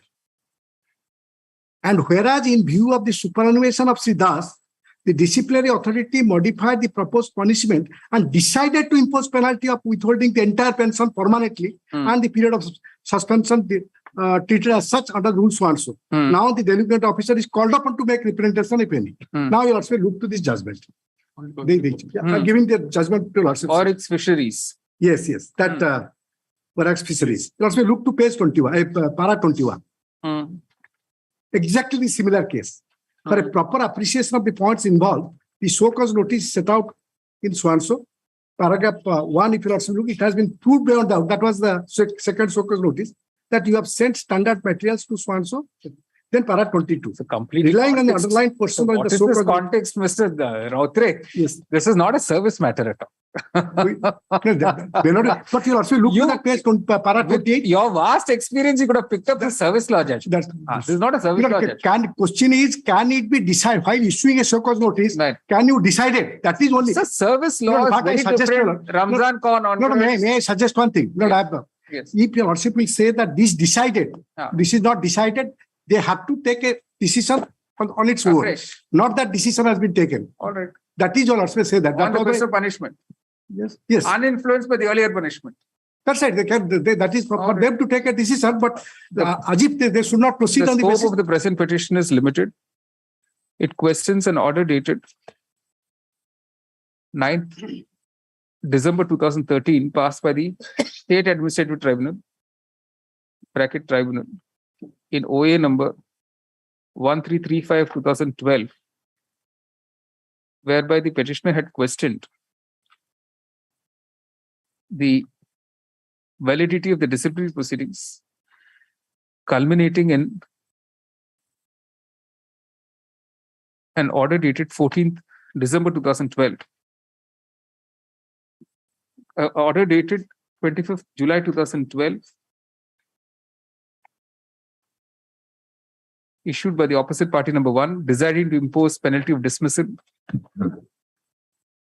and another order dated, and a subsequent order dated 14th December 2012,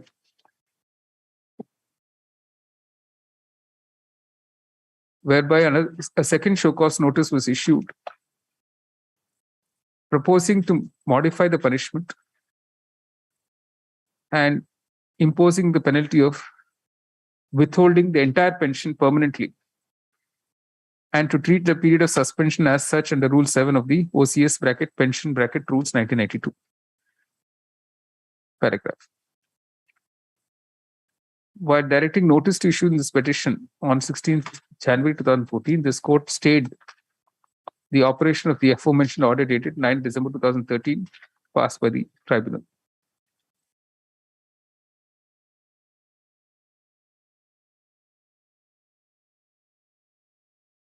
It must be noticed here that by the impugned order, the tribunal had, while relegating the petitioner to the stage of the second show cause notice, directed opposite party number 1 to dispose of the departmental proceeding within 6 months. Stop. By virtue of the interim order of this court, those proceedings could not be taken to their logical end. Stop. Paragraph. The need for the second show cause dated 14th December 2012 arose because during the pendency of the petition before the tribunal, the petitioner superannuated on 31st July 2012. So in fact, this factor was what weighed with the opposite party number 1 to impose a lesser penalty. Full stop. Paragraph. Mr. Rautre, learned senior counsel for the petitioner, states that at this stage, the petitioner is interested in an expeditious conclusion to the entire proceedings and prays for a time-bound direction to the opposite party number 1 to decide on the issue of the quantum of punishment, uninfluenced by the earlier decisions of either dismissal, which is no longer relevant, and the proposed punishment by means of the second show cause notice dated 14th December 2012. Paragraph. Considering that the tribunal had relegated the petitioner to the stage of second show cause notice, where the final decision of the punishment had yet to be taken, the court considers it appropriate to direct that opposite party number 1 will take a fresh view on the punishment to be imposed, uninfluenced by the fact that what was proposed by the second show cause notice dated 14th December 2012 was the punishment of withholding the entire pension permanently and treating the period of suspension as such. Full stop. In other words, opposite party number 1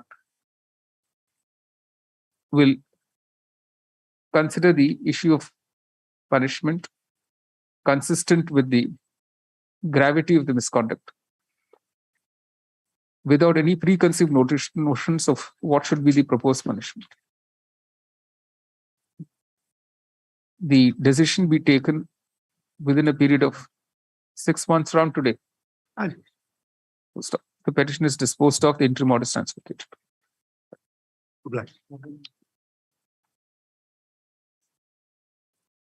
Everywhere it says opposite party number 1. Okay, opposite party you say. All right. All right. Opposite party you say. All right. Item 89. Item 89, the matter was infructuous. Counsel, the petitioner says the petition has been rendered infructuous. It is disposed of. Item number 90. None appears dismissed on prosecution. Weekly list This passed. is MC number. Put the MC number and then say none appears. The application is submitted. Passed over. Weekly list passed over matter item number 13. May I please?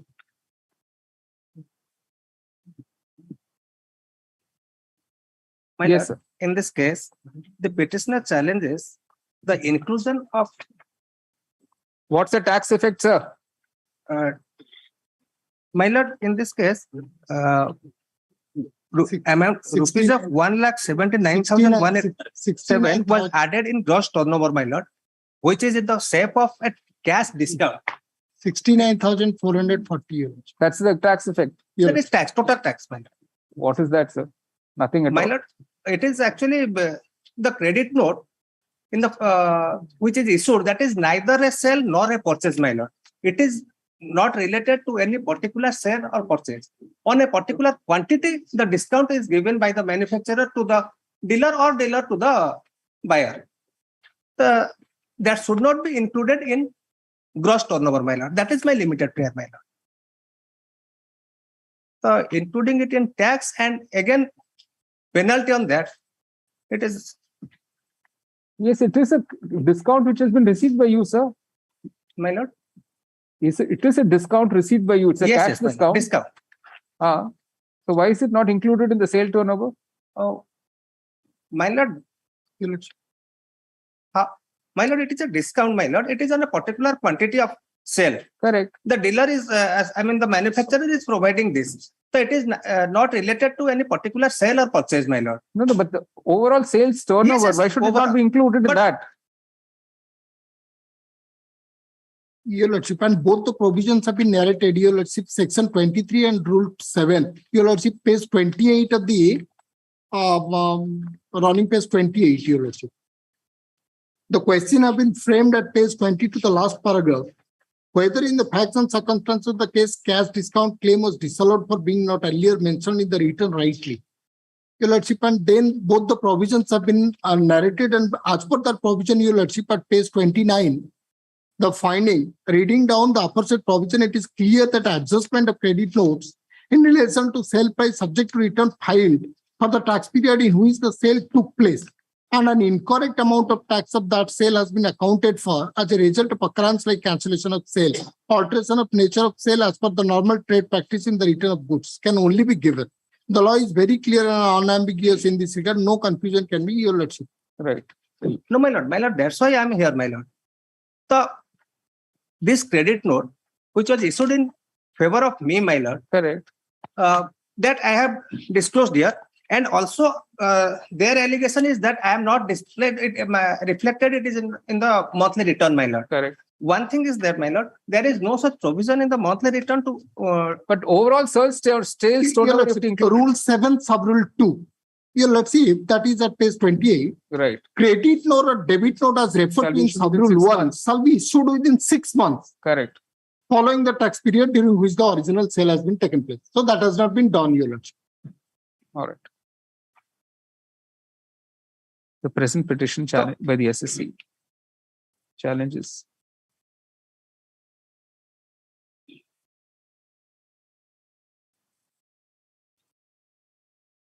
You say, while admitting the present revision petition of the SSC on 28th August 2015, the following questions were framed by this court for consideration. Reproduce those two questions. Paragraph.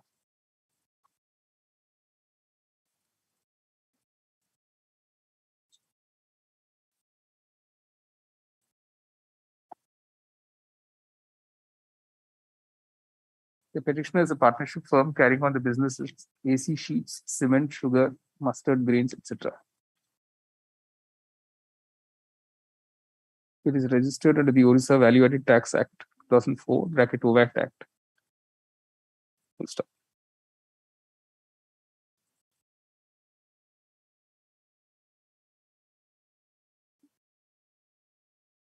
For the tax period 1st April 2005 to 30th November 2007, the sales tax officer, STO, completed the assessment proceedings on 31st July 2008 and enhanced the taxable turnover by rupees 1 lakh and the gross turnover by 1,79,187 on the ground that cash discount in shape of credit notes was received by the petitioner. Full stop. This has resulted in an extra demand of 31,396.72 and a penalty of 62,793.44. Paragraph. The above order was upheld by the ACST and by the tribunal by the impugned order. Paragraph. One submission made by learned counsel for the petitioner, which was a reiteration of the submission made before the tribunal, was that there was no column in the form in question for disclosing cash discounts received by way of credit notes. Stop. Learned counsel for the department, on the other hand, drew attention to Rule 7, bracket 2 of the OVAT rules, which provides for this paragraph. In any event, nothing prevented the petitioner from disclosing this in the taxable turnover. So consequently, the conclusion reached by the ACST, which has been upheld by the tribunal, calls for no interference. The questions framed are answered in favor of the department and against the SSC. The revision petition is dismissed. Pastor Metro, item number 45. May I please, Lords.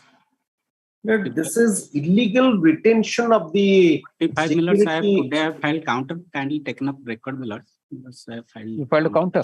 Yes, my lord. So they are filing a counter today. A counter affidavit has been handed over today by Mr. Devraj Mohanty, learned counsel for the opposite parties. Rejoined thereto, if any, be filed for the next date.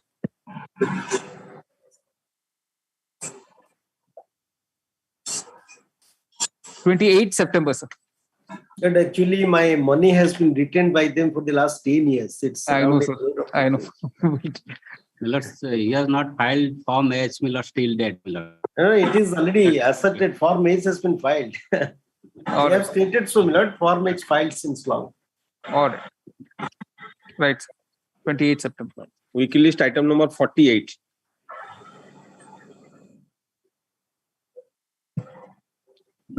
Yes. Mr. Padi.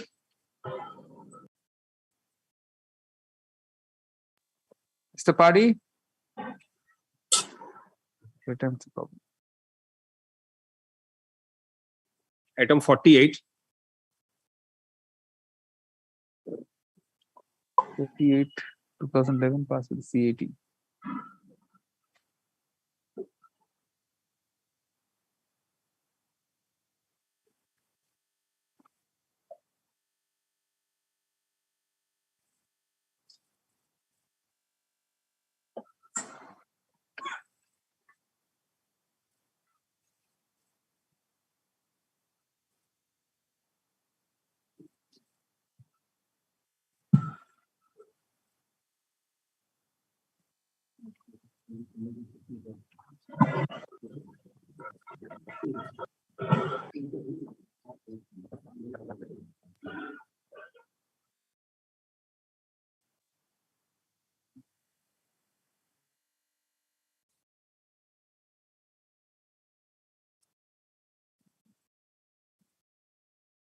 Mr. Paddy? You have to unmute.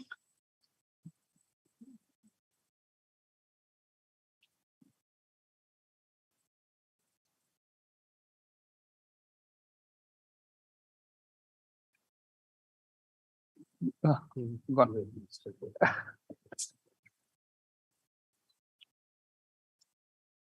What do we do?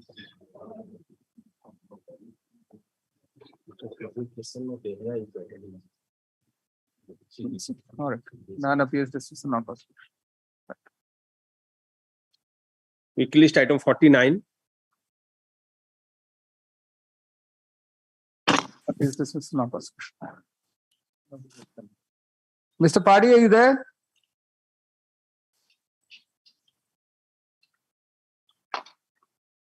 Mr. Paddy, can you hear us? Yes, my lord.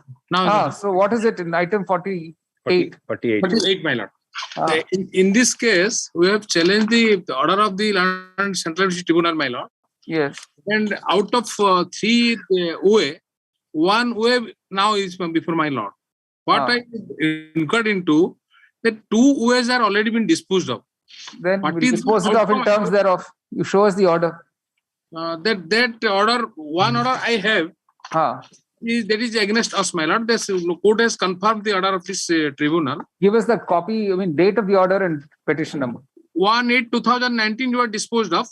And the WPC number 17080/2012. Or in view of the order dated 1/8/2019. 1/8/2019 in WP Civil 17080 of 2012. My lord. This petition is dismissed. All right. Right, sir. Item 49. None appears dismissed. Not possible. Supplementary list. My small request, my lord, along with me, Mr. P. Behra name. All right. All right. Supplementary list. Case admission item number 1. Wait, please, Your Lordship. Your Lordship, the present petitioners are before Your Lordship with a very limited prayer to implement Annexure 2, Your Lordship. Annexure 2 is at page 13, Your Lordship. The facts leading to this writ petition are the present petitioners are resident of one Rajkanika. So you have a list of, all right, the petitioner's representation dated. But what is there to show this was, okay, all right. 9th March 2022 will be examined by the collector, Kendrapada. Yes, sir. And after giving the petitioners as well as opposite party, the list of encroachers indicated in Annexure 3.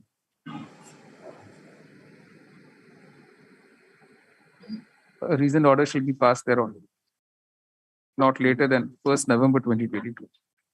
Court clarifies that it is not explicitly in the matter. The petition is disposed. Supplementary list for orders item number 2. Here is the case, the Union of India petitioner, my lord. Yes. There is a small issues that the All India Radio has purchased some material and it was handed over to a particular contractor. Assessing authority has imposed some tax against which they have approached before the Land Orissa Sales Tax Tribunal, and that was going against us with the observation that we are liable to pay the tax. It's a 2010 matter.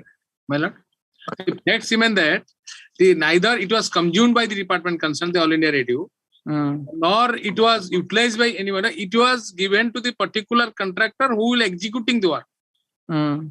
It is not that you were consumed for a personal purpose or any other purpose thereon.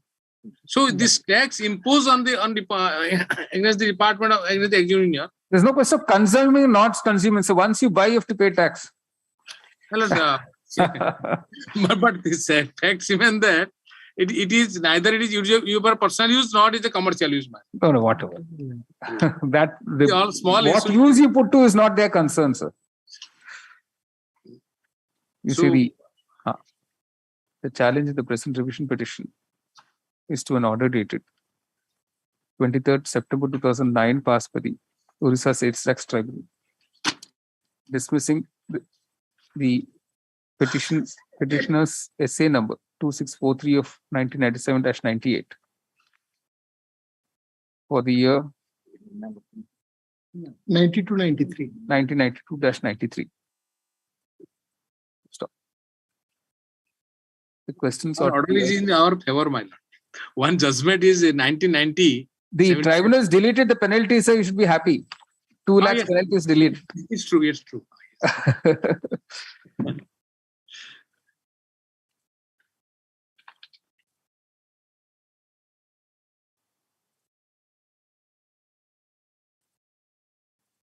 The background facts are that the executive engineer, All India Radio, purchased construction materials and supplied it to different contractors for execution of works from time to time.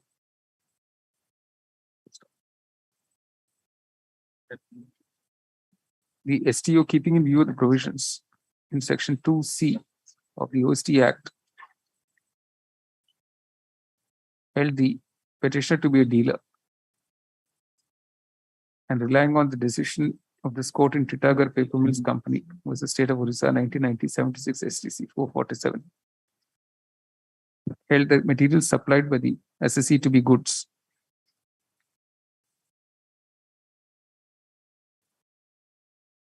Deducted the value thereof from the bills,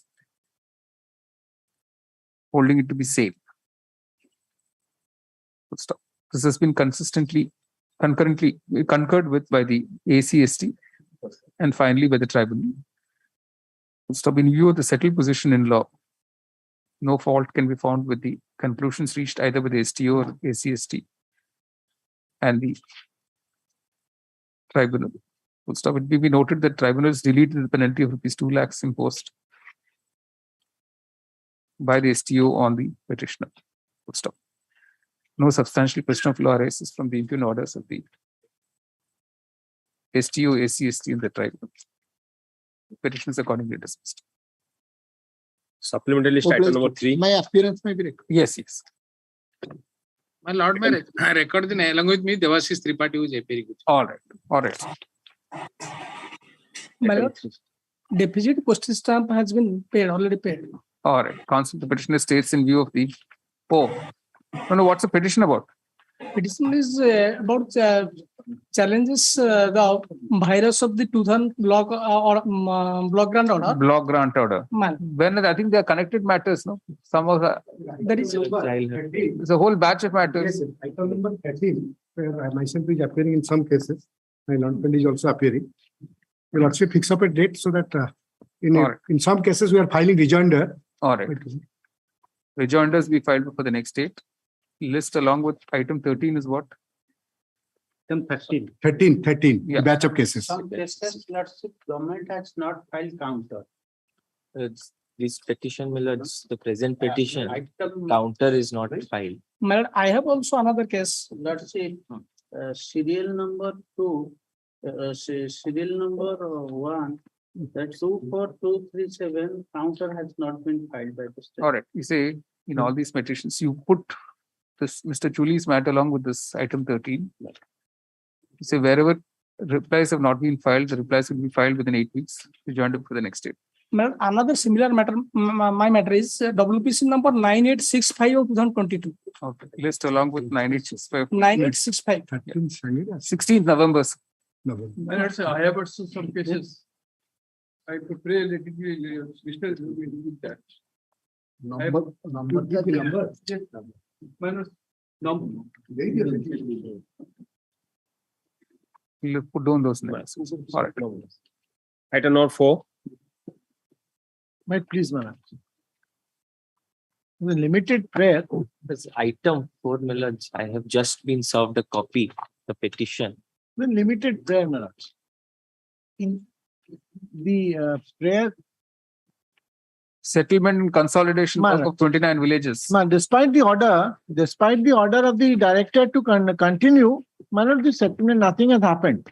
In the meantime, I filed the writ application on 11th May.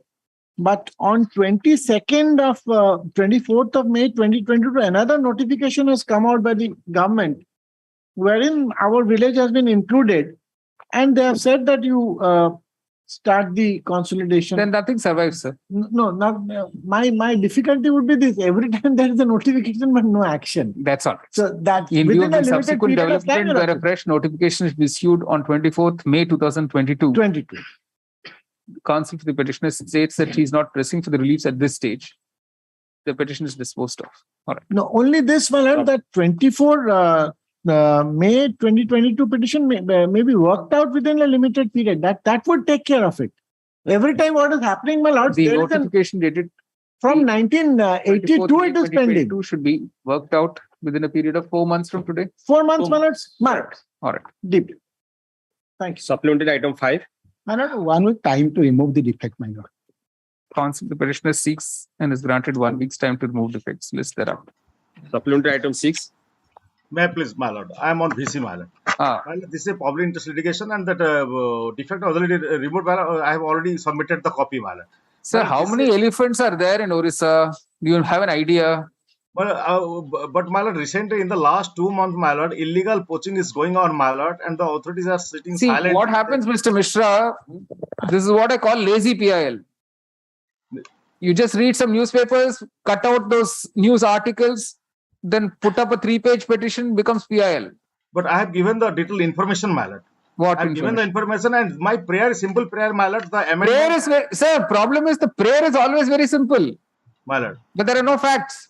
But let the authorities should give the counter, my lord. Let this clarify, my lord, how this. How will they file counters? If you do not set out facts in your petition, what is the counter they're going to file? Well, every day there is news. But the problem is this. The problem is this. All of us feel very strongly. Every morning we read a newspaper. I'm sure that's happening to you, Mr. Mishra. Every second page news item you say, oh, this will be PIL, that will be PIL, this we should file PIL. But every news item, sir, every news item is urgent. Every news item is PIL worthy. All right. But the elephants. So we just have to, as a High Court, collect newspapers, and then every day, on basis of newspapers, we generate PILs. Is that the way you want it to happen? Not mal, but this matter is something different, mal. We expect lawyers, particularly lawyers who are filing PILs like you, to take some responsibility of gathering facts. Yes, but something called an empirical basis, correct? My lord. I keep repeatedly telling lawyers, see, we feel very strongly about many issues. My lord. So we say, I feel strongly about this issue, I will file PIL. High Court will take care of it. If High Court can't take care of it, government will take care of it. My lord. That can't be. So you have to put something as a basis, right? Well, I have given the notification of the Assam government, my lord, where they have amended the. Sir, I am asking a simple question. What is the estimate of the number of elephants in Orissa? Well, do you know? Have you referred to any studies? Have you referred to any studies by experts? Do you know there are books published on Orissa's elephant problem? My lord. Have you read those books, sir? No, well, I have not gone through. But then why don't you do a basic homework? How are you going to help the court? Well, we want help from you. We just don't want you to treat us as a post office saying, I'm going to leave a complaint at your doorstep. Now you take care of everything. Fill up the facts. Look for the law. Look for the research. Look for experts. I will not do anything. I will simply leave it at your doorstep. Malo, kindly bear with me, Malo. This PIL specifically on the notification of the Assam government, Malo, as they have implemented and they have notified. And Sir, unless you know what is peculiar about Orissa, what works for Assam. So this problem is in Assam. This problem is in Karnataka. This problem is in Tamil Nadu. This problem is in Kerala. All right. Everywhere, sir. Have you heard of the issue of elephant corridor? Yes, Mal. Yes, Mal. You know of the Supreme Court petition on elephant corridor? Yes, Mal. What is the petition number, sir? And where are the orders? No, I don't have. Why not, sir? Why, when you sat down to draft this petition, should you not have looked at the Supreme Court orders on elephant corridor? Mal. Who will do that homework? The two judges here should do. Basically, you're saying. I'm sorry, Mal. Basically, you're saying you have no work. Why don't you sit and do some research? Why should I do it? Yes, well, I have given. That's why I have given the notifications, Mal. And so basically, you're saying as two judges, you sit and do the research. I don't have to do anything. No, I don't have to see the Supreme Court order. I don't have to see the research articles. I don't have to do anything.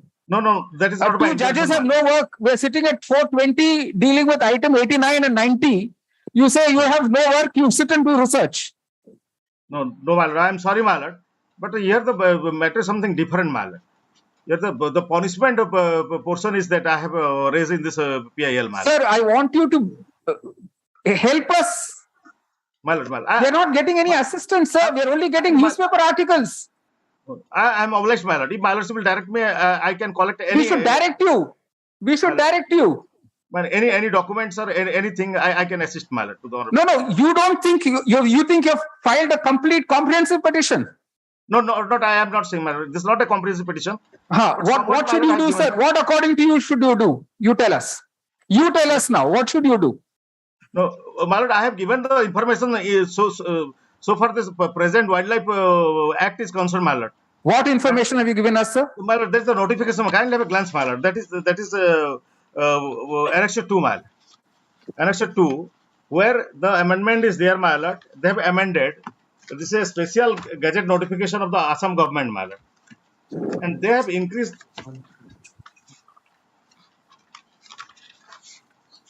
So, my lord, I pray for a notice to the opposite party. Let they should clarify, my lord, how such type of poaching is going on, illegal poaching is going on, and they are sitting silently, my lord. Sir, you don't want to lay the factual foundation. This is the whole problem, sir.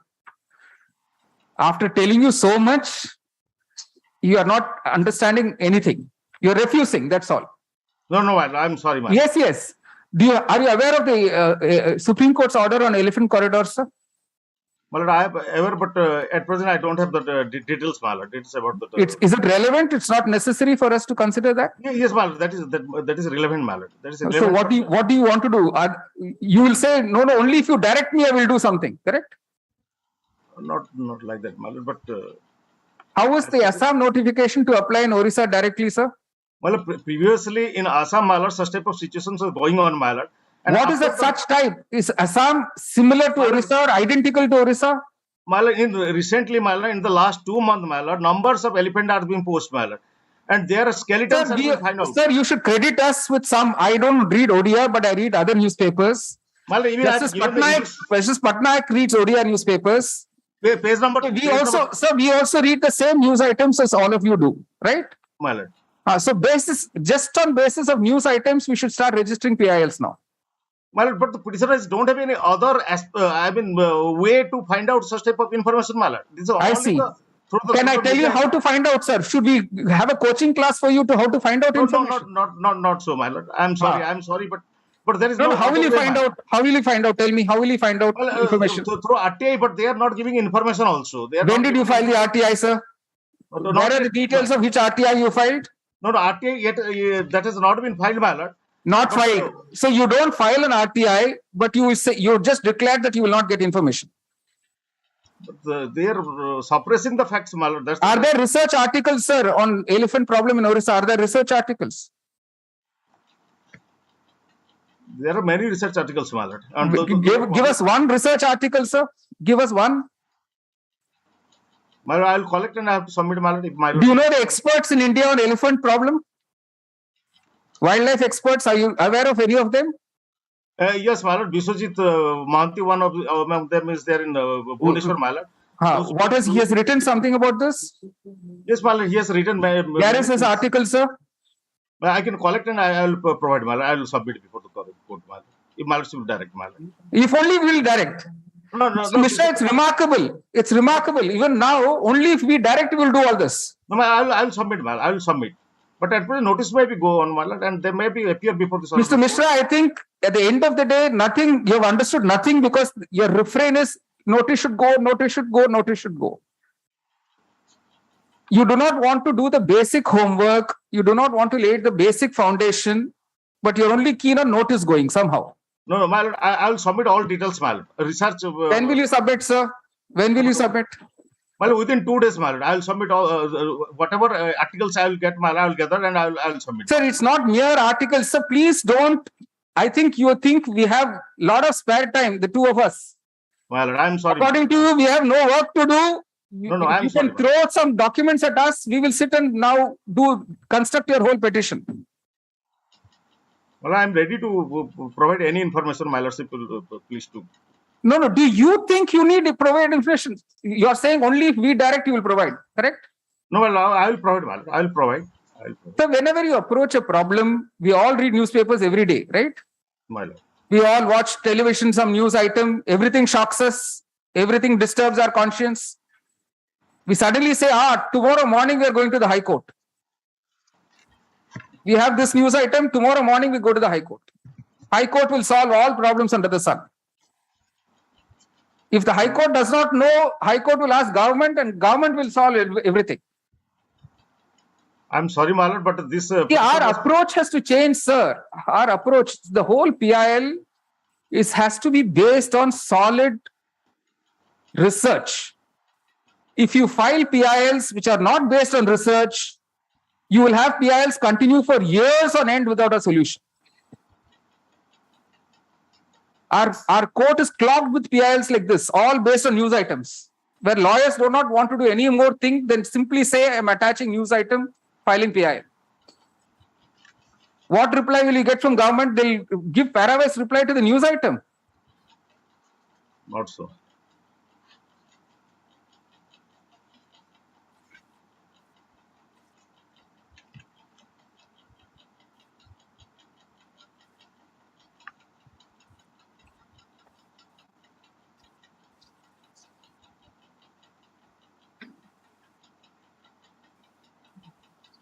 So you don't even have statistics of the number of deaths that have occurred in the last just 1 year. From January 22 to today, you don't even have the listing of the number of incidents. My lord, the opposite party, everything, everybody else should do, sir. You should do nothing. You should file this 2-page petition. Everybody else will do everything. My lord, some information was there in page number 10, my lord. In this news article, they have given, my lord. Sir, I'm sorry to say, I think we have to have an orientation course of PILs. And specifically, my lord, there is 2 elephants recently, those who are being found out with bullet marks, my lord. Which date? Where? No details. No details. That is one. It's everybody knows. Everybody knows. We have become. That is why I'm saying, sir, these are all lazy PILs. Nothing but lazy. Everybody knows everything. Ajil will file a 2-page petition. High Court will take care of it. Government will take care of it. I'm sorry, my lord, but if my lord will direct, I can submit any other documents, my lord, any other information. We will simply say your petition has got no details. Not even the latest incidents, not even the dates of the incidents. Well, those are in the... The other day, some elephant got stuck in the... trying to cross the Mahanadi, right? Yes, my lord. Have you noted that incident here? No, my lord. This PIL is filed, my lord, 1 month before, my lord, when in the vacation court, my lord. In the vacation court, this was filed on 9th June. Before that also, there have been several incidents. My lord. Then after... There's no listing of the incidents, sir. There's no listing of the incidents. If I were you, I would do research. I would put 3 juniors on this.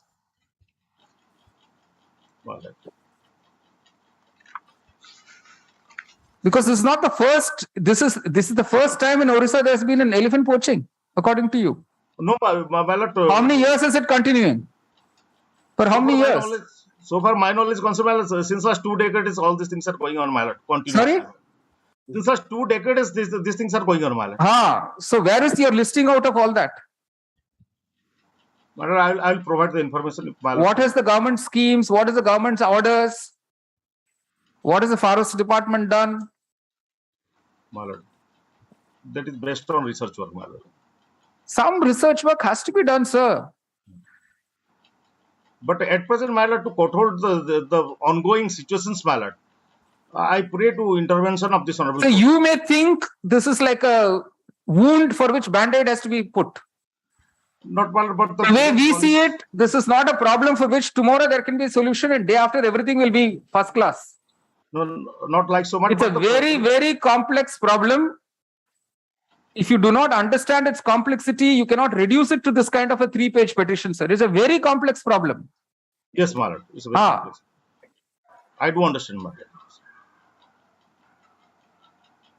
the forest officials must be active, my lord, and they must take some steps, my lord. Sir, this kind of broad sweeping things mean nothing, sir. We can dispose of your petition saying everybody should follow provisions of the law. Will you be happy? No, not. So we need something concrete. Unless you do research, unless you involve experts, we can't find solutions. My lord, that's why, my lord, there is a solution in this PIL to amendment of this Wildlife Act 1972, my lord. That's it. Then the problem will vanish. So the problem will vanish. The minute you amend the law, the problem will vanish.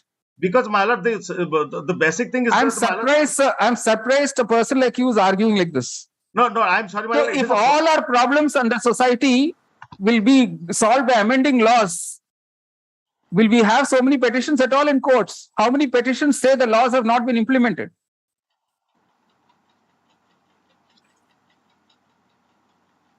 So please try and reflect on the problem properly. All right. Well, and it is a professional poachers and professional hunters who are active inside the jungle, inside the forest, mallet, and it is with the knowledge of the forest officials, mallet. So this is like a chat we are having over a coffee table. All right. I'm sorry, Yeah, because neither of us will disagree with you. You will not disagree with us. We are not experts. We will not get down to the bottom of the problem. I'm sorry, mallet. These are the facts, mallet. What do you wish to do? Well, to issue notice to the opposite party. Back to square one. Back to square one. Back to square one. And at least PCCA ballot, not only. You know, this is like a saying we have that you hear a whole Ramayana for the whole night. And the morning you ask, how is Sita related to Rama? Not like that, mallet. I pray on behalf of the elephants, mallet, at least they must be protected, mallet. Please, sir, the elephants will want much more responsible pleading than this. Mallet. The elephants will be aghast, saying that you have not understood even the beginning of our problem. Mallet, I'm sorry, mallet, but If I may say, in fact, he's not answering the elephant in the room. Mr. Mishra states that he'll file further documents and information within a period of 2 days to enable this court to issue meaningful directions in a petition of this nature, which no doubt highlights an urgent pressing problem. At his request list on. When will you do it? 5th of July, mallet. 5th July. All right.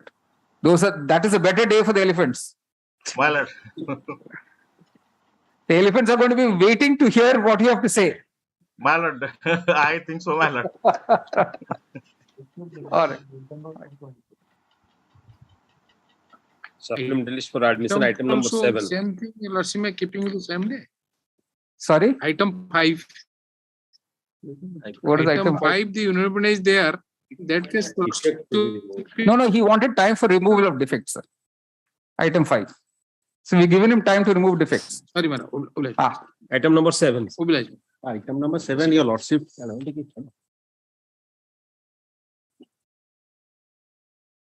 Item number 7, your lordship has directed me to produce the entire order sheet of the recovery proceeding. Your lordship wanted to know whether they are pursuing it or not. I find, my lord, the last they had appeared, my lord, in 2017. Thereafter, they have not taken any steps, my lord. So what do you want to do? The problem is, my lord, the decree is staring at me. Your lordship may see for a moment. Neither I am a, my lord, loanee nor a my lord, mortgage. My property was mortgaged.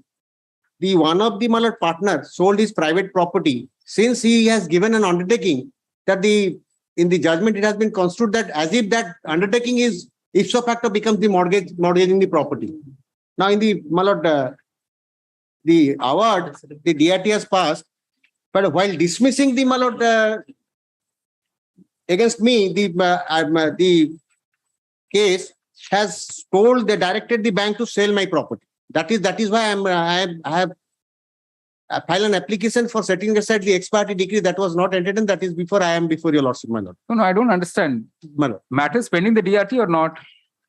DRT, my lord, that the DRT main case has been disposed of, my lord. That is what I filed an application for setting aside the ex parte decree, my lord.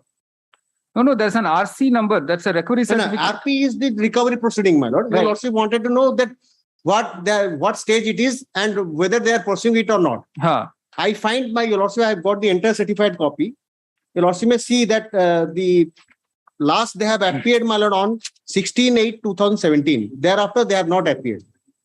And that is going on like that. Non-appears, no steps taken. Non-appears, no steps taken. So you're sitting happy, sir. Nothing. Nobody's doing anything. But my problem is not that, my lord. Problem is that I have been made a party. I was set ex parte, and my lord, decree was passed. But I am just reading out that so far I was the opposite party. You could have gone in appeal against that. My lord, you could have gone in an appeal instead of coming in a 226. But that ex parte, setting aside against the setting ex parte order, I have come before your lordship. Even that is an appealable order, sir. That is not an 17, my lord. That is not. Annexure 7.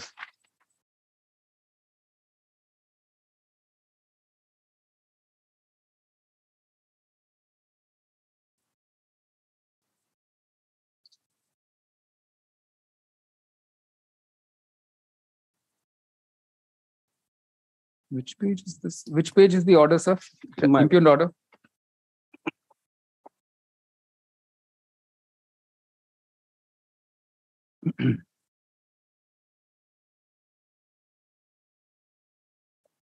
So there are enough remedies for you, sir, in other provisions.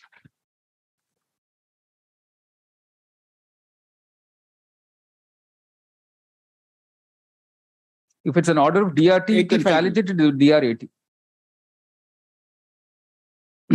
The DRT's order can be challenged the DR80s. You've never been to the DR80. See page 85. You have never gone before the DR80, correct? No. So you avail of that remedies.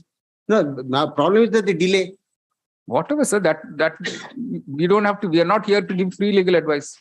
No, that is you're an professional, veteran professional, so you know how to advise your client. No, that is why, my lord, we have moved the, my lord, to setting aside the ex parte decree. Not in the writ petition like this, sir. Your lordship may kindly see the order. Yes.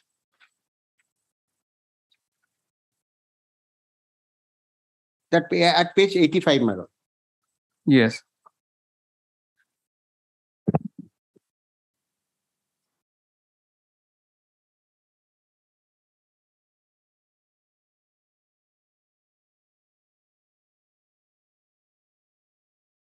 You say the petitioner has come to my lord, lordship may see it, section 22G, 2G. Challenging an order dated 31st December 2007. My lord, I have filed an application. Bracket DRT Cuttack in TC number 271 of 2001. And the consequential attachment notice dated 21st August 2007. And an attachment notice dated.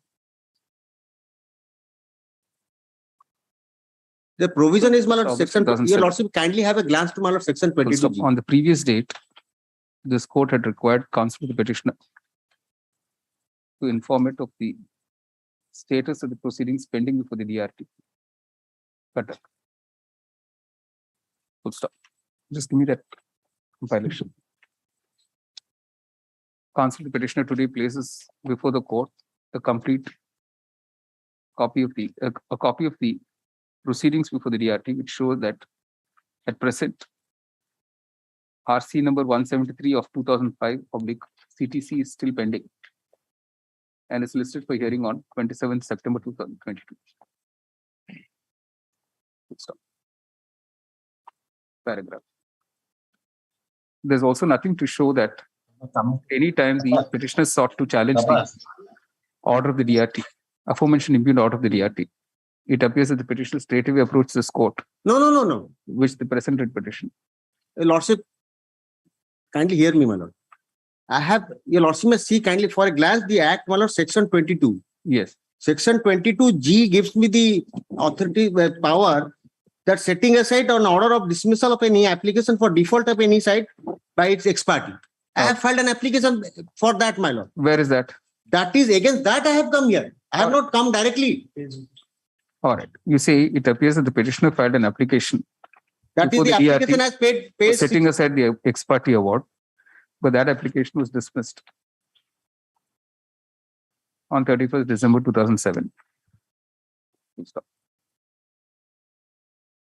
It appears that at no stage thereafter, the petitioner went before the DRAT to challenge either the original order dated 27th December 2004 or the subsequent order dated 31st December 2007 of the DRT. That No, remedy was always available to the petitioner. It is not. Yet the petitioner chose to file the present writ petition. It is not appealable, my lord. Anyways, that is for you to decide. My lord? That is for you to decide, sir. No, that is why I have come here, my lord. Yes, and that is why we are passing this order. You say, leaving it open to the petitioner. Yeah, to avail of the remedies available to the petitioner in accordance with law. The the court declines to interfere in the present petition. The interim order is vacated. It will be open to the petitioner to point out to the appellate tribunal file an appeal within a the period of 1 month. factum of pendency of the present petition, which will be taken into account by the tribunal while dealing with the question of condonation of delay. My lord, one prayer only. I'll file an appeal within a period of 1 month.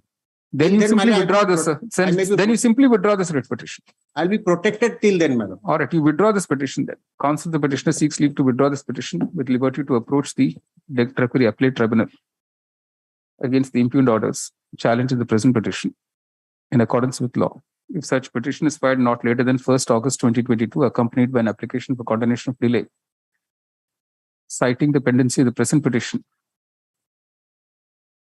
as a reason for the delay, it will be considered on its merits by the appellate tribunal. In accordance with law, the court clarifies it has not expressed any view on merits. The interim order passed by this court on 28 January 2008 will come up, provided the petitioner files the appeal within the time stipulated. Continue till such time the DRAT passes an order on the application for interim leave to be filed by the petitioner along with the appeal. The petition is dismissed as withdrawn with liberty, disposed of as withdrawn with liberty is paid for in the above terms.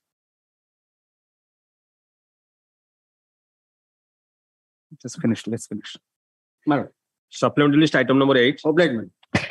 Your Lordship, item number 8, Your Lordship on the last occasion has directed to clarify whether that refund of rupees 29 lakhs has been issued to the NALCO or not, Your Lordship, enabling to issue Orissa electricals, Your Lordship.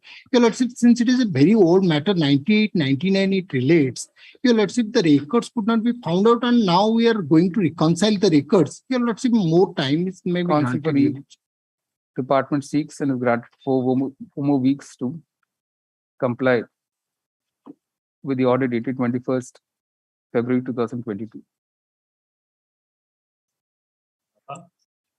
Your Lordship, not to comply, Your Lordship, just to file affidavit. That's what, sir. That's what it means. You've been asked to file an affidavit. Your Lordship. List on 25th August. Supplementary list item number 9. My lord, I am ailing. You will also take up the next week, my lord. Mr. Monty states that he's unwell. List on 25th September. Supplementary list. Sorry, 26th September. Supplementary list item number 11. No, 10, what? 10 already. I see. May I please, my lord? Here I have challenged the notice under Annexure 1, my lord, 148 notice, my lord, on the basis of report of the Saha Commissioner, Justice Saha Commissioner, the region at Annexure 4, my lord. We'll have it on some other days. You say list on 11th October. Supplementary list item number 12. Item 12, no reply has been filed by the state miller. Also, kindly see the last order, 29.3. 29.3, Your Lordship, kindly see that no reply has been filed by the state. No, last occasion, my lord, directed to obtain the record, CCR of the petitioner, not to file the counter. Though I have obtained the records, but I have to file a counter. Counsel for the opposite parties. Party seeks and is granted 4 weeks to file a reply. Rejoined up to the state. 12th October. Your Lordship, 12th October. Supplementary list item number 14. 13 is over. At last occasion, your lordship directed them to file the status report. They filed a affidavit on 26/4/2022. At para 3, they have stated that the agency has stopped the work Balabhadra to Dhipmala via Budpangi road under so since January 2021. I have filed this petition in December 2020, just 1 month after. And in NGT, their stand is that NGT, page 13 of the paragraph 13 of the judgment of the NGT, that they have not got the Grama Sabha resolution passed and the forest clearance. Lot of formalities are there which has not been as on date done. So the no construction one can be proceeded on. That is specific stand of the government before the NGT. Thus, I am reading that para 13. No, so what do you want? Right? So what do you want, sir? Right, because they have diverted the road from the first estimate on the ground of only for to accommodate one village. And for that one village, these 17 villages are going to be deprived of from getting this benefit. Because there is a very enmity between this one village and the 17 villagers, for which they have diverted the road, and there is having several dispute is going on, civil suit is going on that land. So now they are diverting the road to that way to go, and forest clearance is not there. And Grama Sabha has not funded. Let them produce the document, Grama Sabha and forest clearance. And that is the stand before the NGT. And why? Because they have categorical in their affidavits that because of this situation, there is a very law and order situation going on since January 2031. And now even if there is collector, the collector sanctioned the road project for these petitioners, 17 villagers, and they're also trying to construct, but because of this one village and the deviation of the estimate, the road could not be constructed since long. And the initial estimate, they have sanctioned in 2000. My lord, kindly I have given that. I'm not clear. You want a road, you don't want a road. Yes. No. We want road, and that was constructed to some extent, but they have deviated the road from one angle to another angle. No, they already finished the road. No. See, they have said since 2021 the road work was stopped because they have taken the road in this way. Now because of this one villager, they have shifted in this way. So these villagers will have to come in this way and to pass through this village, and there will be law and order situation because this is the only village. My lord, what has happened? There are two groups of villagers. Actually, the road work has substantially completed 75%. No. And just a minute. Pursuant to your lordship's direction, I had filed the last affidavit on 26th April 2022. Your lordship may kindly have a glance over that. So this project has already been sanctioned and this sketch map has already been approved. And the road work, they have put stone and cut trees and blocked the road. They are not allowing our agency. Rather, it is a fit case where your lordship will direct the state government to provide police help to the agency for completion of the work soon. So whether the road will go in this way or that way, that is not the prerogative of the villagers. No, that we cannot say. Para 13 of the NGT judgment I am reading, the state respondents are categorically in their averment in counter affidavit that mere administrative sanction for the proposed work does not result in finalization of the proposal for construction of the road. Well, if there is inside the village forest of why should Gudupangi. So if NGT is already seized to the matter, NGT in regards to which we are objecting. You go to that NGT, road we are objecting. NGT, one of the villager of that village went for NGT. NGT said this is at the initial stage. Governments, because of the government stand, because Form A, Form B, these are the formalities. Grama Sabha has not been held, and forest clearance they have not got. And without that, their stand is their NGT that it is in the initial stage. Now here it is their stand that we have already constructed 75%. The same road. Not same road. Oh, Different road. No, no, yes. NGT is a different road. This is a different road. Yes. Yes, my lord. Your lordship, Annexure 4, that No, no. Why are you then relying on the NGT order then? If it is a different road? No, no, no. No, no, no. NGT is the same road or different road? That they have revised, deviated. Mr. Bali, please answer the question. Yes. Is the same road the subject matter of the petition, the NGT, or it is a totally different road? No, no, my lord. Same road, deviated road. Yes. So it is the same road. Yes, deviated road. So, but why should be parallel? Why should that be parallel proceedings here? No, no, that is closed. That was closed since September 2021. That was already closed. And we are approached much more earlier. December 2020, we have approached. And that is their stand because of this 17 villagers objection. The road was You are part of 17 or you are part of that one? 17. We are 17. So where is that one? You see, that one village is a party here or not? No, no, there is no only. Then you have better make that village a party here. No, no, we are no prayer against the villagers. You may not have prayer. They are going to be up in arms if they know. They have behind their back. You are coming to the High Court and getting an order. No, no, there is a case. There is a case that your lordship may make them party here. No, no, there is also they have filed a case that is pending. Mr. Bali, have you made? No, I have given the certificate. I have given the certificate.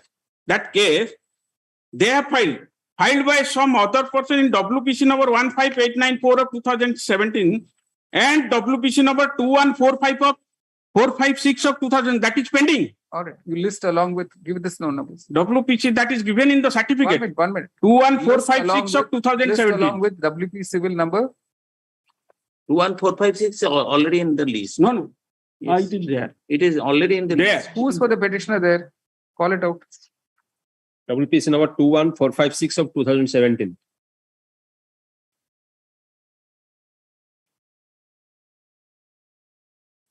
Duryodhan Pradhan. Which is the third petition? Yeah, 2%. Which is the other one? That there also they have taken start. This is a village, the jungle land, this forest land. You said there were two petitions. Which is the other petition? No, this other was disposed of. This is 15894. 15894 of 2017. That was disposed of. That is only two petitions are pending. And so far as the second petition is concerned, more or less same allegation. Your lordship may kindly imagine. No, but the same allegation can't be. It's opposite allegation. Yes. Opposite party, but there also they say that it is jungle land and forest. Yes, let him praise that 21456 of 17. I think the petitioner is not present. For the petitioners in 21456 of 2017 who are claiming reliefs which is contrary to the reliefs claimed in 35174 of 2020 vis-a-vis the same rows.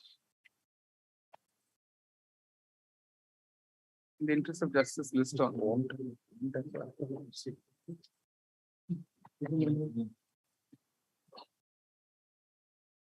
22nd September. Supplementary In item regards to 15. that Gudupangi one village, there is also suit pending before the civil court also. I have annexed those documents. All right, sir. Basically, for the next 5 years, no road will happen. No, that is not because we need a road. Ultimately, our work is No. What ultimately one village can do anything. And 17 villages and 100 villages will be suffer for one village. Right, sir. That is political things they are doing that. All right. Government. All right. Not in the public interest. Lordship is fixing it to which date? 22nd September. Item 15. Item 15, my lord. Last two occasions, they had taken time to file counter application. Yes, my lord. Last opportunity to file reply within 8 weeks. 14th November. Supplementary list item 16. Which date? 14th November. Item number 16. My lord, item 16, my lord, my senior, Mr. Samal is ill. He has requested to leave this matter next week. List on 12th October. Supplementary list item 17. Lordship, by order dated 9/5/2022, directed the State Council, Mr. Das Lund, Additional Standing Council for the state, seek some more time to specifically answer the issue raised in para 3 of the order dated 8th November 2021 of this court. No response has been received. I'll need 2 weeks time, my lord. Counsel for the state seeks and is granted 2 Taking weeks time to file to comply with the order dated. What's the order dated, sir? 9/5/2022. 9/5/2020. List on. Previously, there was order on 28th of June 2022. List on 17th August. Supplementary list item 18. The interim order to continue. Interim order. Item number 18. May I please, my lord? My lord, This is that installation of statute. My lord, in item 18, my lord, your lordship has directed the state council to file the sanction letter, my lord. I am praying, my lord, some more time may kindly be granted, my lord. So that sanction letter is 1 page. Correct? My lord, I am aware, but it is not received by my office, my lord. I am kindly some more time may be granted. If at all it is there, I will the state to comply with the order dated 11/4. 11/4/2022 within 2 weeks. 23rd August. Obliged. Supplementary list item 19. May I proceed? On last occasion, 27/5/2023, lordship directed to file a reply, my lord.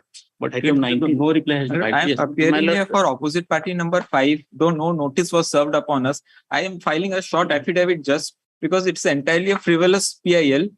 The petitioner has prayed not to construct a crematorium. Now, what happened on 4th of May? He completely destroyed our crematorium, and an FIR is there. And thereafter, he came to the High Court that they are constructing a crematorium. Anyway, counsel for opposite party number 5 has. I have served it yesterday. And with a copy to counsel the petitioner and the state. We have Reply, also if any, filed there the to be counter. filed. We have also filed. Oh, a reply has also been filed by Opposite party number 4. opposite party Four has number 4. filed. Rejoinder there to be filed Tahsildar for the Bamra. next date.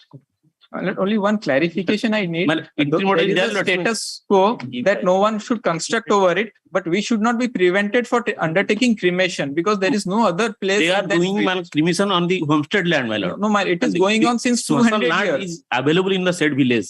This Despite person, that, they are this person demolished doing it. illegal act, madam. There is a FIR against him, and then he came to the Honorable High Court that they are constructing a crematorium. So we should not be prevented from undertaking the crematorium because there is no other place in the village. Yes, my yes, lord. that is Annex 2, my lord.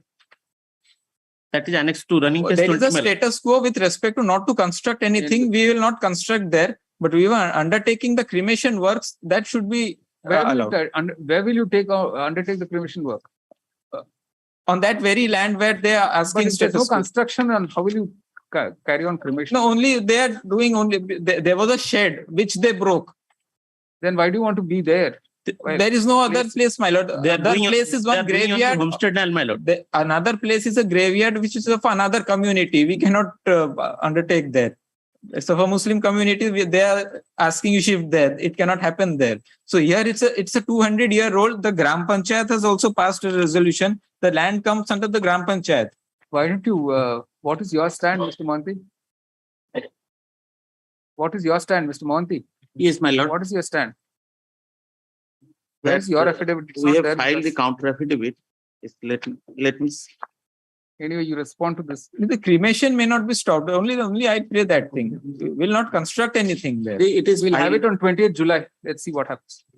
20th July.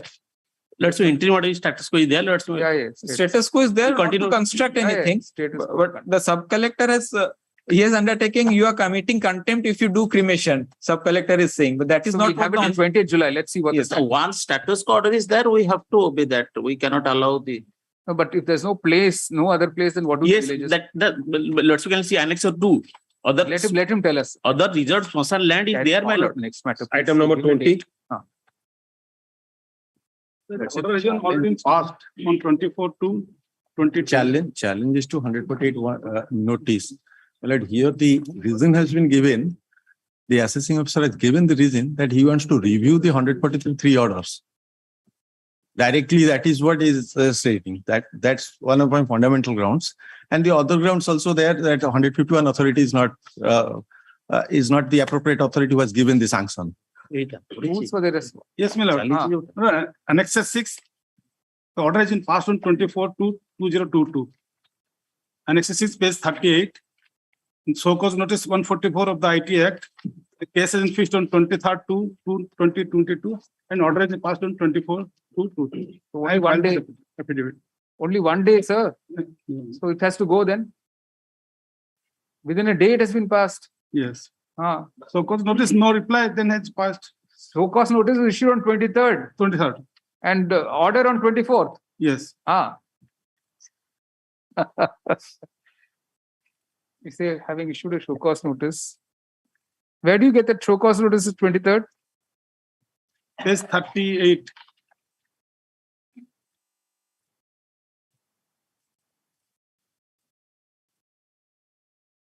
Kindly submit your response through your registered e-filing account and WC. February, sir.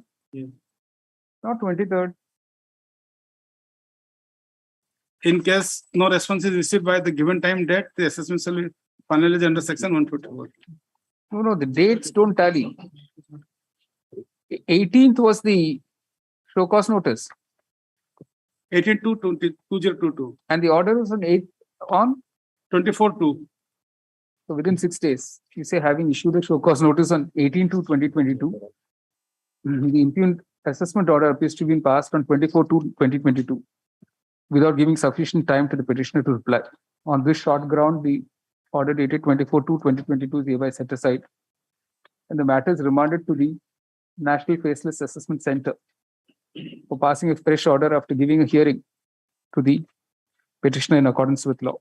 Well, I have some other grounds. It's a reopening is essentially I've challenged. They It will be open to the petitioner infructures that proceeding by passing this order. Let the entirely lordship kindly have that page 22. The reason has been given there. Let's kindly have that page 22. Second paragraph I'm reading. It is seen from the record, has your lordship got it? Yes. It is seen from the record that the assessee had earned a total amount of rupees so and so as agricultural income and claimed the rebate on it at rupees so and so. So if you're agreed by this order, then you have to go and appeal. You decide. No, my lord, objection has I am say on this, my lord. The 148 notice has been issued. Now I have gone before the Honorable Gujarat High Court. And there I got an interim order. Ultimately, for want of where did you go? Sorry, Honorable Gujarat High Court.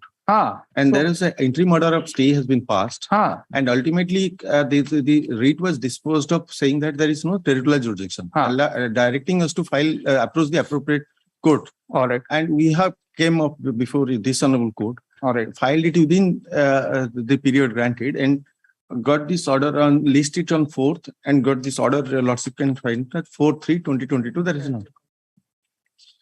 There is.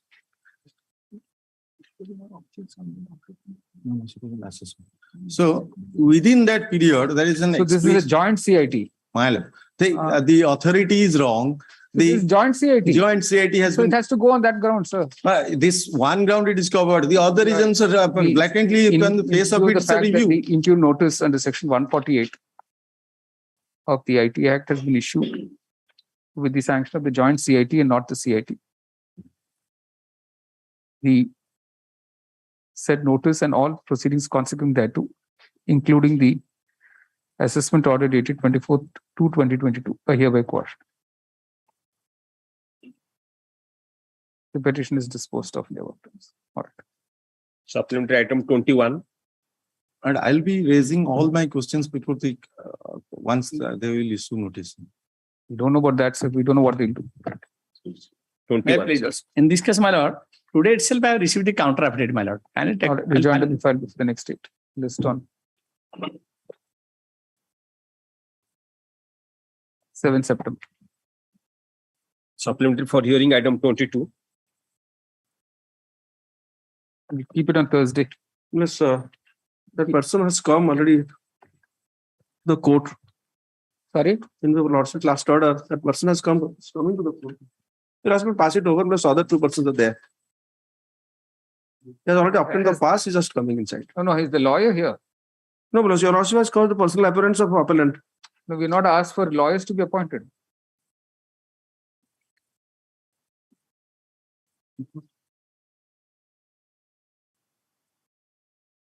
Lawyer is not there. No, we've asked a panel lawyer to be appointed. No. Who's the panel Yes, lawyer?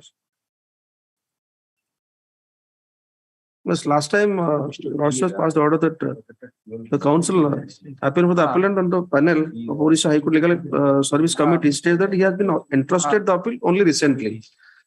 So he has read for time. Mr. D. Rai, lawyer appearing on the panel of the lawyer on the panel of the OHC LSC who appeared on the previous occasion is not present. The appellant is however present. Only one appellant, no? Yes, one appellant is present. Shankar Pradhan. Yeah, is present. His presence is dispensed with till the next date. Till further orders. List on 14th August. Plus 14th August. Yes. Supplementary list item 23. Next, Bhagwan.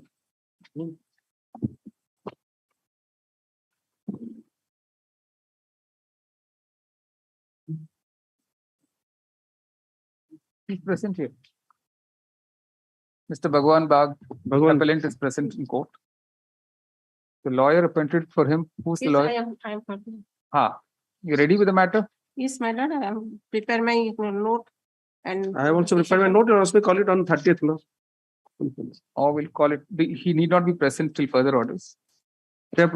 List on 21st July. 21st July. Supplementary list item 24. Okay. Just tell him it's on 21st. He does not have to come. Yes, I'll tell.